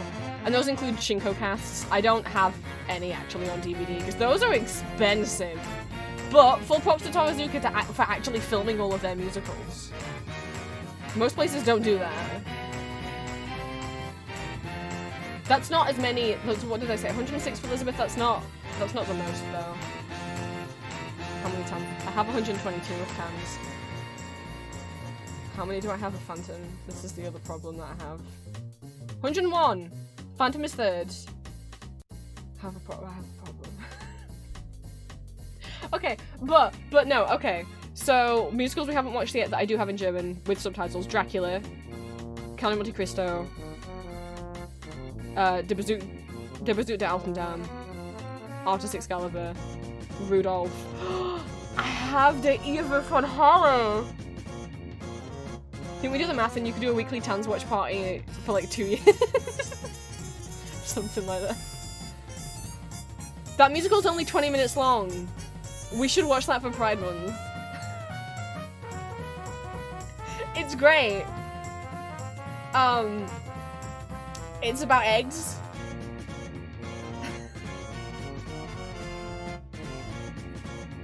and Mark Seibert gets to kiss another man in it. So he gets to do what he didn't get. What? Like, what more could you want?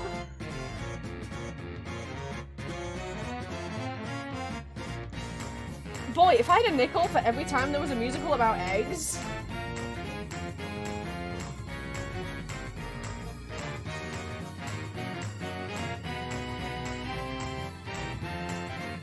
Imaginary points to anyone who knows what the second egg musical is.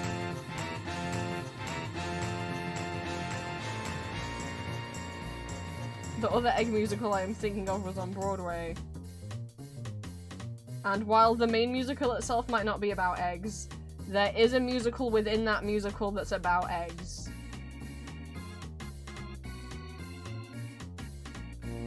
Because you need eggs to make an omelette.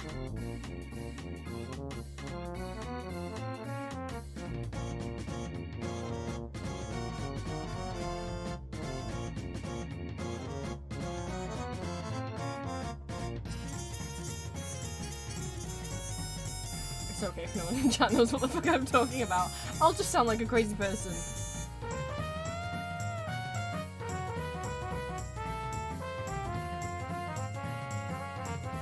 No, the other egg musical is Something Warren, which is a musical about, boy. It's set in Shakespeare times. Christian Bale plays Shakespeare. He's amazing. So there's like a wannabe playwright and he's upset that Shakespeare like gets all the attention. He wants to write a play as great as Shakespeare, so he uses magic to see into the future and to get someone else to see into the future. And one, the guy sees that in the future the most popular stage thing will not be plays but musicals. We should put on a musical. And two, he tries to see into the future to see what Shakespeare's next play is going to be, which it's going to be Hamlet. However, the psychic man doesn't see the future too well, and so he mishears Hamlet, I don't know, as omelette, and so he's like, Shakespeare's next play is going to be about omelets. You need to make Omelette the musical.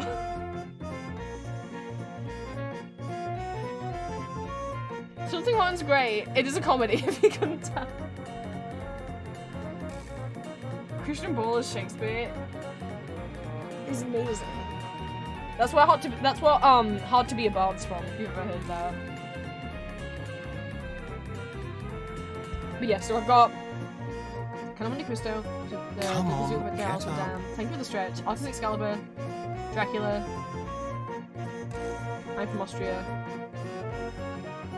That's 5. So we've got 5 more that have got subs. Obviously the Egg Throw musical, I do have subs for, but it's only 20 minutes long. It was a silly thing they did for TV.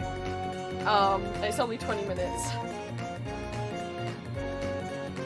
And then I do also have German productions of Jesus Christ Superstar with Drew Sarich as Judas and also Drew Sarich as Judas. Not in the same production. Those I don't have English subtitles for, but they're on the list because I don't need English subtitles for them. Because they're in English. When they do productions of Jesus Christ Superstar in Austria, they always do them in English. When they do them in Germany, they're normally in German. Sometimes they're in English. But when they do them in Austria, they're always in English. And Drew Sarich is always Jesus. Every single year, they do Jesus Christ Superstar concerts in Austria. Like concert productions, and they bring Drew back every year to play Jesus, because I mean, who the fuck else would you get to play Jesus? After you've heard Drew Sarich sing Gethsemane. Discord has not seen Rudolph yet. You have, Green. You went out on your own to watch Rudolph. No one else has seen The Nightmare. That is the roller skating snowman. Oh my god. I mean, for those of you who don't know what the Rudolph musical is, I'm sure now that you've heard that it's called Rudolph and that there's a roller skating snowman, you might think it's a Christmas musical and it's named Rudolph after the reindeer. No, it's about Crown Prince Rudolph of Austria, the son of Empress Elizabeth. There's another musical about the characters from Elizabeth Das musical. It's the same Rudolph that's in Elizabeth Das musical, but it's this one that's about him. And it doesn't have Der Tod in it, but it does have Uwe Kruger playing a character who torments Rudolph. Just not death this time. and the scene where he takes his girlfriend out ice skating, but they can't put ice on the stage. So to simulate ice skating, they put them all in rollerblades instead, and for some reason there's a guy in a big scary snowman mascot costume that's just following them around. At that point, I feel the show becomes a horror musical. Yes, Rudolph a Fair Mailing. That's another Frank Wildhorn musical. Artist Excalibur is a Frank Wildhorn musical as well. Artist was originally done in German. It's a King Arthur musical. And then it's also had productions in South Korea. Whereas Rudolph a Fair Mailing actually was originally done in Hungarian. Before it was performed in Vienna in German.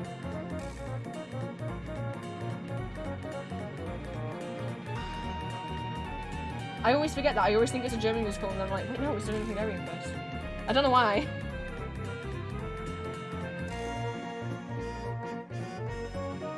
For those, for anyone who isn't, I don't think anyone in here is in my my European musicals Discord group.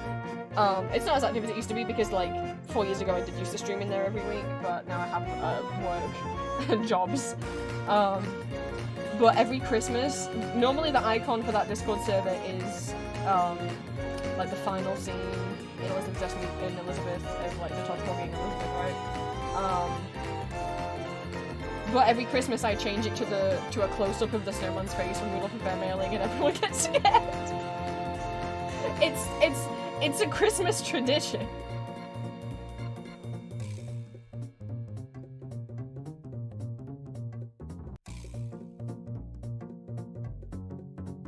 If you want to be in that Discord, it is like a public Discord.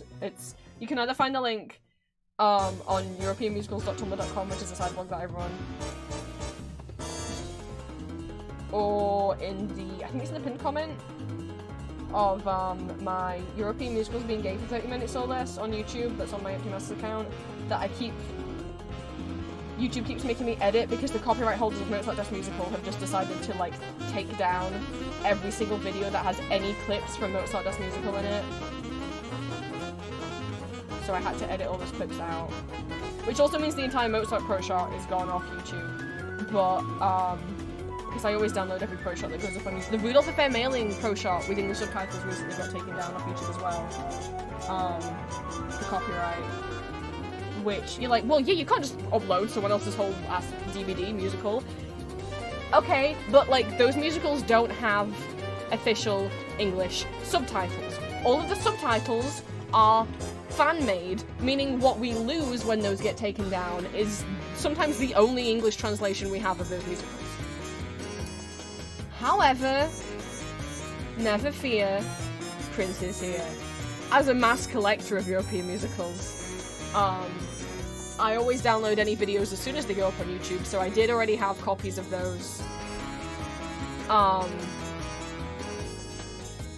I'd sitting on my computer for years, and then once someone told me on Tumblr that they'd been taken down, they were like, do you have a copy? I was like, of course I have a copy. I put them up on the Internet Archive. So, they're not bootlegs though, they're pro shots. So, I did this years ago. There was a channel that was uploading French musicals. I only started uploading onto the Internet Archive because there's a channel that was posting pro shots of French musicals with English subtitles. And I remember watching one, downloading it, or seeing one be uploaded, downloaded it, and then the next day it had been taken down for copyright. And I was like, oh my god. So I started downloading them as soon as, and I was like, what do I do? So that's when I started backing up anything that had an English translation onto the Internet Archive. So if you do, don't tell people these came from me. But yeah, if you were planning on watching Rudolph, it's there. You can watch it. I've got Mozart on there as well, and a number of other pro shots. Mostly not to preserve the pro shot, because of course I fully support you know, people buying DVDs and CDs, but that was the only English subtitle version. There's a shittier English subtitle version that was chopped up into like 5-minute segments that used to be on YouTube. I don't know if it still is, but the quality was really bad and the subtitles weren't easy to read. This is in 1080p. But if you didn't know, there are, you know, you can, there's a website called Downsub, and it allows you to, it extracts and downloads subtitles from YouTube videos. So that's how I get the subtitles out of those, so we don't lose them, so they don't become like lost media.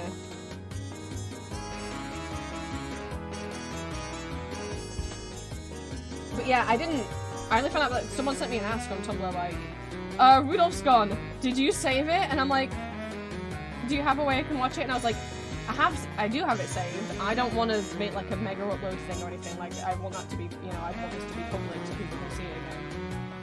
It took 2 whole days to download that, upload that onto the Internet Archive.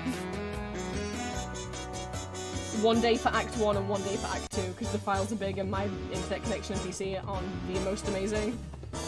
It took 2 whole days. Because it's in 1080p. Sadly, the one thing I didn't get is before it got taken down off YouTube, I did not save the name of the channel. So if anyone remembers, so I can't credit who made the subtitles, because I don't remember what the channel was. If anyone ever knows or learns, please do tell me. I don't need to not have the subtitle person credited. Just I don't know whose channel it was. I didn't make a note. In future, I'm gonna make notes when I download the subtitles. In future. I mean, I normally do. I was surprised that I didn't. Like, the other ones, I wrote down the name of the channel. I just didn't in this case, so I don't know the name of who made the subtitles. I have been thinking at some point, if I had enough free time, like I say, I have a subtitled version of The Good Live on Notre Dame, the French production of the Disney Hunchback musical. But the version I have with subtitles is with Drew Sarich's understudy as Quasimodo and not Drew Sarich, and obviously I want to do both versions too. So I'm thinking, I could just copy. Sadly, they are embedded into the video, they're not like extractable subtitles, but if I had the free time, I could sit down, get up Adobe Premiere, and type out, like, copy out the captions by hand from from one version to the other. It's the same exact script.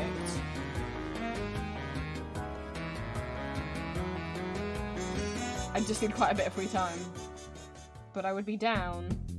I just don't know when I'm going to get around to that. I mean, praise be to people who make subtitles and subtitle these musicals. Otherwise, I wouldn't have been able to get into them. Even the Elizabeth Pro Shop that's on YouTube, there's not official subs. The English subs aren't on the DVD. The only non-English, musical that I know that actually comes with official English subtitles on the DVD is the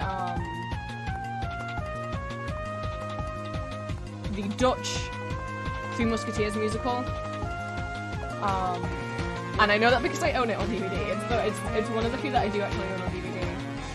Because, as well, so those subtitles are official. It comes with the subtitles in Dutch, in German, and English. But thank you to them so much for putting English subtitles on there. It has Pia Dowers as Milady de Winter and Sammy Billison as Cardinal Richelieu, aka Elizabeth the Tom from the Dutch production, and obviously, I mean, Pia is Elizabeth in every production.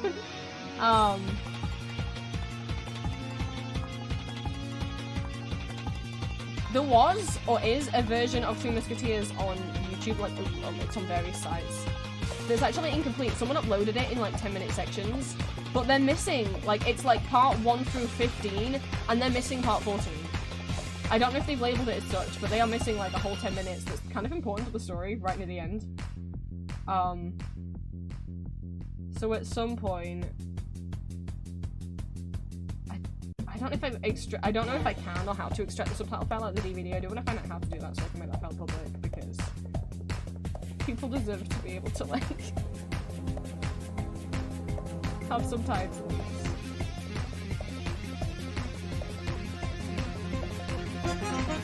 I don't even know if the official DVDs for Elizabeth and Rudolph, if they even come and Mozart, you can get those on DVD. I don't know if they even come with German subtitles. I hope so, but I don't know. Because again, subtitle stuff, please. Even if they don't have time or way to translate it. some people need subtitles in order to watch shit, you know?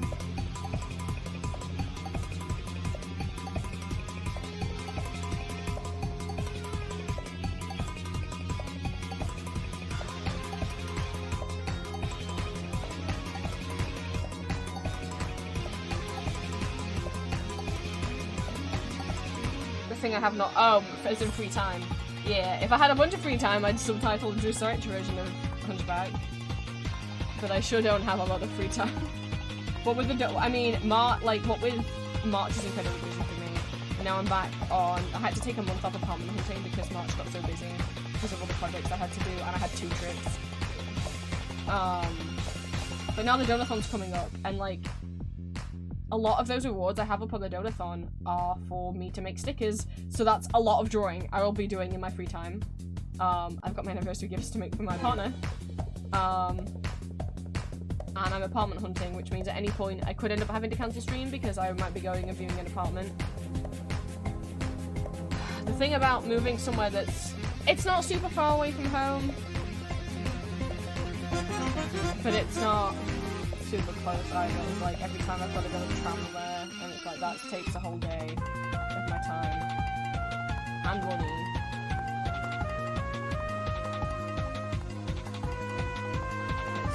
I don't drive. Train every single time.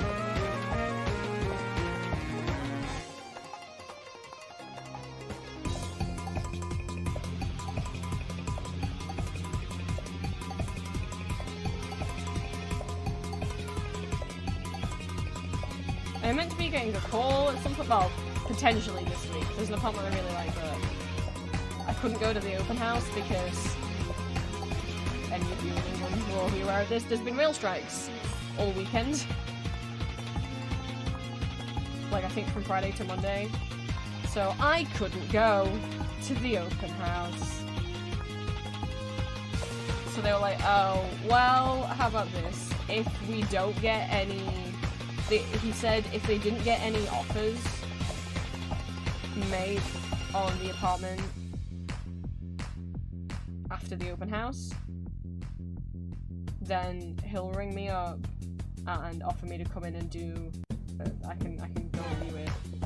But that's only if they don't get any offers from the open house, or I guess if they get any good offers. I guess if they got an offer that was like with someone who had like really bad credit or something, maybe they'd still call me up. I don't know. I like found three more places that I'm like, yes, okay, let's get viewings booked in for all of them. One of them was already gone. Like, what? It was still, so Rightmove is like our version of Zillow, right? It was still listed as available on Rightmove. It was still listed as available like on the market on the estate agent's website.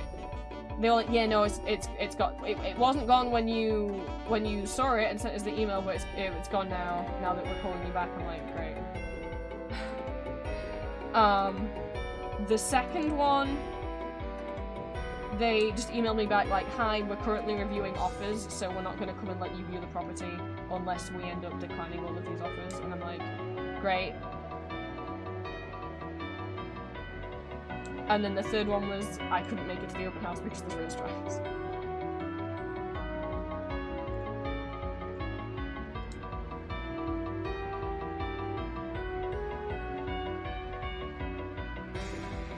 If there hadn't been a rail strike, I'd have been able to go to that and apply straight away if I liked it and possibly get it. I fully support the strikes. The rail workers deserve to be paid and treated better, and paid a decent fucking wage. I do support strikes. This is the first time the rail strikes have really badly have made me unable to go somewhere. There's been times where they've made me really late for things, but this is the first time where it's been like, oh, I straight up can't go. It's just a shame because I'm really desperate to move, you know?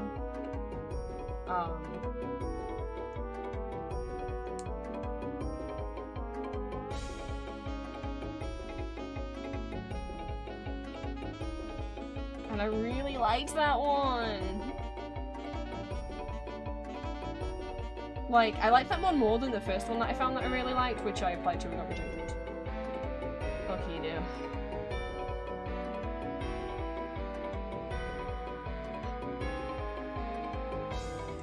Livo, welcome in. We're cutting out many stickers. We're nearing the end of the pile. We're getting there. And then I got 3 badges to make. I do have a bunch of stickers that are already pre-cut. If you're wondering about this pile, Jesus, don't remember to finish cutting Steven out first. I didn't cut these off before stream or anything. It was from when I went to Comic-Con last. Whenever I go to Comic-Con, I always bring a little purse of stickers and business cards, and anyone who comes up to me and wants a chat or a photo, I will offer you a sticker. And so before printing off a bunch of stickers, I was like, let me check if I have any of these already in my pouch left over from con last time. So I already had these ones left over from con. So I didn't have to print those. I'm like, I'm not going to print those again, I already have them. So they should be in the same pile. Kyle's Hoy, welcome in. Listening to funky toontown corporate clash music. I kind of want to fast forward to try and find Pacemaker's music. I want... Normally while I cut out stickers I listen to Cuphead, because that's really good at keeping me like upbeat and motivated. Don't mind me jiggling my hands with scissors. Where's Pacemaker's? There it is. There it is.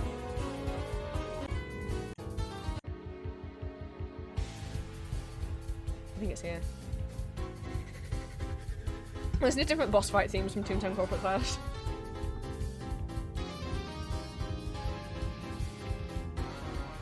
I think this is it.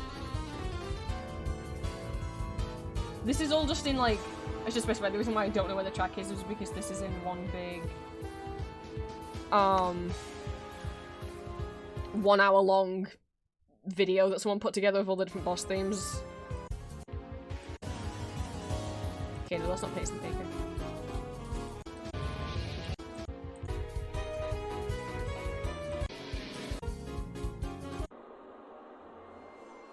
That's scary. Oh, this is Chainsaw Face. Oh my god, I never even thought. Man, Chainsaw Man sure looks different in Corporate Clash. There he is. There's Pacemaker. There we go. Pacemaker seems to reactivate stream on my phone across the room. That was not playing stream anymore. That's just the power of Pacemaker.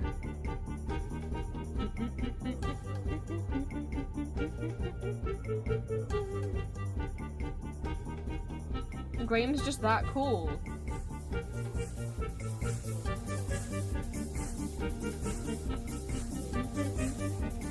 I need to not be dancing.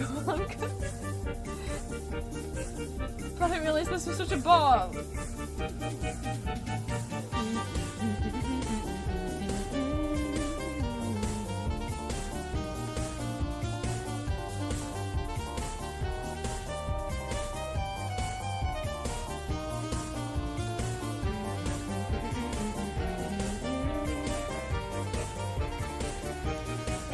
I'm gonna try and get Julia to come back on Toontown with me because I'm literally at a standstill because I kept playing for a long time without her because she basically Julia stopped being interested in playing Toontown, so I was like, I didn't tap the play button. Jesus, he's got a mind of his own. Right. So I just kept playing on my own and then she got back into it. And I'm like, cool, well let's do everything together. However, she's quite a few levels behind me. I'm at like the end of the tasks for the ye old Toontown world. She's at the start, so I'm working with her to get all of her tasks done. Hi, folks. I'm One Short Eye. Who?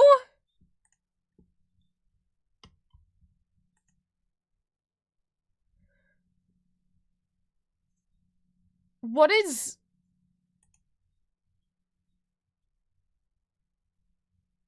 I closed down YouTube.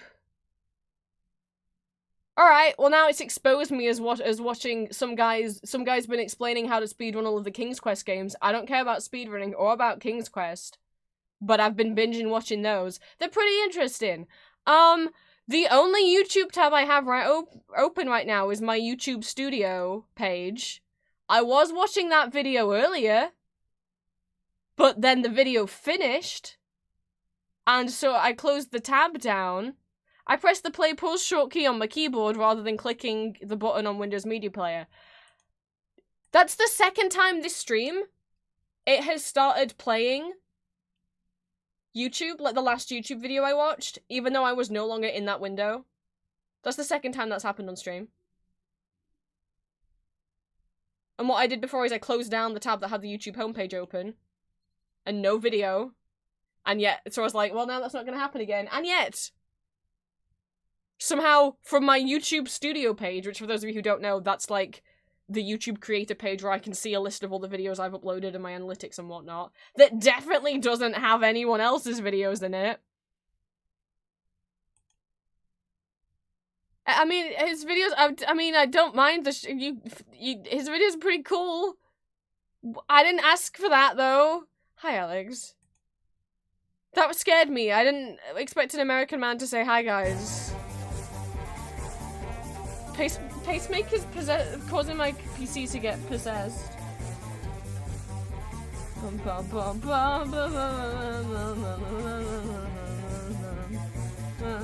Anyway, I really want to do some Corporate Clash fan art. There's a small fandom for it on Tumblr and Twitter.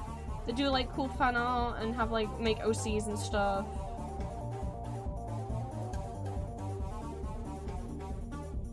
And all the fans seem pretty nice. Apart from that one asshole that was mean that bullied me when I played the game that one time. Yo, we're speeding up, guys! Because the longer you're in the fight with him, the more his song speeds up. Because he's gonna go fast.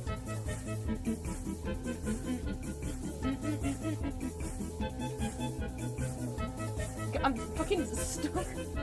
There we go.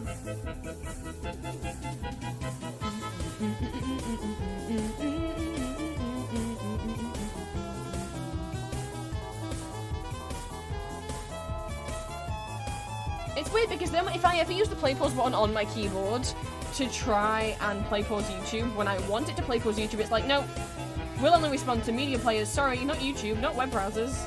So why the fuck was it? Whatever. To scare me, apparently.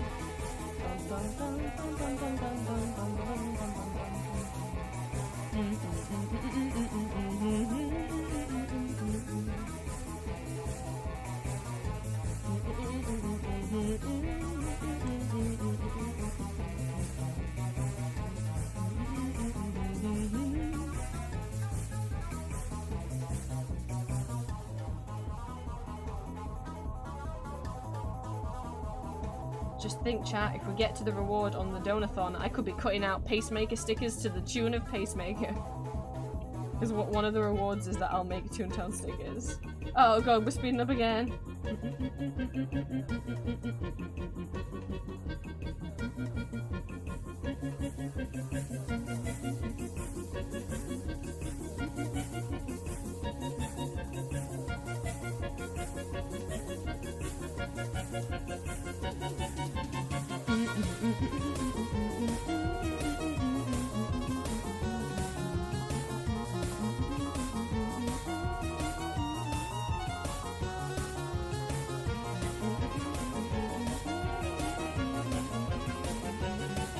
I hope this gets stuck in my head, because you know what I've had stuck in my head? I know it's today from Shrek the Musical. I didn't ask for that in my head. That is my own fault. I showed it to Julia. We were watching... She wanted to watch, she was like, are there any musical bloopers? And I was like, yeah. She's like, can we watch a compilation of that? And I was like, sure. And one of the clips that came up was from the 9 to 5 musical, and Julia loves the movie 9 to 5 and didn't know that there was a musical of it. And I'm like, yeah. She's like, can we watch that? I'm like, of course we can. Well, I wanted to show her a clip from it, so I went looking for the Tony Awards performance, because that's normally a decent clip. But that year, in 2009, they didn't do the regular performances, they did like a big medley of every musical that was nominated that year, which led to like,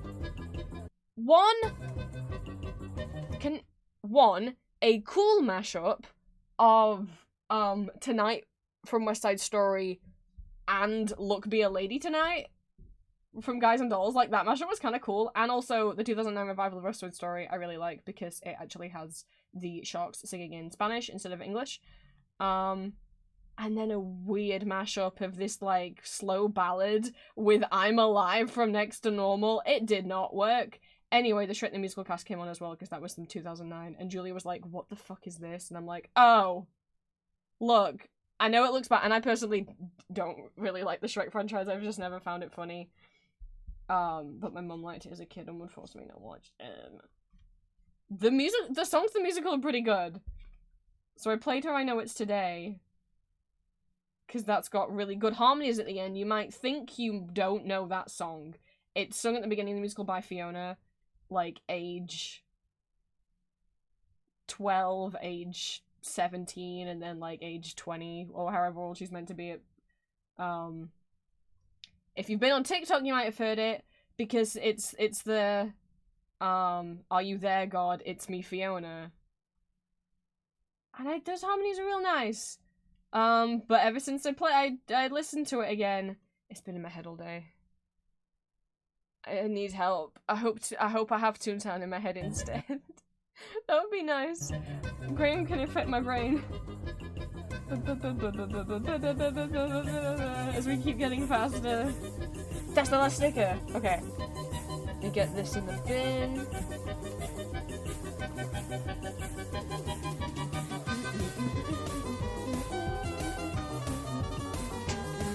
Come on, Duck. Show what you got.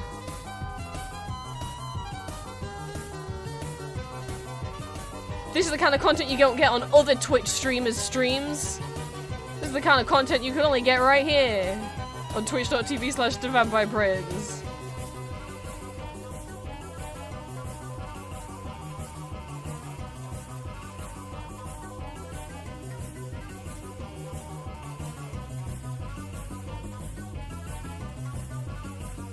What other streamer has an official limited edition Duck Shuffler Toontown Corporate Clash plush within arm's reach at all times?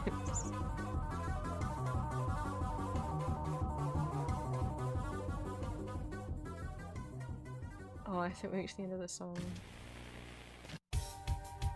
Now we're at phase 2. Oh, he can't hold up 2 fingers. Imagine he did. Right. Stickers are done, but I got badges to do. Oops, that made something fly away on my desk. I still have this on my keyboard. I was trying to describe to someone in chat what Ghost t-shirt I owned, and so I drew a tiny shitty illustration, and I haven't gotten rid of it, because it's too precious to me now.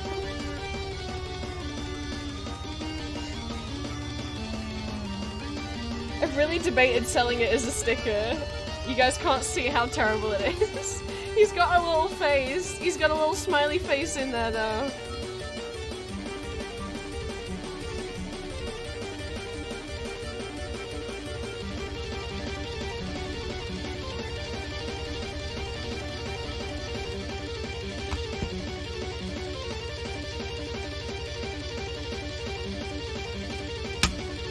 But wait, we must pause him. Because chat likes to get ASMR from my circle cutter, so we must have complete silence.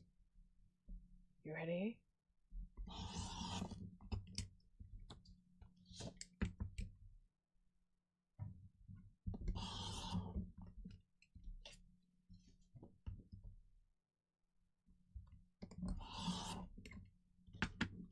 That's it, we only had 3.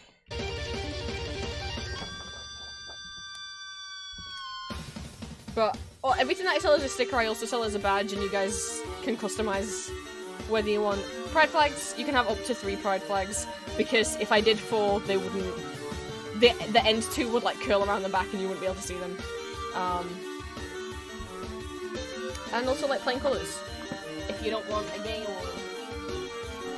If you have any pride flag you want, if it's not a pride flag I've listed, you just need to DM me first. Because if you say, "Can I have this flag?" I'll be like, you can, but that label has multiple different flags. Which one specifically did you want?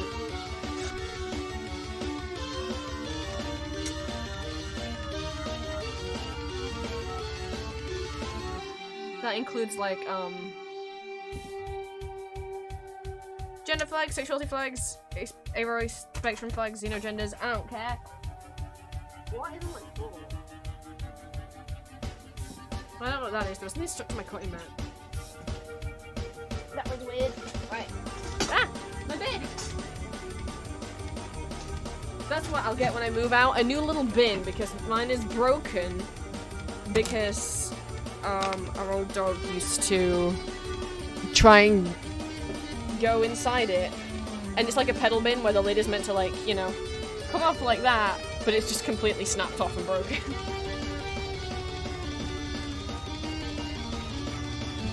Right.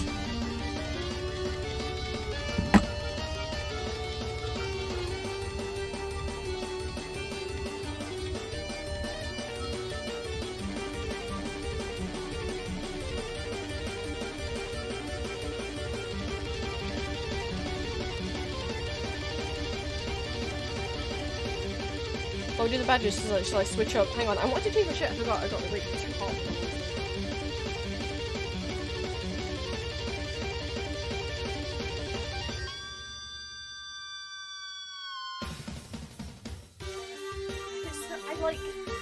I get so warm when I stream.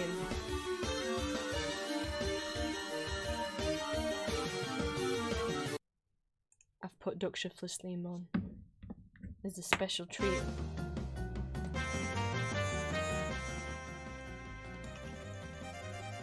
I wonder if Duck's battle theme sounds a lot like the actual genuine, like, theme of the area that you find him on, the street that you find him on. It sounds a lot like that street theme. But I wonder if that's just because he's, like, the first... Well, no. Typically, maybe the second manager that you would fight. Derek could be the first.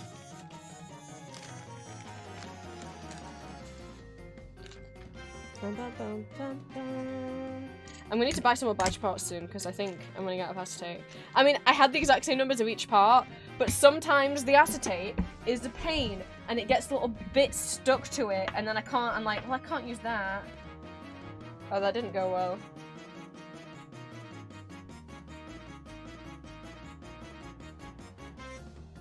Oh. You beat Bug! Well done! Well, that's didn't... It's like... Normally I make the flag small enough that that doesn't happen. But I guess because Turzo's hat's so fucking... Usually, you would be able to see the blue, because normally they don't have a hat that big.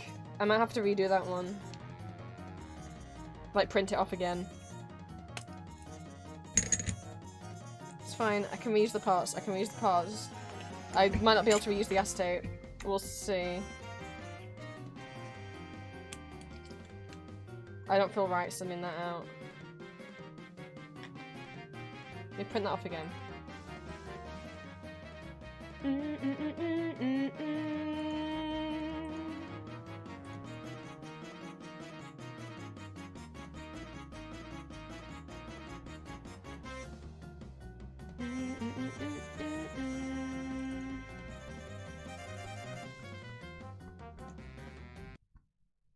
But congratulations on beating the Duck Man. I don't know how well my PC is going to do with booting that up. I might have to redo that off stream.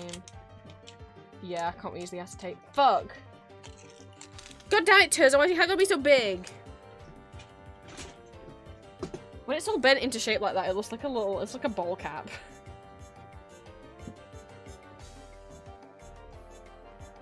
I didn't think I needed to make, oops, this is what you wanted.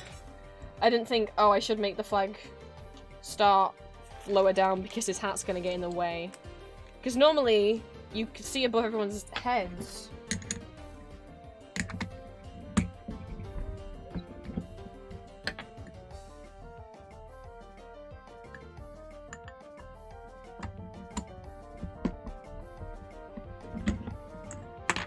See, normally there's a gap, so it doesn't matter. But he's got a big old hat. The reason I say I might have to redo it off stream is because Photoshop does not like to open while I have if it's already open before I start streaming, it's fine. But it doesn't like opening while I'm already streaming.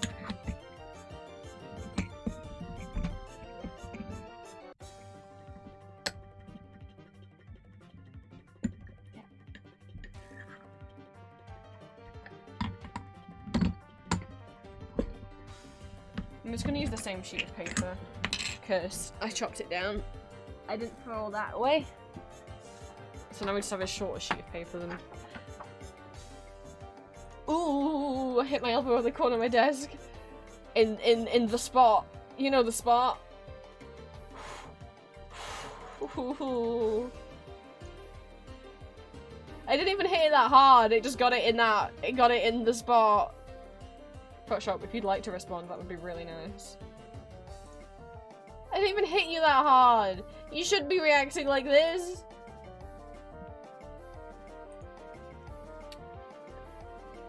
Photoshop. Photoshop. Photoshop. I'm clicking on you. I am. Chat can hear. They can hear that I'm doing that. Where'd you go? Up, up. Jesus. This fucking program. Don't get Photoshop. I have it because I'm insane. No, it's because I learned how to use Photoshop a long time ago. Well, I've been using Photoshop since I was like 12. And, I can't learn a new program. My brain won't let me. Also, there are features, there's brushes that I like and features that I like that only Photoshop has. However, fucking don't be like me. Save yourself.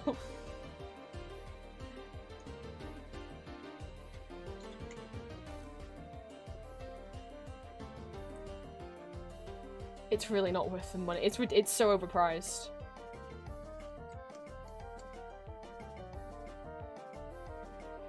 And when I said being using it since I was 12, I was using a free trial when I was 12. That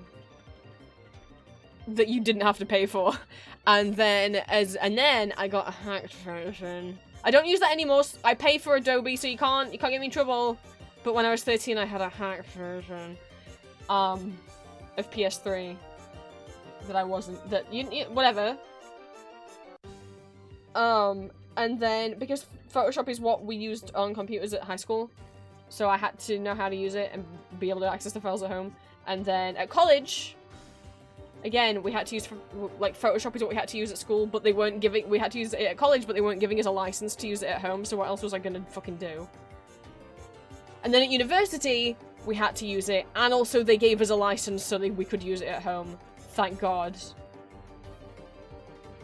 And that license lasted a couple of years after, like, at least a year after I graduated. I don't know if they forgot to renew it or what. But if you are looking to, like, get a job working in, like, a studio or something, drawing, pretty much photos, like, it is, like, the industry standard program. Most places will expect you to use Adobe. So that's also why I stuck with it, but now I work for myself, so... But... there's not another program that, like, works as well with my printer, and certain, like, editing stuff I do. There's features. Also, because I also use the other Adobe programs, I can easily import files between Photoshop and Illustrator, between Photoshop and Premiere, between Photoshop and After Effects. Other programs wouldn't be able to do that, so... But I wouldn't recommend it. Don't be like me. I've accepted this curse so that I can save you guys from it. There's free programs! Or cheap programs! Like, I do own Clip Studio Paint, I just hate it. Personally, for me, I don't like how it works. But I know loads of people who really, who like it, so... I'm trying to get a read on, like, if that's gonna fuck me over again. I need to be able to see the blue.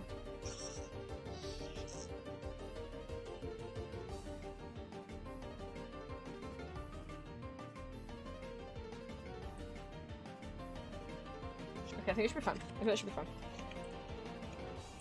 Let's get my printer back on.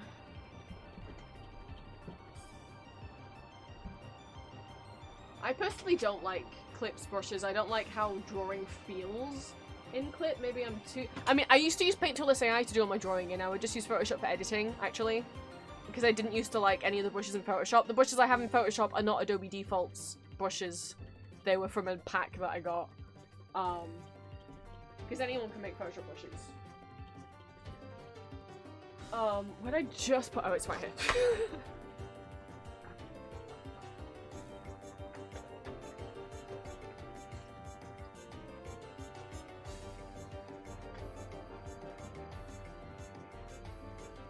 But, yeah, I used to use Paint Tool SAI. The only reason I switched to Photoshop, I had Photoshop for editing, but I didn't use it for drawing. The only reason I switched is because when I upgraded my PC to Windows 10, because it got to the point where none of my programs would run on Windows 7 anymore. I put it off for as long as I could. SAI just stopped working. I couldn't ever get it to work with, Windows. The only thing I missed about SAI is it had a nicer pixel brush than Photoshop. Photoshop's pixel brush is weird. So that's why whenever I draw pixel art, I actually do it in Magma, which is a fucking website. Because Photoshop's pixel brush, it's horrible. It's not as precise with its. If you've used it, you know. I'm not. It doesn't work very well. So I always use Magma. I've used InDesign once to make my first ever CV. And I've never opened it again, and now I don't currently even have a CV. That was how long ago. I've never updated my CV since then.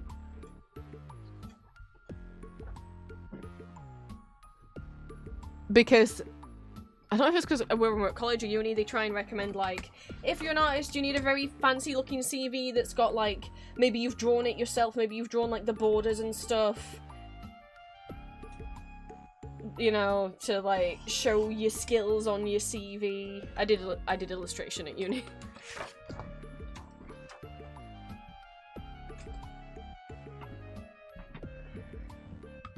I don't remember anything about it.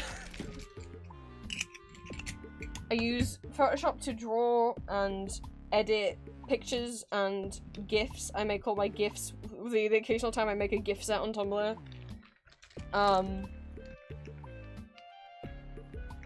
I have also used it to do animation, like frame by frame animation, because you can do that. You can like have onion skinning and stuff on in Photoshop. So the odd bit of rotoscoping I've done in Photoshop. Illustrator I use for anything that I do that I know I want to make is going to be a vector image, because either I need the lines really clean or I know in the future I might want to resize it. So like the Ambrose Arden stickers, anything that I might one day. Most of my pin designs are done in Illustrator. All of my sewing patterns I do in Illustrator, because Illustrator is a vector program, which means you can size something up or down infinitely without it ever going blurry or pixelated. So that's good if you're for making like sewing patterns. Or something like if I do a pin design, but I know I might want to also make it into a sticker or put it on a t-shirt. Obviously that only works if you want something with very clean lines. Illustrator you can't like shade things and paint things in Illustrator.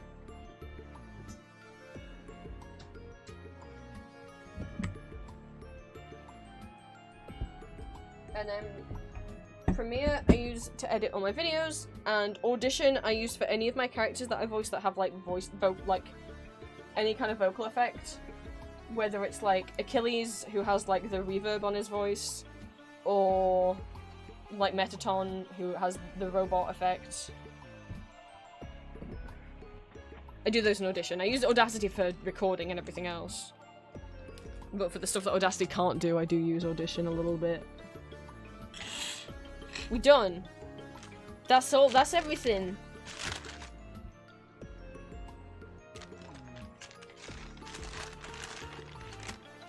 Yeah, I like Magma's pixel brush too.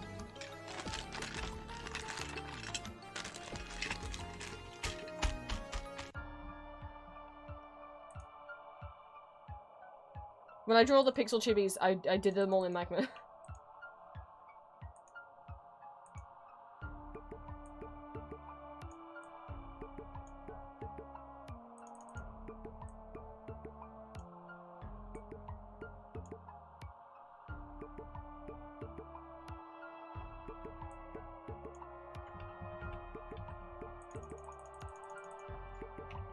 Okay. Let me take this away. Time is it?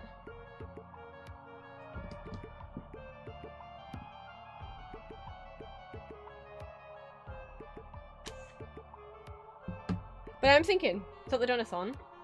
Oh, welcome back. I'm thinking throughout the donathon, if we get to a point where I don't have a current activity to do, like there's not a karaoke redeem on at the moment, or a karaoke reward, or a blindfolded drawing with some activity for me to do, then I think I might spend the rest of the donathon either playing Toontown or finishing the embroidery piece for mine and Julia's anniversary.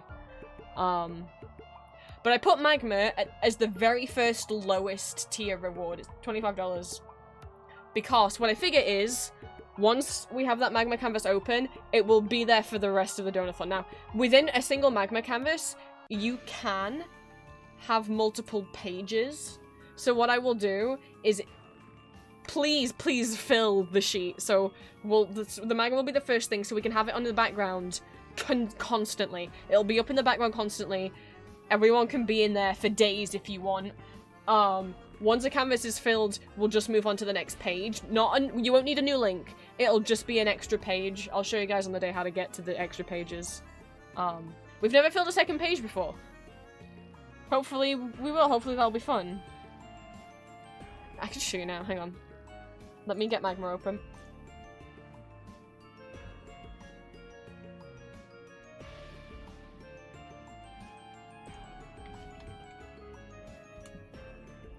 For those of you who haven't used Magma before, it is a website where you can draw with other people. The lowest reward in the donathon, and therefore throughout the donathon, I will have a Magma canvas open that you guys are welcome to join and draw with all the rest of us on the same canvas.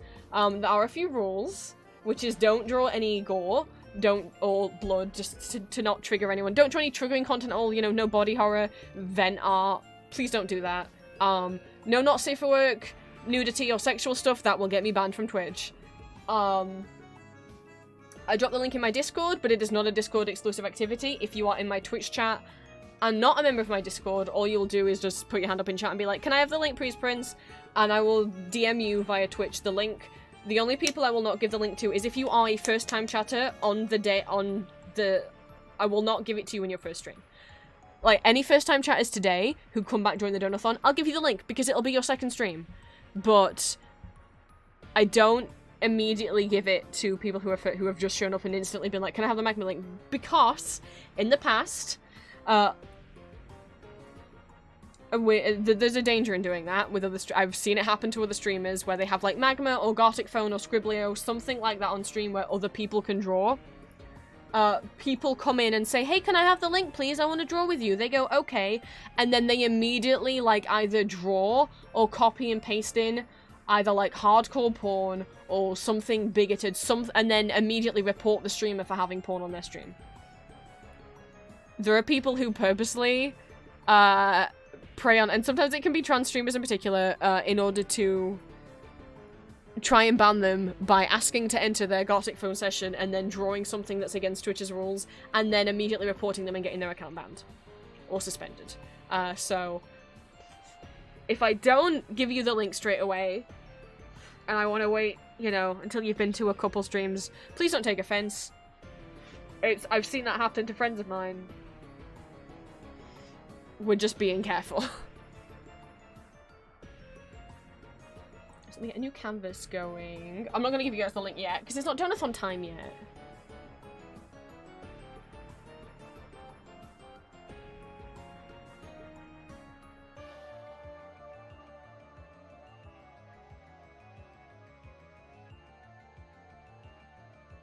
So, this is what Magma looks like.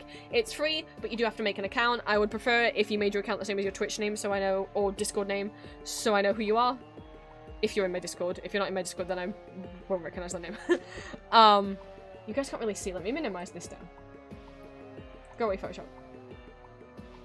I thought I'd already made you go away. Go away. Uh-oh. It froze. You can watch in real time my struggle. There we go, okay. So, here's magma. Here it is. If you avert your eyes to the very bottom left corner, there's like a little film reel icon. I think the idea of this is for you to have it be multiple is so you can animate in magma, because it calls it a sequence.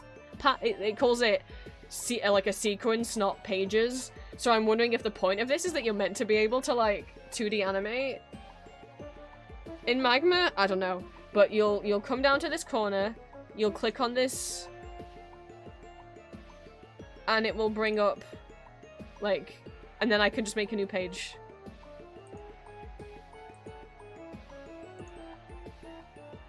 And they'll just be, the pages will be down here. And then you can just switch, like, if we have his page 1. I'm doing this with my mouse, my tablet's not plugged in right now. And here's page 2. And let's say page 1 is full. If page 1 is full, or you've done a lot of drawing and you want to move on to another canvas or whatever, try and fill this one until it's full. If it gets to a point where it's full, or there's only really small gaps left and you want to draw something bigger, then you'll just come over, you'll click on page 2, which is there. Alright. You'll just come over here. It's taking a moment to load right now. And you'll just switch over to page 2, and then you'll come over and draw on page 2.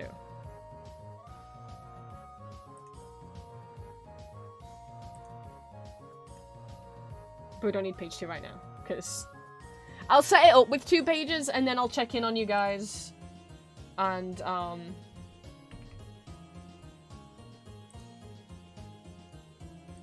you know, it won't let me undo the one that I made. I don't want there to be a 1. Okay.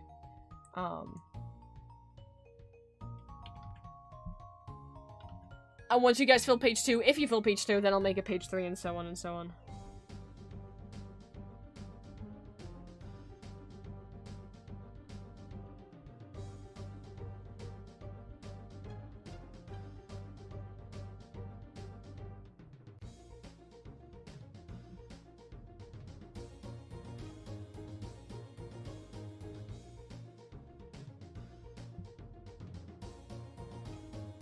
But we should definitely at least get that goal. And you don't have to donate in order to take part in the magma. You can join the magma even if you don't donate. The magma just won't be unlocked until, collectively on my streams you guys have donated $25. Which I know sounds like a lot, and it sounds like a lot to go up in 25 and then $50 increments. However, $25 is the same as gifting 5 subs on Twitch. $50 is the same as gifting 10 subs. A lot of you gifted 5 and 10 subs last time during the subathon, so it's the same as what you gave then.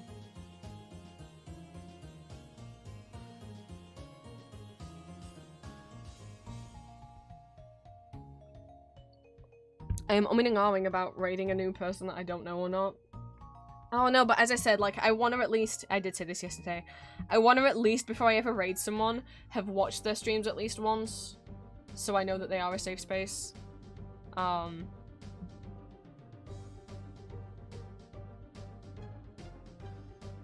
just like, I don't know how many raids we'll be doing once I do the donathon because I'll be so tired.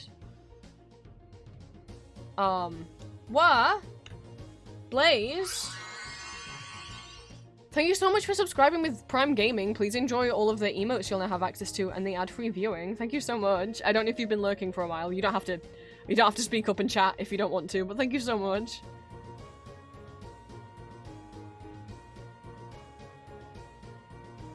No more ads for you anymore.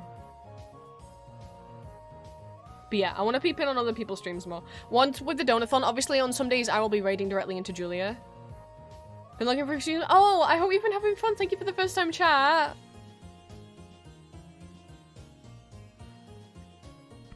That really means a lot.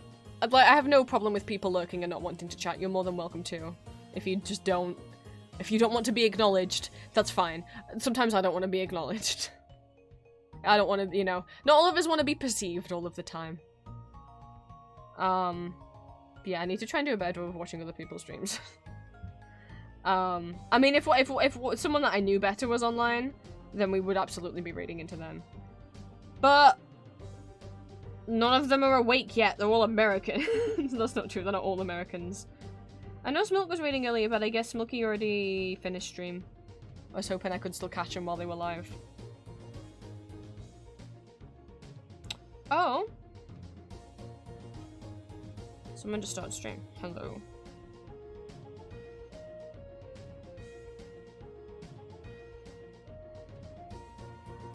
What are they doing on stream today?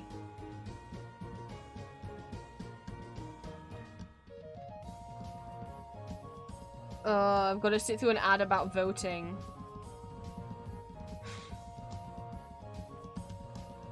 Which, you know, oh my god. So yeah, if you're in the UK, it's not the big old election, it's like local elections, isn't it? It's definitely not the big old one.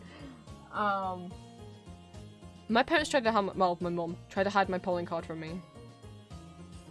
She didn't want to give it me because she doesn't vote, so she didn't want me to. That's nice of her. Also, last time they voted like not the way I would vote. Because I wouldn't vote for transphobic people. Anyway, that's a whole nother conversation. This is just an example of the weirdness in this house. I do have it. I'm worried I'll forget. But if well, that ad reminds me. When is it, anyway? I can look. This should be looking at on stream. There's no general election for there's no general election for too fucking long. Everyone's like, why aren't they calling for a general election considering how bad the government's being? And it's like, because the government's the one that's got to agree to do the general election. And they know that if they call for one, they're gonna lose because everyone hates them. So they're gonna try and sit in power for as long as possible. My god. That's why there hasn't been one. Anyway, do you want to read a slug?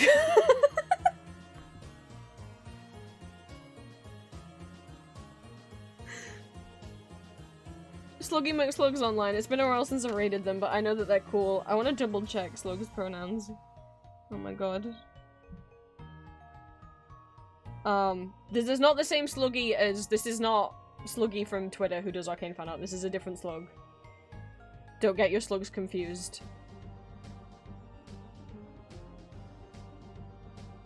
I don't fucking know what Slug's pronouns are. Did they not write them anywhere? Oh my god, they've got like a Vogue magazine cover with them. Amazing.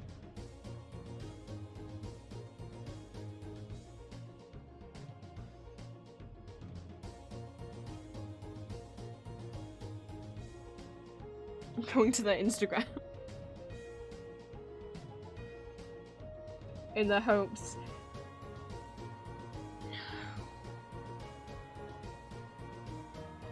Slug, help me out.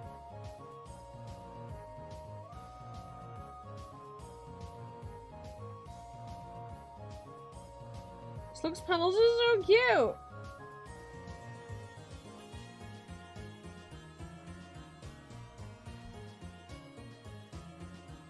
I just don't want to be getting their pronouns wrong is all.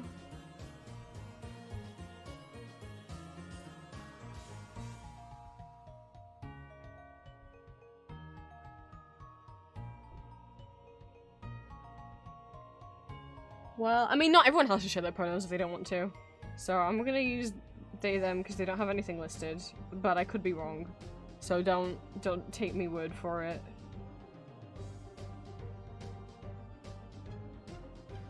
What is Slug doing today? Monday Scribbles!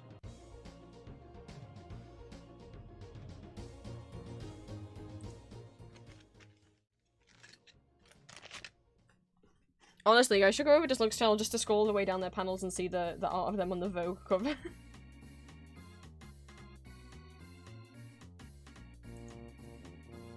Alright.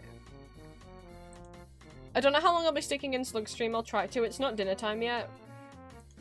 I got a tiny bit of free time before dinner. I might make dinner in like an hour. So... as much as I want to play Toontown, I should keep working on the embroidery for Julia.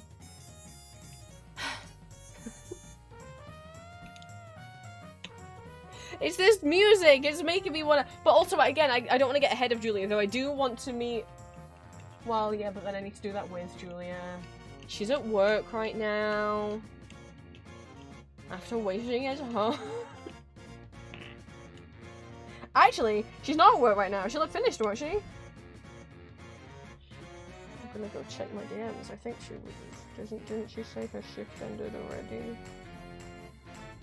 She hasn't texted me, but I thought she said her shift ended.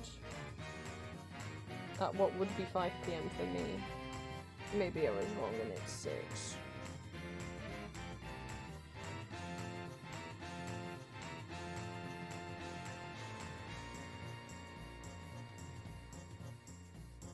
No! She finished 52. My shift finished 52 minutes ago. She texted me. Oh god, I gotta arrange a Toontown in at some point.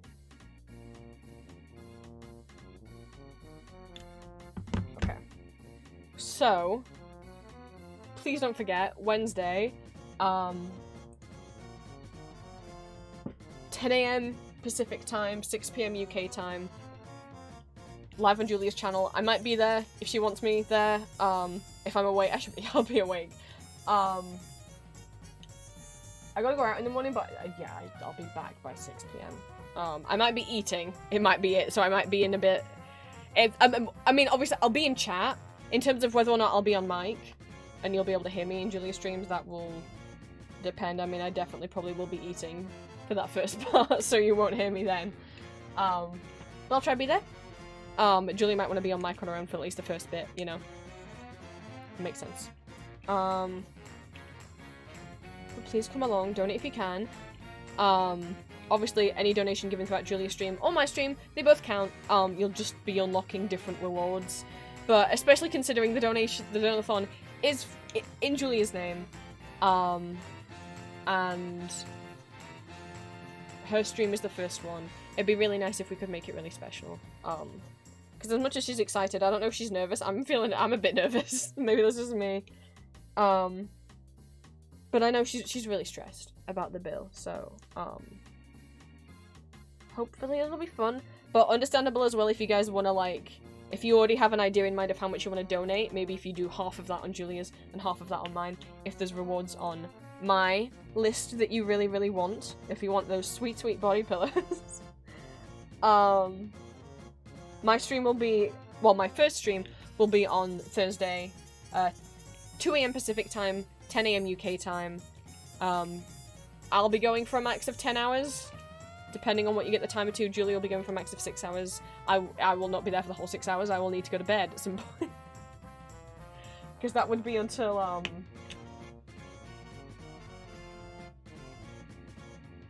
Wait. No, she's starting at 6. Hang on. Maybe I could be there the whole 6 hours. I will see. Because that'll mean she's ending at midnight for me, so I'm like... I mean, I'd have to be whispering those last couple hours, so I don't wake up everyone else in the house and get yelled at. But, yeah, I mean, the reason I'm starting at 10 AM is because I'm going for a max of 10 hours per day. So if I start at 10 AM, I'll end stream at 8 PM. I don't want to end stream later than 8 PM. Or I'll be too tired. So, the starting at 10 AM is so that we can keep going for 10 hours. I have to be really careful on those streams because when you export a VOD to YouTube, if you've played anything that is like copyrighted, it can get muted and therefore, well, you can get YouTube video blocked in certain countries or worldwide, and YouTube would normally let you edit it out, but if a video is over 6 hours, it won't let you edit it out. So I have to be very careful. I do not want to lose one of these VODs. So no listening to Elizabeth Das musical or anything during the donathon. Sorry, guys.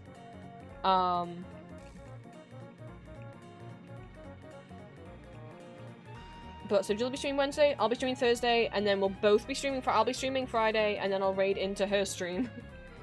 And then I'll be reading Saturday. I'll be streaming Saturday, and probably also Sunday. If the time is still going, I'll also be streaming Sunday, and then Monday as usual, and then I'll take Tuesday, Wednesday off.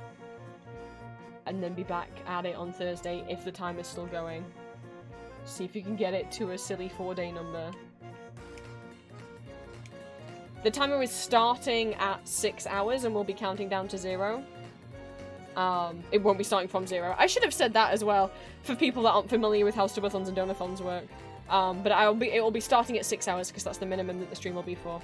We'll be counting down from 6 hours, and every time anyone donates $3, for every $3 donated to Julius Kofi, it will add 5 minutes to the timer.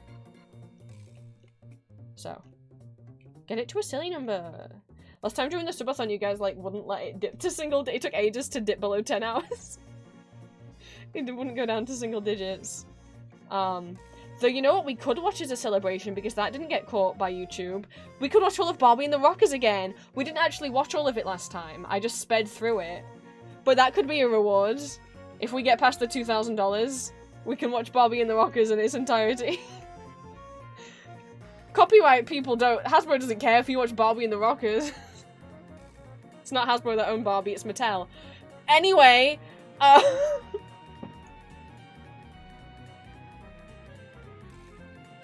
oh, the good old days. Remember when I showed you Barbie and the Rockers for the first time?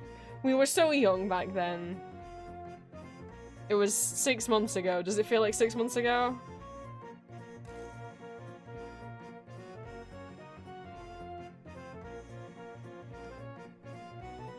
It feels like longer. That subathon feels like it was ages ago. And yet time also feels like it's going so quickly. My goodness.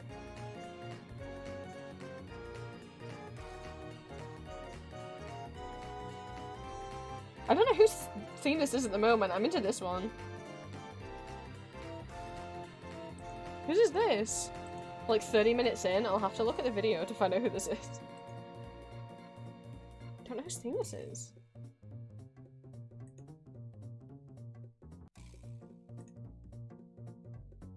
Who is this?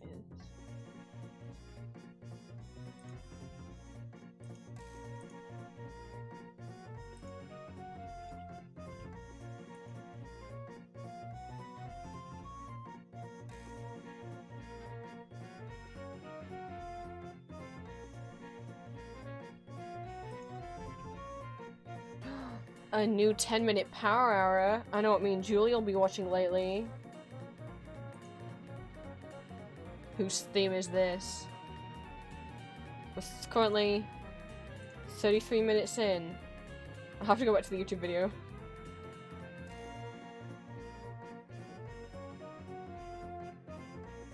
Oh, this is one of Multi-Slacker's themes.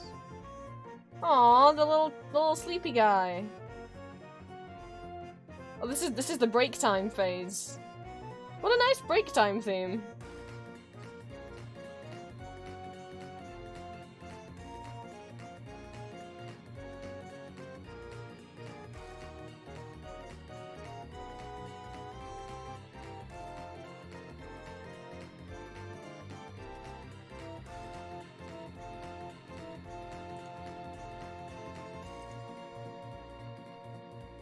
Oh, am I leaving you just as we're getting into major player time?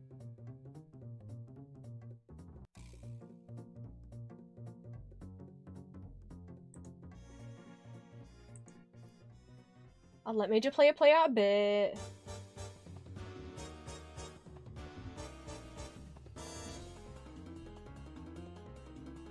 Because this is dancing music.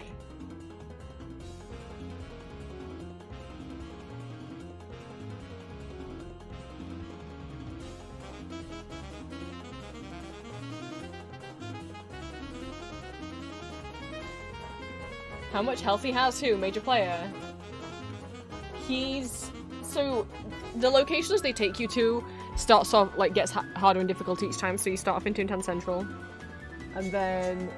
I don't remember what Corporate... Okay, Corporate Clash took out the Disney character names, possibly because of copyright. So, like, Toontown Central was always called Toontown Central, but Mickey Mouse used to walk around. The Boatyard used to be called Donald's Dock, and Donald Duck used to drive the boat. So I don't remember what they're calling Corporate Clash. You'll have to work out which land I mean based on what makes sense. So it's Toontown Central, then it's Donald's Dock, then it's Ye Old Toontown, then it's Daisy's Gardens, then it's Minnie's Melodyland. So that's the 5th area. That's where the major player is, in the 5th area. So... It's probably kind of hard. Then it's the Brr, which is where Pluto was. I don't know why they put him in the cold. If you walk all the way up to the Brr, you're not high enough level for it. However, in the playground, there's a big pile of snow. You can do snowball fights. Whenever me and Julie have walked up there just to unlock it on the map, so that it's not covered by clouds anymore, and every single time we end up having a snowball fight. And then after that, it's Donald's Dreamland. Don't ask me why Donald got 2 lands. Why'd he get 2? The Speedway used to be goofy. Chippendale's Acorn Acres didn't used to have streets, it was just like a place you could do mini games. And then the magazine used to be run by Clarabelle the cow. Remember Clarabelle?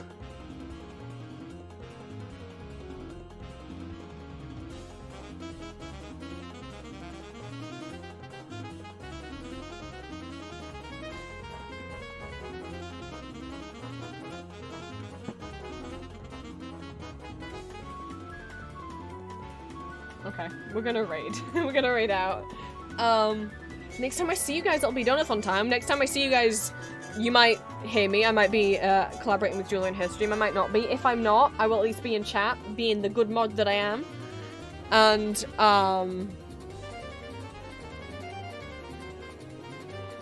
if you can't make it to Julia's stream because it's too late in the day for you, maybe I'll catch you in my stream. That'll be early in the morning, at least UK time.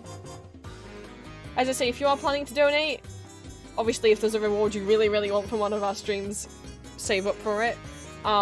If you can donate, if you are up to like splitting your donation a little bit between our streams, you know, even if just everyone gave Julia like the minimum like $3, that would still like mean a lot, you know. Every little makes a difference. And when I say minimum $3, I mean $3 adds onto the time.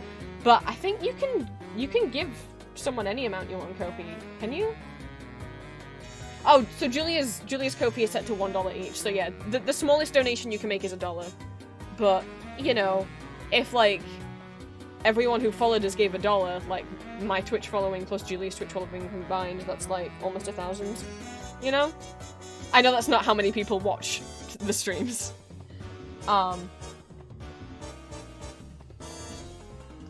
But yeah, I know quite a few of you will probably want to unlock donations in my stream, and that means a lot, and obviously that money still goes to Julia. I would just still like her to make donations on her own stream too, so that she gets to feel the love, and doesn't just see it coming on my stream, you know?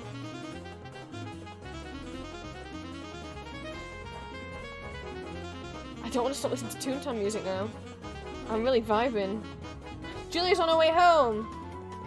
Maybe her shift was an hour longer than... Maybe they extended it out by an hour, or she ended up going shopping afterwards. But she's on her way home! So next time you guys hear my voice...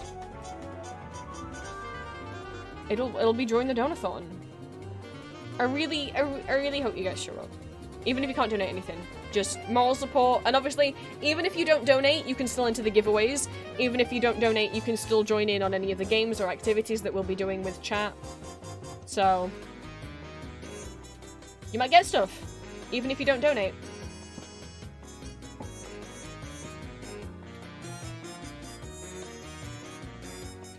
So, we'll go alright, Sluggy McSlug. Could you guess that they're a slug?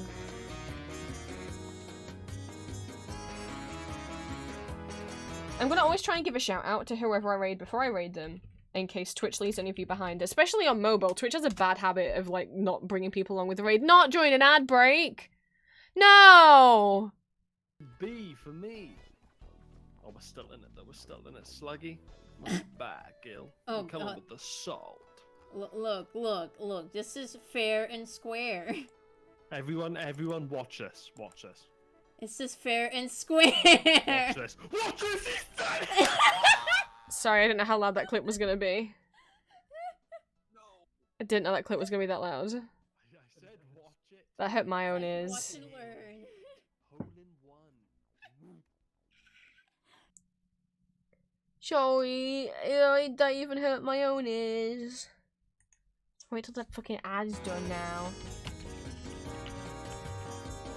We're supposed to be doing art today. I haven't started drawing yet. Got a little Easter egg. What the hell is that? Oh my god.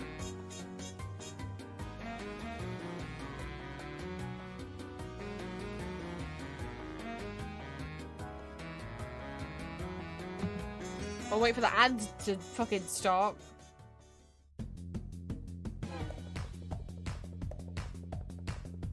Well, me and Duck are gonna dance.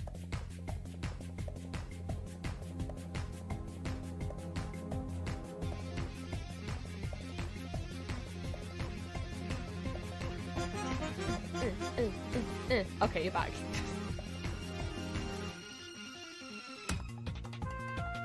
Even if you guys can't stick around to watch Sluggy's stream, because I know we've all been sat here for a while, it would still mean a lot if you came along with the raid and you copy and pasted the raid messages into chat. I almost forgot about them. Let me put them in chat now. I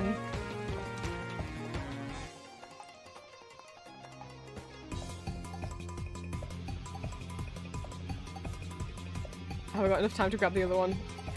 If you're not subscribed to me, you can copy and paste that message that Stream Element just put in chat into Sluggy's chat. And if you are subscribed to me, you can copy and paste the message that I'm about to put into chat into Sluggy's chat. Even if you can't come along and stick around for Sluggy's stream, it would still mean a lot if you came along with a raid. Helps me out, helps them out, and you get a bunch of extra channel points in my stream if you do that. But please come along, please paste the message into Sluggy's chat. Stick around if you like what you see. I will see you guys for the Donathon. Thank you so much for chilling with me today and letting me rant about Toontown. Maybe I've convinced some of you to pick up Corporate Clash. I'm nervous. I'll see you guys during the Donathon. I hope it goes well. Mwah.